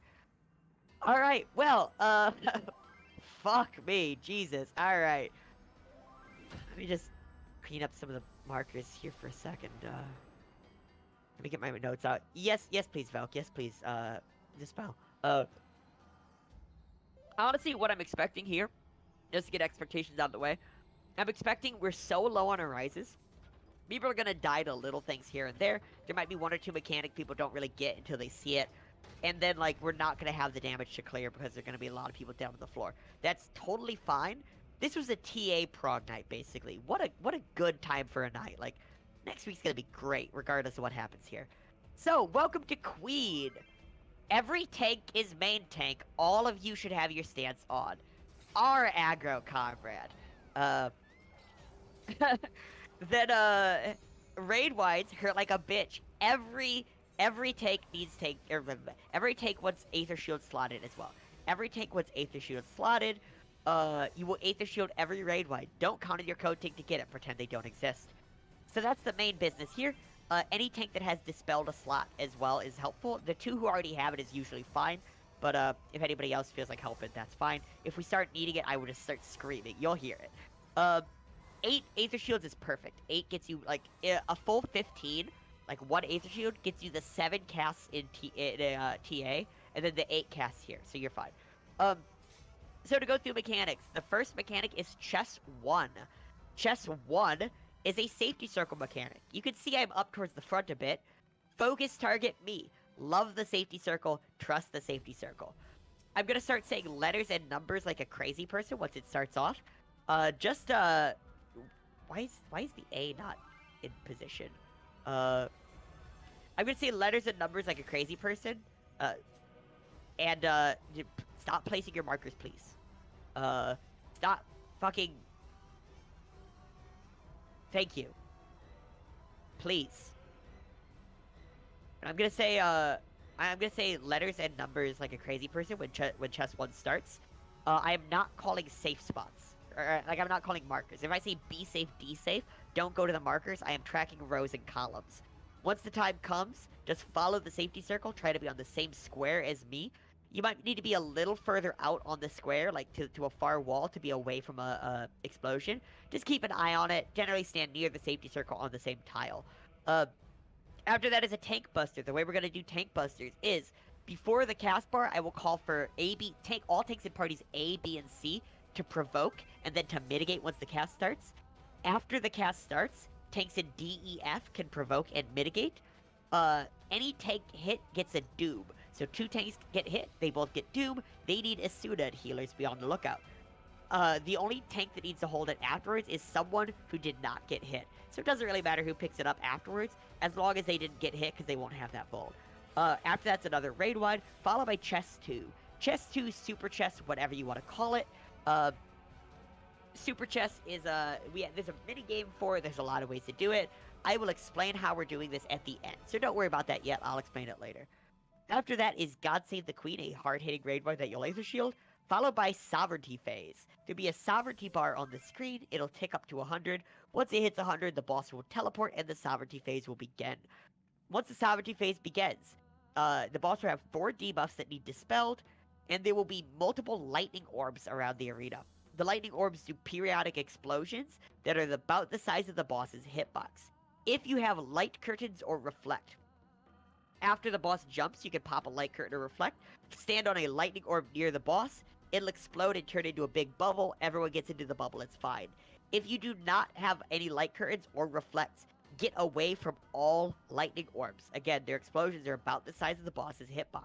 If you don't see one under your feet, still assume there's one under your feet until you can prove otherwise. They can spawn in the walls as well, so don't just think hugging the wall is safe. Just get away from all lightning orbs if you can't take them safely, basically. After that, though, we all get into the bubble. We don't need to reflect all of them, just one to make a bubble. The 4 buffs on the queen need dispelled, and then the Queen's Guard phases start. I hope you like Queen's Guard mechanics. They came back. First combo is Warrior Gunner. We'll get tethers that tell us whether we go to green or purple, and then there's North Swain's Glow Light Explosions, so only one of the 4 cardinals is safe. We get to one of the 4 cardinals as called for, get to green or purple at that cardinal, and then we play the gap minigame again. On green or purple, you turn your gap towards the gunner in the northwest this time. Gunner is not center, gunner is northwest. And then align yourself with a turret, turn your gap towards the turret. Aren't you glad you get to practice Queen's Guard more? It's great. There's another tank buster after that. Next is the Knight Soldier combo. The Knight will do an orb knockback from the center. We have to go bowling again. We do this to dodge the cleave from the queen. Generally speaking, if it's a cursed pattern, I'll do my best to lead you to victory. Either way, safety circle is generally your best bet for this. We dodge the cleave from the queen. Then there are 2 clones tethered, 2 clones not. We pop sprint. We get towards the safe clones and away from the cleave from the queen, and we're fine. Boss comes back with a raid bind, followed by another chest 2, or followed by another chest 2. Another tank buster after that second super chest. And then Knight Gunner combo. We all have to get near the center for Knight Gunner, because if people are out on the edges, it can jump to them, and that really fucks us. So try to center up best you can. The Knight will teleport, get under the Knight after it teleports, and then it does sword or shield there with the nails again. So you either hug it on the safe side or move out towards the safe side, etc. Then there are bouncing bullet turrets. They can bounce once, twice, or thrice, like they did previously. Just keep that in mind, respect them, do not greed. After the bounces will be another sovereignty phase. In fact, the other sovereignty phase starts. She starts teleporting before the turrets are completely done bouncing. So you have to be ready for that. You just keep an eye out for them. As she starts to jump, you might just have to pop it late in it. Pop your reflect as she jumps. That's fine. Either way, respect it. One more sovereignty phase. Lightning orbs either reflect or get away from them. Dispel the queen, get into the bubble for the raid right after or whatever. We have a proper raid wide there, and then the last combo is Soldier Warrior combo. You get tethers that tell us what bomb you go to, and then a blue knockback light appears. Once the blue knockback light appears, do not stand on it, but use your knockback mitigation. After it disappears, you can go wherever. Get to your bomb, either small or large as called for. If you land first, adjust to a nearby explosion, etc. When you're at your bomb, there's going to be a fire or ice, so you either have to move in circles on your bomb, or, stop attacking, detarget the boss, whatever, on your bomb. After that is soft in rage. We all group up. Main takes start by Aether Shield. When it's about to fall off, I call for off takes to Aether Shield. It's not too bad. It's just a heal check plus mitigation check. Take LB1 or LB2 is really good there if you don't need heal or LB3, etc. So, that's all those main mechanics. Let's talk Super Chess. Chess 2, Super Chess, whatever you want to call it. There's a bunch of different ways to do it. There's a chess mini game that you can practice it. I don't care. The way we do it here is listen to Fi. I will call out what to do. You go where I tell you. You move how I tell you. You stay alive. Chess 2 starts by the boss going untargetable, and a blue glowing goal tile appears north or south. Reorient your camera to where that is your new north. That way, if I say left, it means the same left for you as it does for everybody else. Then you'll have 2 debuffs that add to either 5, 6, or 7. Add up your debuffs, figure out if they're 5, 6, or 7. Doesn't matter which is which. And then you get to the save tile like so. Calls will look something like 5s to 3, 6s to the right of them, 7s to the right of them, with each number separated by a different tile. Nice little conga line. Another sample call would be 5s to 4, 6s to the right of them, 7s to C.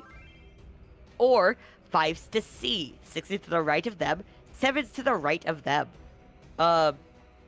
There's one pattern that kind of differs from these. That pattern would look like 7s to 3, 6s to the corner, or 6s to the left of them. And then 5s either go to 4, to D, or to A from this goal tile facing. 5s just be ready to book it away from the group. I'll call out which one is safe once I see it. You'll just go to a spot away from the group and just wait there. We wait for the first robot AoEs, and then everybody moves towards the left, and then up the leftmost safe column. The leftmost safe column is either this far left one, or one column in. I will call it out once I see it. You can move with the group if you're really worried about it, etc. You have dots above your head that are disappearing as you move. Once they're gone, stop where you are. If you see a red line above your head, go back a square. You don't have to really count it out yourself. Just, you can wait to see the red line and back up one.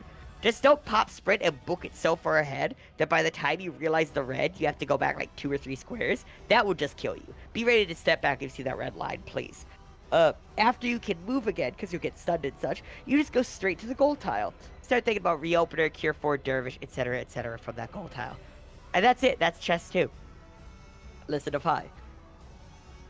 Deep breaths. We are low on arises, low on re-raisers. Pop them if you have them, etc. It is not likely we're going to clear here just due to the lack of resources. That is fine. We're going to see and rage. It's going to be great for prog. Y'all are going to come back way more energized and jazzed to get this done next week. Once you're ready to go, you can step across the line into the arena. Tank stance check. All tanks need stance on. Food check. Everybody needs that food buff. Actions check. Tanks want Aether Shield slotted. Vibe check. Starting our countdown. This boss also has a decently long pull radius. There's no positional, so everyone just stays grouped up together. Main tank doesn't need to go away from the group. Y'all are all main tank anyway. This fight does start out with a raid wipe, but it's a bit delayed. You can, at this time, pre-shield your parties. Don't pre-Aether Shield, though. Yeah, it's 3:40 a.m. I went to work at 8:30 in the morning yesterday, worked a 12-hour shift. So, like, I am the tired sleepy. That ain't nothing, though. Back at it. Raid wide coming up. Aether Shield and mitigate. Aether Shield and mitigate. Tanks shouldn't be up to the north. Tanks should be with the rest of the group to the south. Tanks group up with the rest of the group. You want your Aether Shield to hit everybody, please. Chest 1 is next. I'm going to say letters and numbers like a crazy person. I'm not calling out markers. Wait for me to tell you the safe spots. We got B safe, D safe, B safe, D safe, BD, BD, BD, BD. So we got BD25, BD25, BD25 middle safe. Middle not safe, BD25. We are going east. So don't be in the center row. Don't be in the center row. Don't be in the center row. But you do want to be on this far wall. That's a lot of people staying in the center row after I specifically told them not to. Stay here at the wall. Stay here at the wall. Stay here at the wall. Stay here at the wall. It's bad for uptime, but it's good for staying alive. Tank Buster is next. ABC, Provoke, and Mitigate. ABC, Provoke, and Mitigate. Healers, watch if your tanks get doomed. DEF, Provoke, and Mitigate. DEF, Provoke, and Mitigate. Please assume the dooms if people get it. Raid White is next. Aether Shield and Mitigate. Aether Shield and Mitigate. A different tank needs to end up holding it than the person who just got it. Got hit. Chest 2, Super Chest is next. The first thing we're going to do is reorient the goal tile to be our new north and add up our debuffs. Reorient goal tile to be new north, add up your debuffs. You'll be a 5, a 6, or a 7.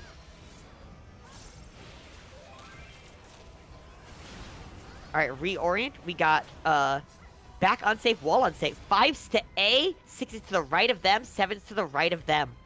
5s to A, 6 is to the right of them, 7 is to the right of them.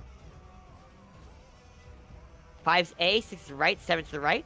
Wait for first robot AoEs, wait for first robot AoEs. Alright, gonna move to the left and up the B column, up the B column. Stop after resolving. If you see a red line above your head, go back a square. Move straight to the goal tile, straight to the goal tile. Start thinking about reopener, cure 4, dervish, etc., etc. Even if it's wrong, you want to die there to give your re-raiser a chance to work. If you don't have a re-raiser anymore, still die there because it's more fun. Poor Laxius. Can't even get calling practice. Boss is going to return with God Save the Queen, a hard-hitting raid wide.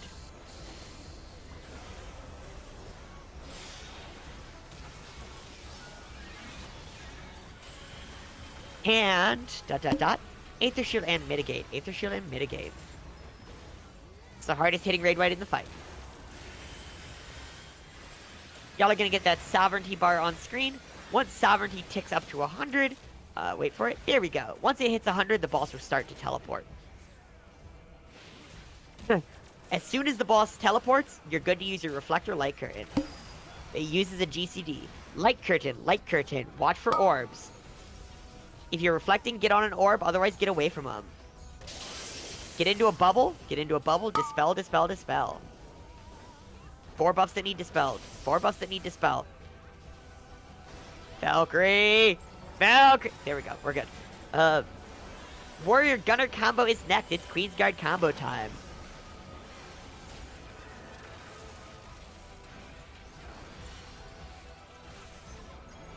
Alright, check for a tether. Check for a tether. Tethers will go to green, rest to purple, but only 1 cardinal is safe. We are going east. We're going towards Bravo. Going towards Bravo. Tethers green, rest purple towards Bravo. Turn your gap towards the gunner in the northwest. Gap towards the gunner in the northwest. Gap towards a turret you're aligned with. A turret you're aligned with. Alright, Tank Buster's next. ABC, provoke and mitigate. DEF, provoke and mitigate. Remember, re-raises if you die. As soon as your tanks if they get hit. Knight Soldier combo is next. Pray for not cursed patterns because I'm too tired to remember the cheat sheet way to do it.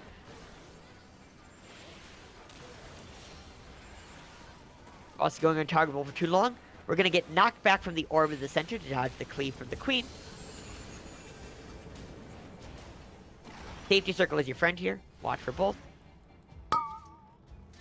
Alright, getting knocked towards 2. Getting knocked towards 2.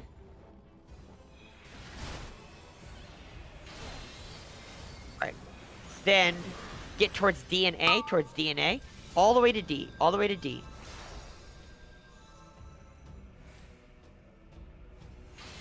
Boss is going to come back in with a raid wide. Not too long before the next chest, too. Aether Shield and Mitigate. Aether Shield and Mitigate.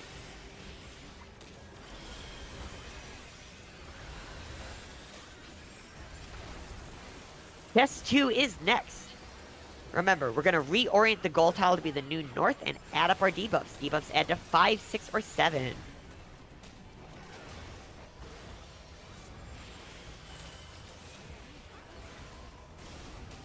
Alright, we got back safe, wall safe.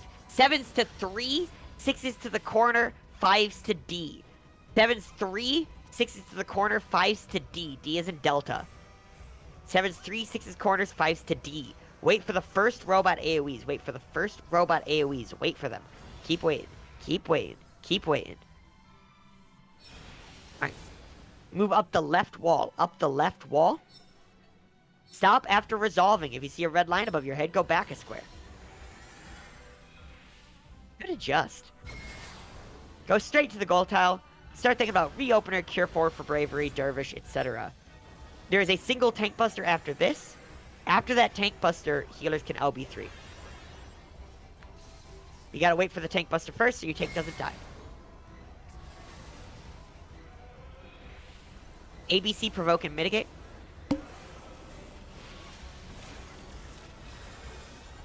DEF, provoke and mitigate.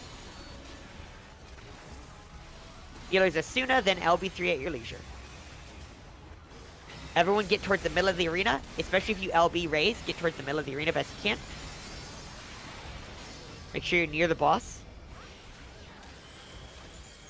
The knight's gonna teleport onto a random person. We're gonna stack under the knight, and we're gonna hug the knight towards the safe side.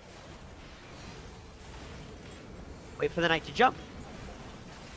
Get under the knight, hug the knight towards the queen. Hug the knight kind of towards the center of his hitbox. It can be kind of tricky there. Bouncing bullet turrets. Sovereignty phase is coming up shortly. Respect the bullet turrets, do not greed. Light curtains, watch for lightning orbs. Watch for lightning orbs. Respect them, respect their AoEs, reflect, get in, etc. After there's a bubble, get in it. Dispel, dispel, dispel. 4 dispels. Alright, we're good to go. Raid White is next. Aether Shield and Mitigate. Aether Shield and Mitigate. One last combo to deal with. We have the Soldier Warrior combo. Keep it up, y'all. Y'all are doing great.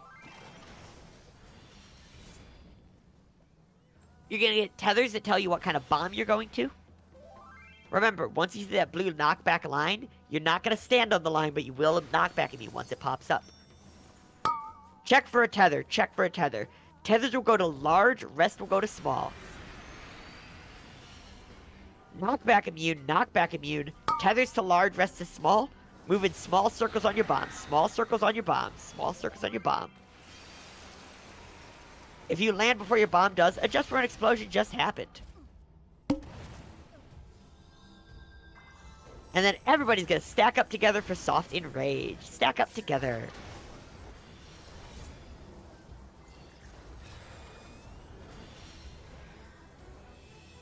Main tanks, Aether Shield.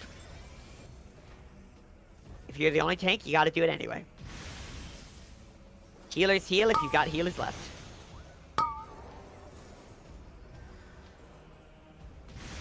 Off tanks, Aether Shield.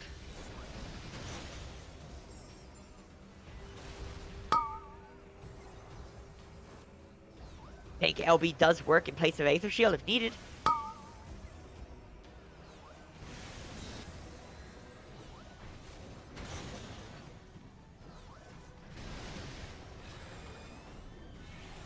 So, kinda as predicted, that's as predicted. Whenever you get here with like low on arises, low on resources, it's pretty hard to recover from any mistakes. That does not mean y'all should be ashamed that we did not get there, because this is damn close considering this is a lot of people's second time to TA, a lot of people's first time past it, you know, late into a night, etc., etc., etc. Y'all should feel damn good about that. You saw the entire fight, you saw all the mechanics. A lot are just Queensguard mechanics, so the more you master them, the better you'll get at both. Yeah, next week's gonna be great, y'all. Hopefully people had a great time. Hopefully people are starting to get the hang of things. If anybody has any questions, we always have the Discord open. A lot of people super helpful, willing to like answer whatever questions you might have. Could you update the Lost Action loadout guide just for healers to say like 12 arises instead of 2 protect shells? I'm not in charge of this one, but I'll talk to them. Cause yeah, like there's. I ran out and I had like 7 of them. Well, to be fair, a lot of runs you have way more arises than you need, right? Like, it's this run was particularly cursed in that regard. But that's prog, that's showbiz, baby. And like the more you run things, the more you